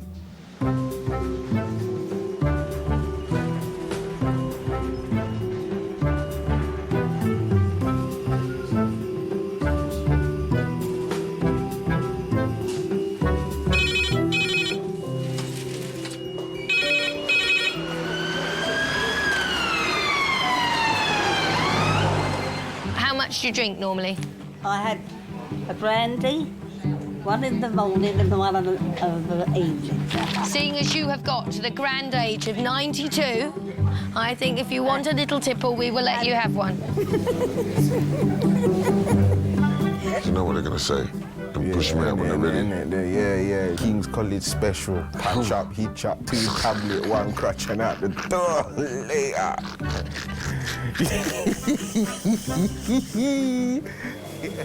Oh boy.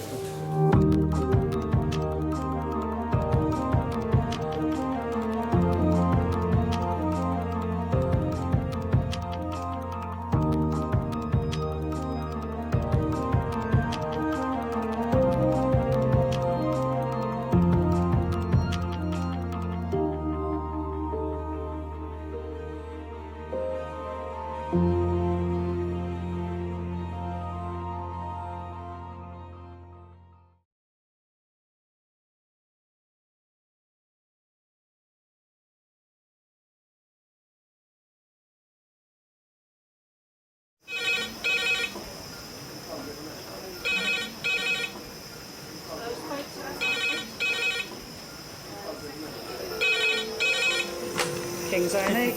Lovely. Cheers, bye. Adult trauma call, 8 minutes. Adult trauma call, 8 minutes.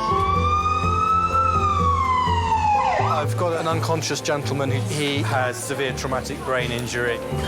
King's College Hospital, London. I think something hurt. One of the busiest A&E departments in the country. They're a bit busy right now.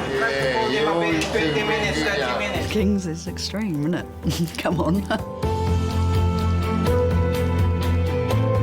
A place where love, life, and death unfold every single day. Fall from a tree. It's probably absolutely trolleyed. I'm very drunk. I just keep thinking, how am I going to cope? All the patients you're about to see were treated in one department in just one 24-hour period. Camino.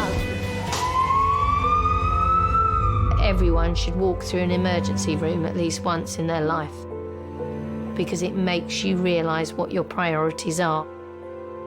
It's not the rush, rush, rush and the money, money, money. It's the people you love and the fact that 1 minute they might be there and 1 minute they might be gone.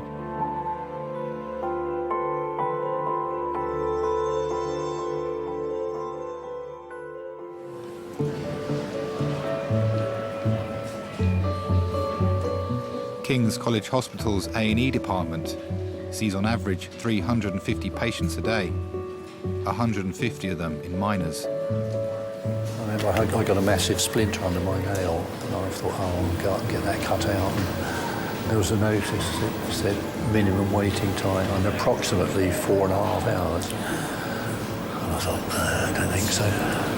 What did you do then? How did you get the splinter out? Let it go bad? Pulled it out, I think. Did you? At the moment, we've got about a 3-hour wait, and you've been here 2 hours, so it shouldn't be too long, because we've got lots of doctors around. Shouldn't be too long now. OK. Okay, stay sitting up. Stay sitting up. Christian, sit up for a minute, yeah?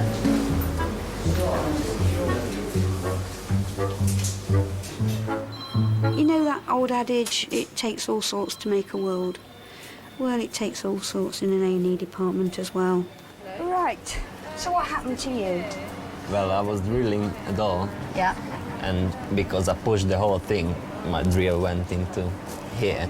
I just pushed out the blood and then pushed them together and tried to... Put the electrical tape on? Yeah, because this was... Yeah, no problem. the closest thing. You'll still find people that think, well, I'm only just nipping up the ladder, so, yeah, I'll hold a cup of tea, a drill and something round my neck with one sock on and a flip-flop. Oh, it's stuck back. Wow. I think you ought to have my job. I did a really nice job. What do you do for a living? I'm a carpenter. That is brilliant. I was lucky because I don't hit my bone. Yeah, yeah. They slip on the flip-flop, they spill the tea that scalds them, the drill goes through the head and they break a leg when they fall. They really think, oh, I shouldn't have really done that, should I? And you can feel all my fingers, you can feel my fingers. Yeah, what happened here? Bento. Oh. Maybe you ought to come in and do my job. You're not doing very good on machinery, are you? Oh, well, in Hungary, if you are a carpenter and you've got all your fingers, you are not a good one. Oh, my God. People are stupid, aren't they? OK. There was a kid a few months ago and he'd been shot in the leg. It's absolutely perfect in a minute. Then it transpired he'd been trying to shoot the label off the back of his trainers or something ridiculous and had shot himself in the leg. What an idiot. OK. All right, thank you very much. Take care of yourself. Bye. Bye. Is there anything you can't handle? When people trap a finger and you get a blood clot, we have to put a hole through the nail to release the blood. I can't do it without sitting down because my ankles go. Can't do it.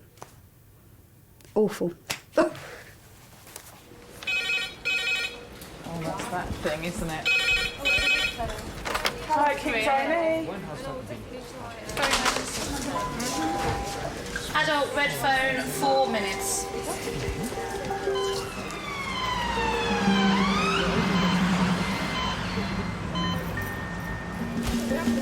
In the morning, recess is really calm, the red phone goes, and you think, oh, I hope it's something interesting, which is an awful thing to say, an awful thing for the poor patient. But you do, you think, oh, I hope it's something I could do with something interesting today. Perk the day up a bit, pass an hour or two, make it go by quickly. A construction worker has been trapped under a cherry picker, breaking his leg in several places and crushing his chest.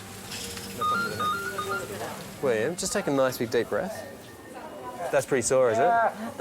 OK, mate, OK, mate. What about there? No. OK. No. Not too bad. So it's all on that left side, isn't it? Have you got any pain in the leg here?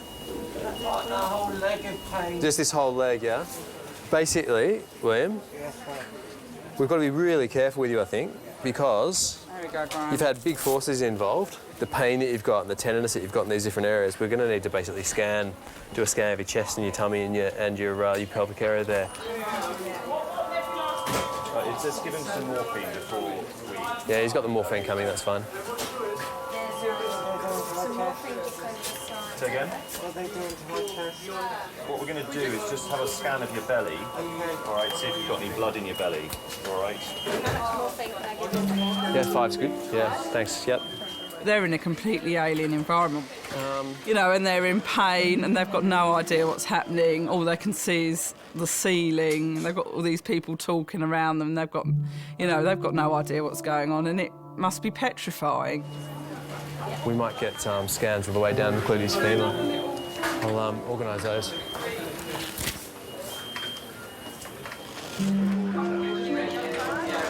Is that the trauma radiologist? Hey, it's Graham Fleming here, one of the consultants in trauma and ED.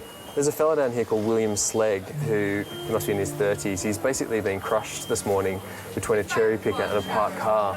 And during the mechanism, he somehow kind of fell, and he's managed to have his chest and his abdo and his pelvis all kind of crushed in this single motion. Alfred.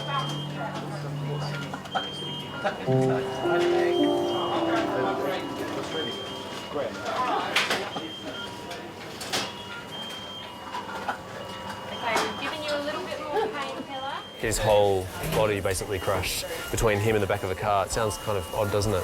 Odd, but it sounds terribly lucky as well. I mean, given the... What, that he's still with us? Yes. Yeah. One of the saddest cases I ever saw was a man who got home. He smelt gas, so he rang up the gas people as an emergency, and then he hit autopilot.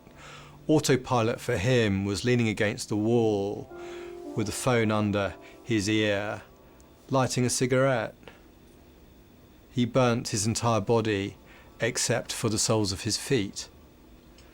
And I recall even to this day the debate we had, because it was a non-survivable injury, but he was completely lucid. And his wife and daughter came to visit, and the question was, should we look him in the eye and tell him that he was going to die in the next 48 hours or so, and that there could be no treatment for him.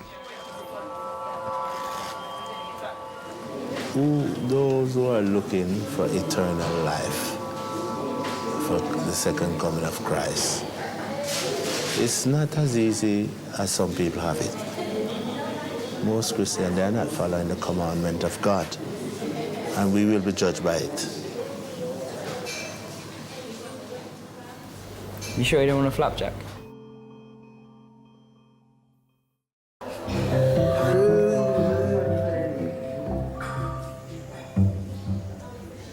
I'll sit up a bit, yeah? Sit up a bit. Can you put your hand there or not? Can you hold it on your nose? I'm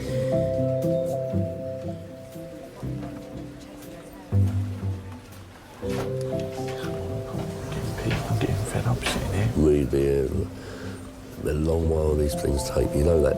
You could be here all day doing this.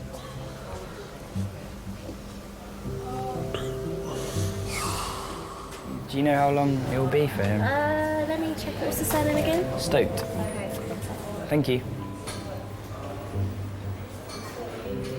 He's actually the next patient to be called. Awesome, that's great. Do you want me to wake him up now or just wait till they come out? Just listen out for his name. Okay, I will. Thank you very much. Cheers. We went out quite late and someone tried to steal his wallet and his phone and punched him in the face. So we're like, he's got a cut across his nose, which he needs to stitch him. So. He's a good guy as well. I wish like, it's bad that bad things happen to good people, but it happened. Yeah, I'd do anything for this guy. He's my best friend since we were little. So, yeah, he's a good guy.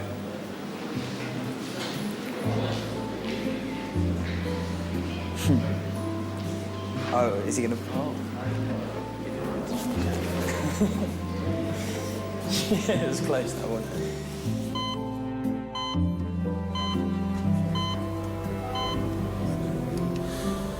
He said to me, like, you're lucky and unlucky. Lucky what? That he didn't... You're lucky that you didn't cut my main artery. Yeah, and unlucky in what? But yeah, you still cut it. Still cut it, yeah. This morning, 39-year-old Darren was cleaning his windows when he fell through a pane of glass. There's like a lot of the skin on the arm. It does. You might have to have a skin graft if it's that bad. I had to hold the skin back in. You know, it dropped like that and I had to push it in to hold it in. Yeah. She said, can you wrap a towel around it? But I thought, how can I with one arm? Well, you just get a towel and... She said, get a clean towel, she said. Wrap around it, yeah. I just pushed pressure on it like that. What did you phone, 999? Yeah. Well, I ain't going to phone you first, am I? Well, your mum said, why don't you phone us? So, you panic, you phone and... You have to, don't you, though? Phone straight away, don't you? He said, it's a lot of blood, he said. It's cut the pints, I think. You laughed, you didn't see it, did you? It's all up the carpet, it's all up the passage. All the blood was going everywhere, like, up the wall, on the carpet. Just pumping out, it's like dripping tap. It's like fingerprints on the walls. Oh, we'll have to have it redecorating then. Yeah, like drip, drip, drip. You know, say it's the foot, it goes psh, psh, like that.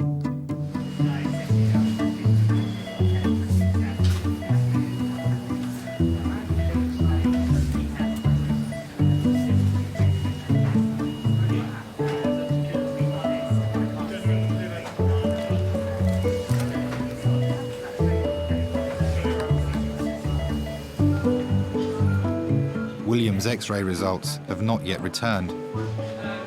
William, your girlfriend's here. Do you want us to come in? But doctors have decided that his injuries are not life-threatening.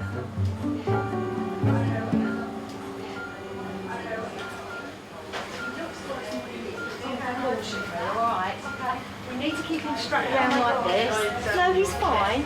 This is all just precautionary, all right? You sit as you are. Let's get you a chair. Want to come round this side? Come round this side. I lower the bed. All right.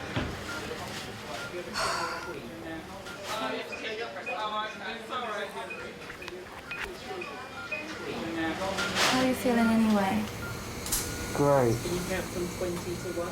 It just broke all my ribs and my leg. So what happened? Basically, you carry some stuff or something? No. Sorry, I'm grumpy because I'm angry. We have the cherry picker, the big blue machine. You know, the big blue one that can go up to the roof and down. Yeah. And the wheels are the same size as tractor wheels. So I had to try and stop the traffic. Okay. But at the bottom of the road there was a car there. Where are you at? Well, I can hear. I can hear. Don't worry. I thought I was dead. I went underneath and it went all over me. With the car, I don't get it. Stop being stupid and listen. Yeah, listen. Imagine a tractor is here. Okay. A car is here. And I'm standing behind the car in front of the cherry picker so that I can then stop the traffic. Okay. The big Tractor. Imagine how much weight. Yeah, I can imagine. First my leg cracked 3 times. From my ankle to my knee, and I'm shouting, stop! Shoo, shoo, shoo. And then my ribs and my body went underneath. I was dead. No, you're cool. You're cool. See, you have someone up there who looks after you. You're Superman. But I heard everything crack as well. 3 cracks in my leg and ankle. There are some very strange things that happen to people that are not their fault. We had a poor man in where a tyre that he was fixing exploded and unfortunately severely damaged his cervical spine.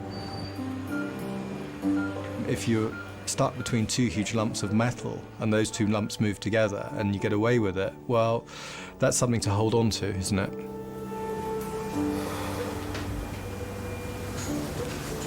I've had a lot of accidents and injuries in my life, but this is the most scary. This is serious. This was the most scariest. Typical when everything goes quite well. Something like this happens.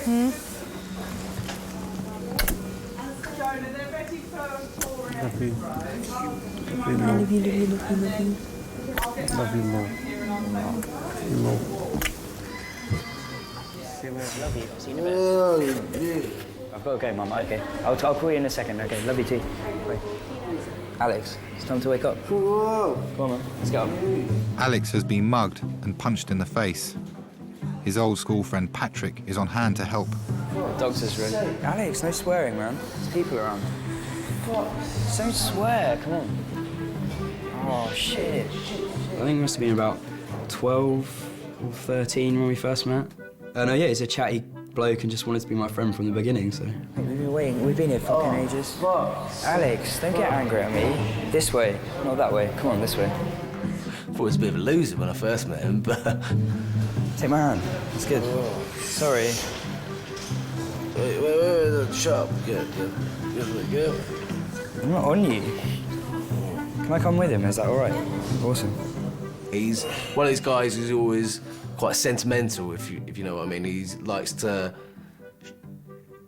Well, I was going to say show his affection, but that sounds gay as well. But no, he's a top lad. Yeah, he's a nice guy. Do you want me to push it? He's absolutely massive. I'll push it. It's good. Oh no, honestly, here you go. He's an absolute tank. I didn't want to go to the hospital straight away, but Pat was like, you need to get it sorted out, because otherwise you're going to be left with a scar. You know, Pat was busy, I'd say, really. He didn't have to go and take me. They could have been thing, but... what do you mean he was busy? Well, he was with some girl that he just met at the club, and he didn't tell you about this, did he? He didn't want me to say anything about it. Al, you gotta get up, man. What? Alex, no swearing, man. We're in hospital. Would you tell me to shut up? Yeah. You never say that shit to me. We're best mates.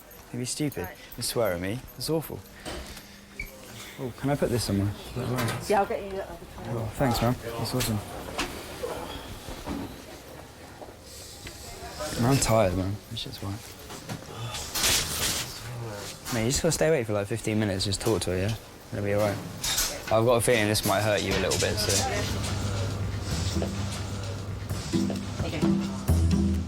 I do like abscesses.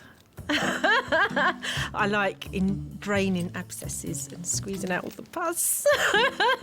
I know that sounds really horrible, and some of them can be really smelly as well, but it's almost like a sense of achievement. You've got this huge sort of pulsating swelling that's full of bad stuff, and that knife goes in and whoosh, all the pus comes out, and it's just like, I don't know, it's almost like a eureka moment.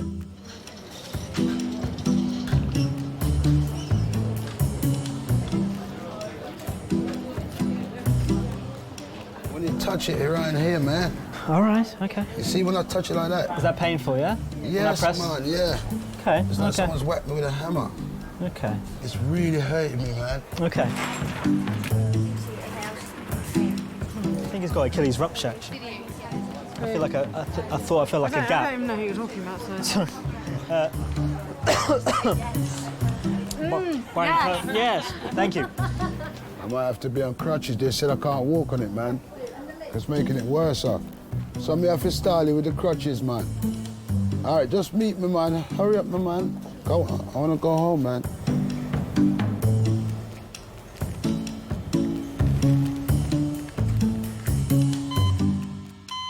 Right, hopefully that was on what they ordered. I'll get the call from Hello.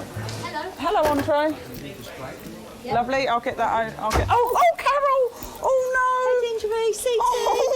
Oh, I've got to go off now. No. Oh, Carol, sorry. I hit her on the head with the door. Today, when we go home. No, you're not gonna go home today. You're gonna stay for a few days, I'm afraid. No. Seriously, you have to stay a few days, darling. Seriously? Why? Stop being silly. Can't they just plaster it? No, you'll fall in love. How are you doing? Fine. You still got some pain, haven't you? Yeah. So we're going to give you some more intravenous. And if the X-ray confirms the clinical suspicion that you've got a broken leg, the issue will be what needs to be done and when it needs to be done. They'll be staying here today. Oh yes. I would say to you, even if you hadn't broken your leg, you need to be with us for pain relief. You've already had 25 milligrams of morphine, which is a good dose. You wouldn't really want to go home with a paracetamol and aspirin, would you? No way. Am I allowed to drink any water? I give you again. We have to wait until we get the films and we see how your leg goes. So we'll get an answer for you hopefully in the next hour or two. Thank you very much.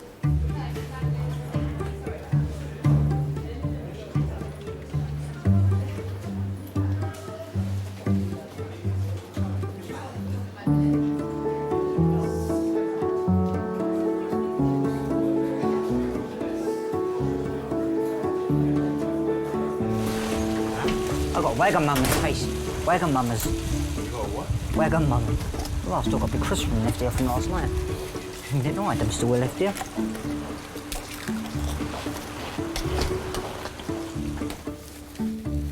So what's this all about then? You've been a hero. Yeah, a genuine hero. Don't see many of those. What happened?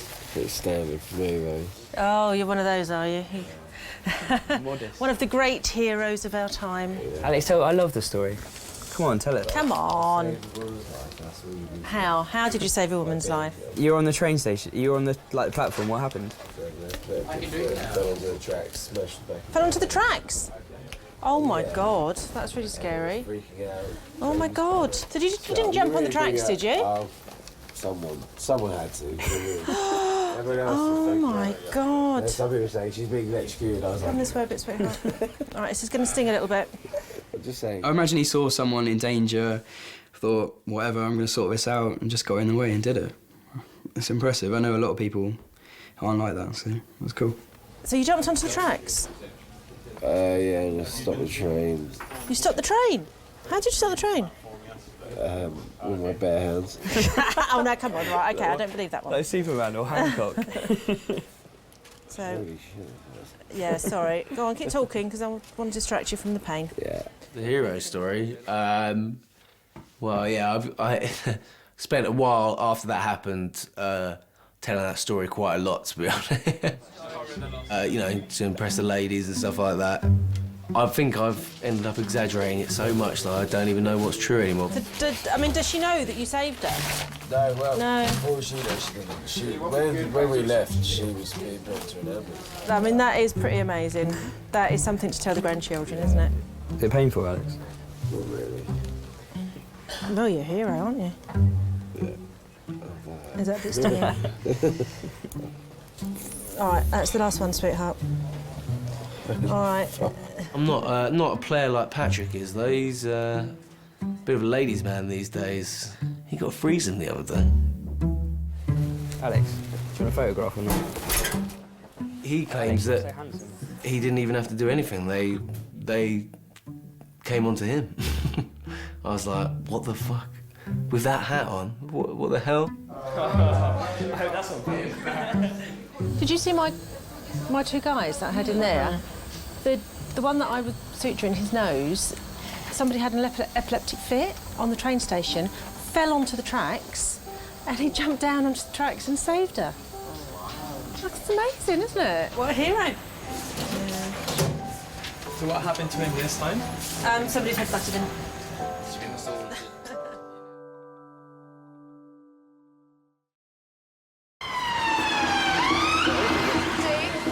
All the trauma team here for you? Yes. Yes. Thank you. Thank you. Could I have some space, please? An unidentified man has suffered a life-threatening head injury. Paramedics have given him the name Chris. OK, if you could have quiet for handover, please. OK, this is Chris.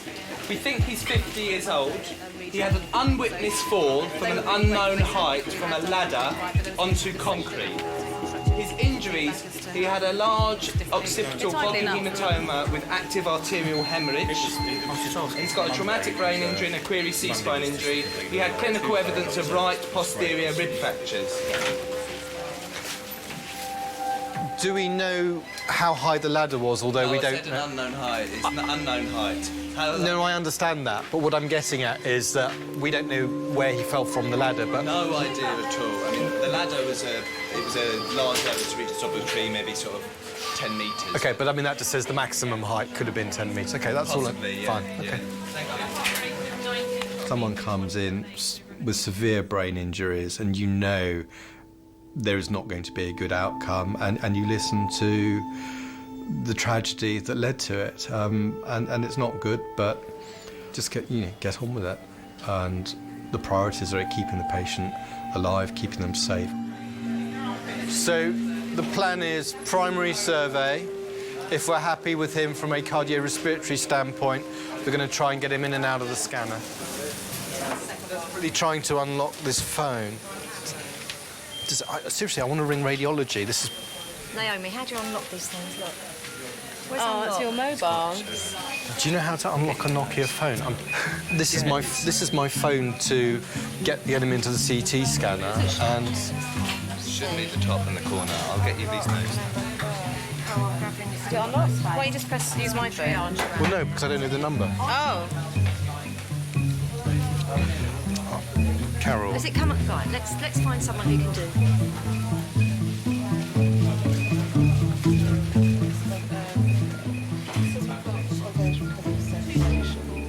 I would say the greatest loss to a person would be their personality and their ability to think and retain information and to talk.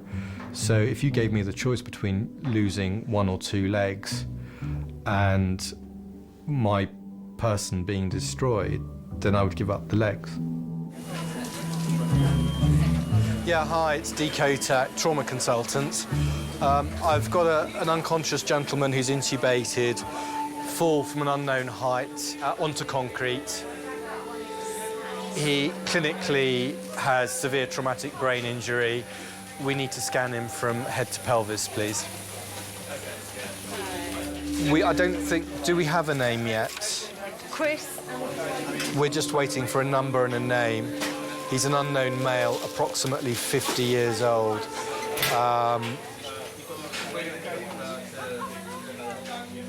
When Nick first came in, he was, for some reason, known as Chris Unknown. I don't know where the Chris came from, so that was first we heard of it. I just want to get the ball rolling so we know which scanner we're going to. OK, thanks. Bye. It's a sort of story you read about the local paper. It happens to other people. That's the classic. It's a paragraph in the local paper, man falls off van, cracks head, goes to hospital, you think, plonker, and you read on. OK, team, so, from the top, Buzz, are you happy? Yeah, tubes. That's just for the gentleman down there, don't worry about that right now. We're not concerned about anything in the chest. OK. He's probably fallen onto that, hasn't he? I suspect it could actually be what's going on in his head that's causing that blood pressure. There was peripheral damage, but clearly the head injury was all they were concerned about and what was very serious. He stressed from the word go that it was a very, very serious case. And you were left in no doubt that when we're talking serious, we're talking life and death. There was no doubt about that. We need to keep a regular check on his pupils in case he blows one, in which case we need to then obviously hyperventilate him and give him some mannitol or hypertonic. Our aim is, if everything is stable, to get him in and out the scanner as quickly as possible. I've spoken to radiology. And, 1 minute you're bouncing around on a Friday morning about to do something else, and the next minute you're in the casualty unit of a major hospital thinking your brother's about to die.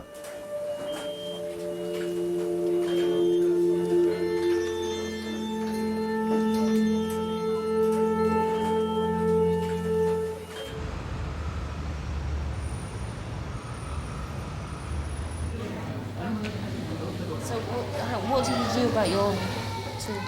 It's kind of funny. I got to work this morning, sat down on my desk. Yeah, I just pushed my chair back to get up. And I just landed on the floor. You know what I kind of... It wasn't a hard landing. It was, it was just like funny and everyone was like laughing, And Miss Taylor! God, I felt this sharp pain. I'm like, my God, hope I haven't slipped a disc or something. OK, so you've been in, 2 hours. Yeah. You still need your paper? I do. I haven't read it yet, but go on, you need it more than I do. No. If you haven't done it. No, Are you going on the trains today? It's all right, I'll go and get another one. Oh, thanks. Right, my name's Kim. Right. I'm one of the emergency nurse practitioners and I'll be dealing with you today. So what's happened to your finger? I was preparing a casserole to entertain some people tomorrow, and I was cutting vegetables last night and using what they call, I think, a mandolin cutter. You know those things? You probably have. Yeah. And unfortunately, I took a little piece out of my little finger. OK. It's not desperate, but it produced a lot of blood. Oh, it will. And this was after 10 o'clock last night, and I thought of coming down, and I thought, no, I'll manage. So in the end, I managed to stop it and bind it so it didn't, and put an oven glove on in bed, really.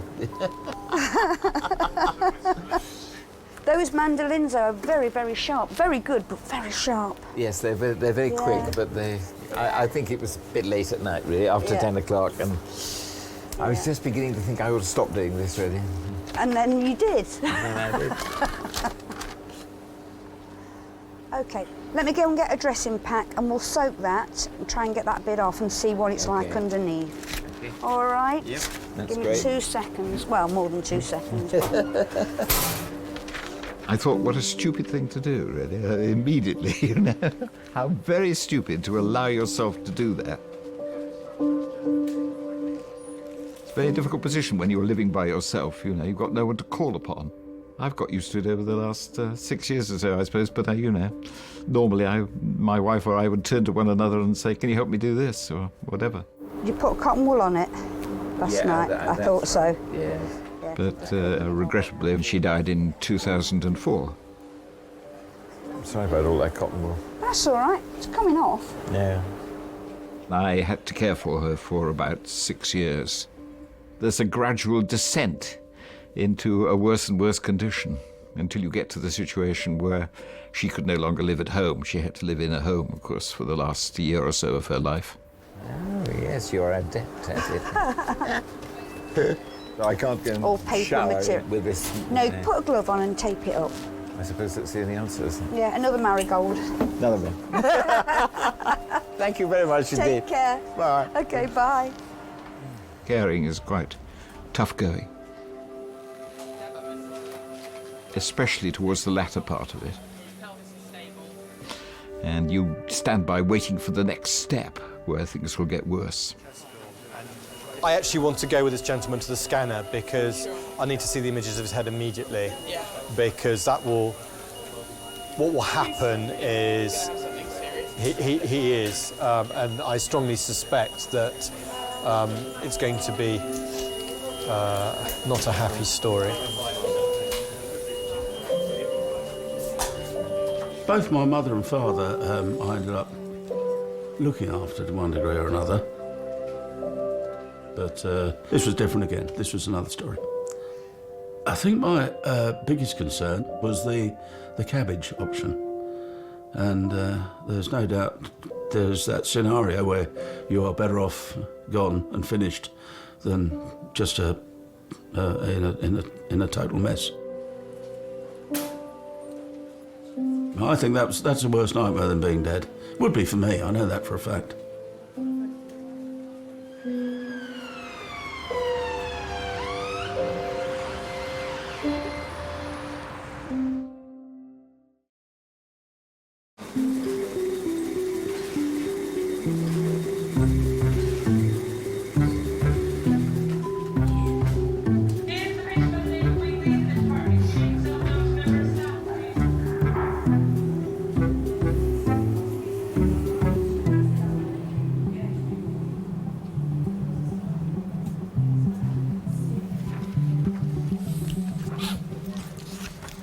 Hello. Hi.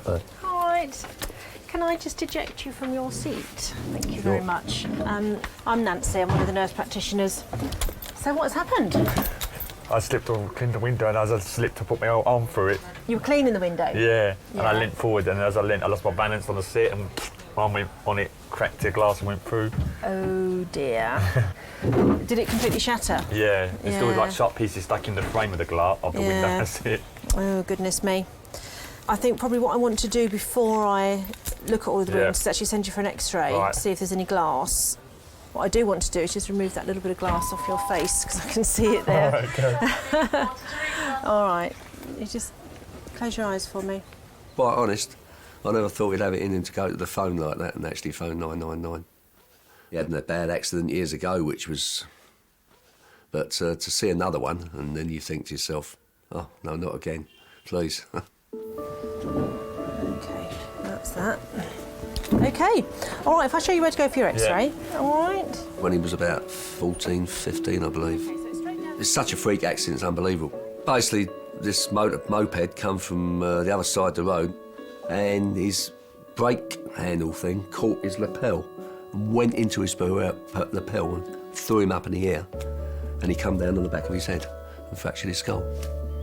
Freak accident, really. The bike didn't actually hit him. All right, and I'll see you when you get back. Right. OK. I thought at the time he wasn't going to pull through because he was OK in the ambulance, but when he got to the hospital, he passed out. Pretty horrific, pretty frightening. Like saying about that X-ray. That way, look, X-ray. Is it that way? Through having that brain injury, a lot of brain cells died. And who knows what he could have been today, you don't know. So obviously, I feel a bit aggrieved about that after all these years still, but thankfully he's still here. You know, You have a brain injury or you have a head injury like that. It could have been a lot worse.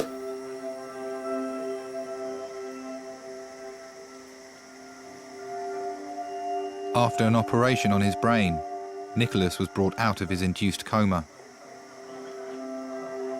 The full extent of his injuries is not yet known.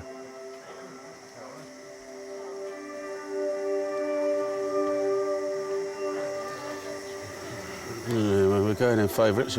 Cricket starts on Wednesday. First test at Brisbane. And we're starting as favourites. Won all the warm-up games. Not sure that's a good thing.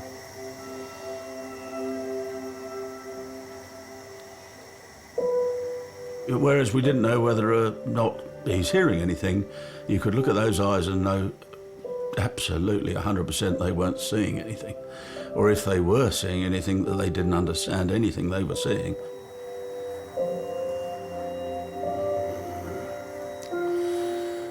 All right, I think you're better off resting, Sunshine. Yeah. You hear my voice? And again, it invoked the worries of what are we going to end up with here? I mean, we've got a massive problem in the modern world with people living beyond their not just enjoyable life, but their useful life, their meaningful life. I don't know how to...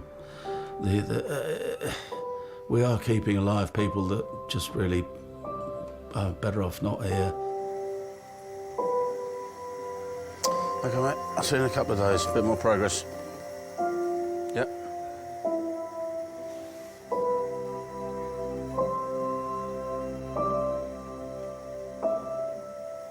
All right. See you in a couple of days. Good luck.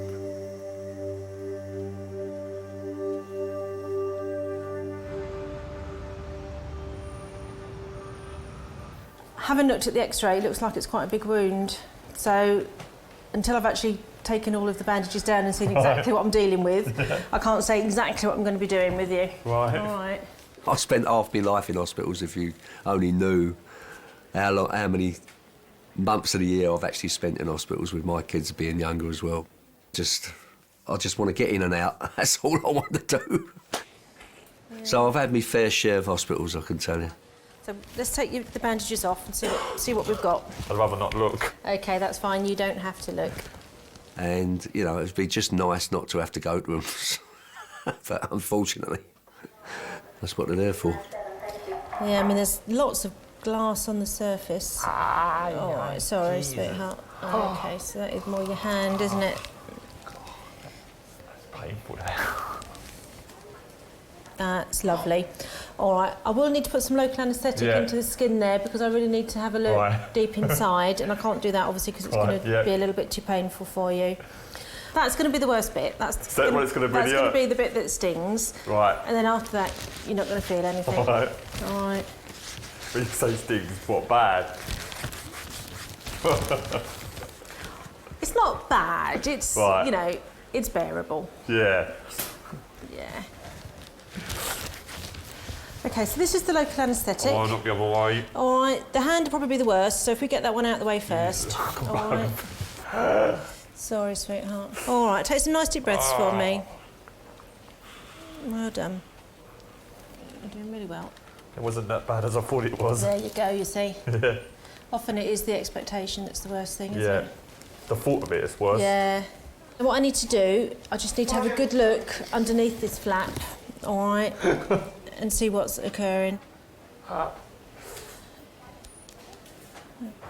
there's no tendons visible. Right. All right, that's the important thing. Yeah. So I'm going to give it a good clean. Yeah. And stitch it back up. Okay. But there's no major damage done there. Ooh. Can you still feel that? Yeah. Is that really painful? A bit, yeah. Do you want some more anaesthetic in there? A bit, maybe, yeah. Yeah? Yeah, you do worry over these things, you know, you just... if you're worried about it every day of the year, you know, you put yourself in a box, really, worrying about it all, but you have to take life. Life has to go on, doesn't it? You know, whatever accidents you have to sort of move on from that. And otherwise, you know, if you just keep thinking about it all the time, it plays on your mind all the time. It sends you mad as well. So you have to move forward.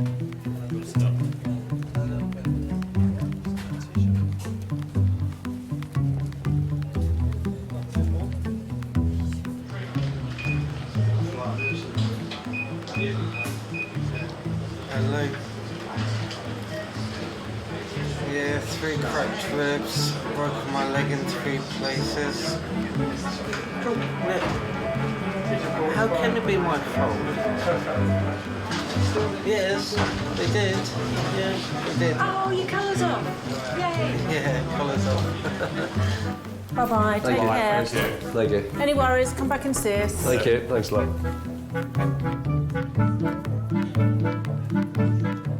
I just think it's not very wise to stand on a chair with socks on because you can slip. Should have used a ladder properly, like a step ladder, you know, for more support. So I think it was a bit silly, really.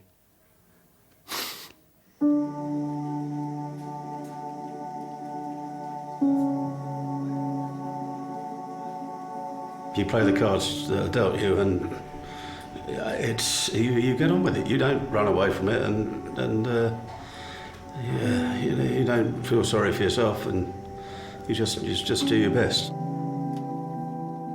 Had a motto at the time: hope for the best, prepare for the worst, which is what we started doing, and you know, hoping for the best won out.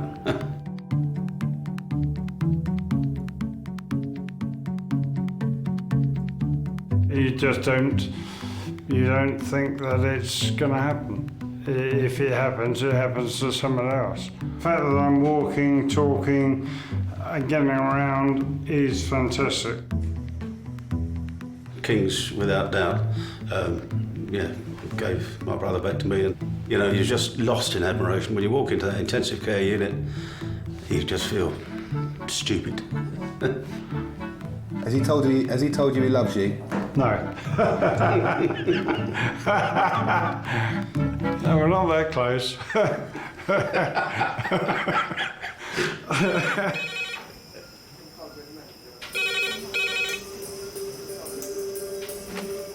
Hello, King's Emergency Department. Stuart, I actually think you're having a heart attack as we speak. David, can you stick some oxygen on? What?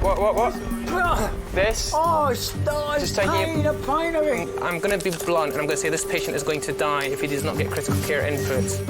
That's the real bottom line, isn't it? Am I going to live or am I going to die? He's looking at you, kid. Here's looking at you.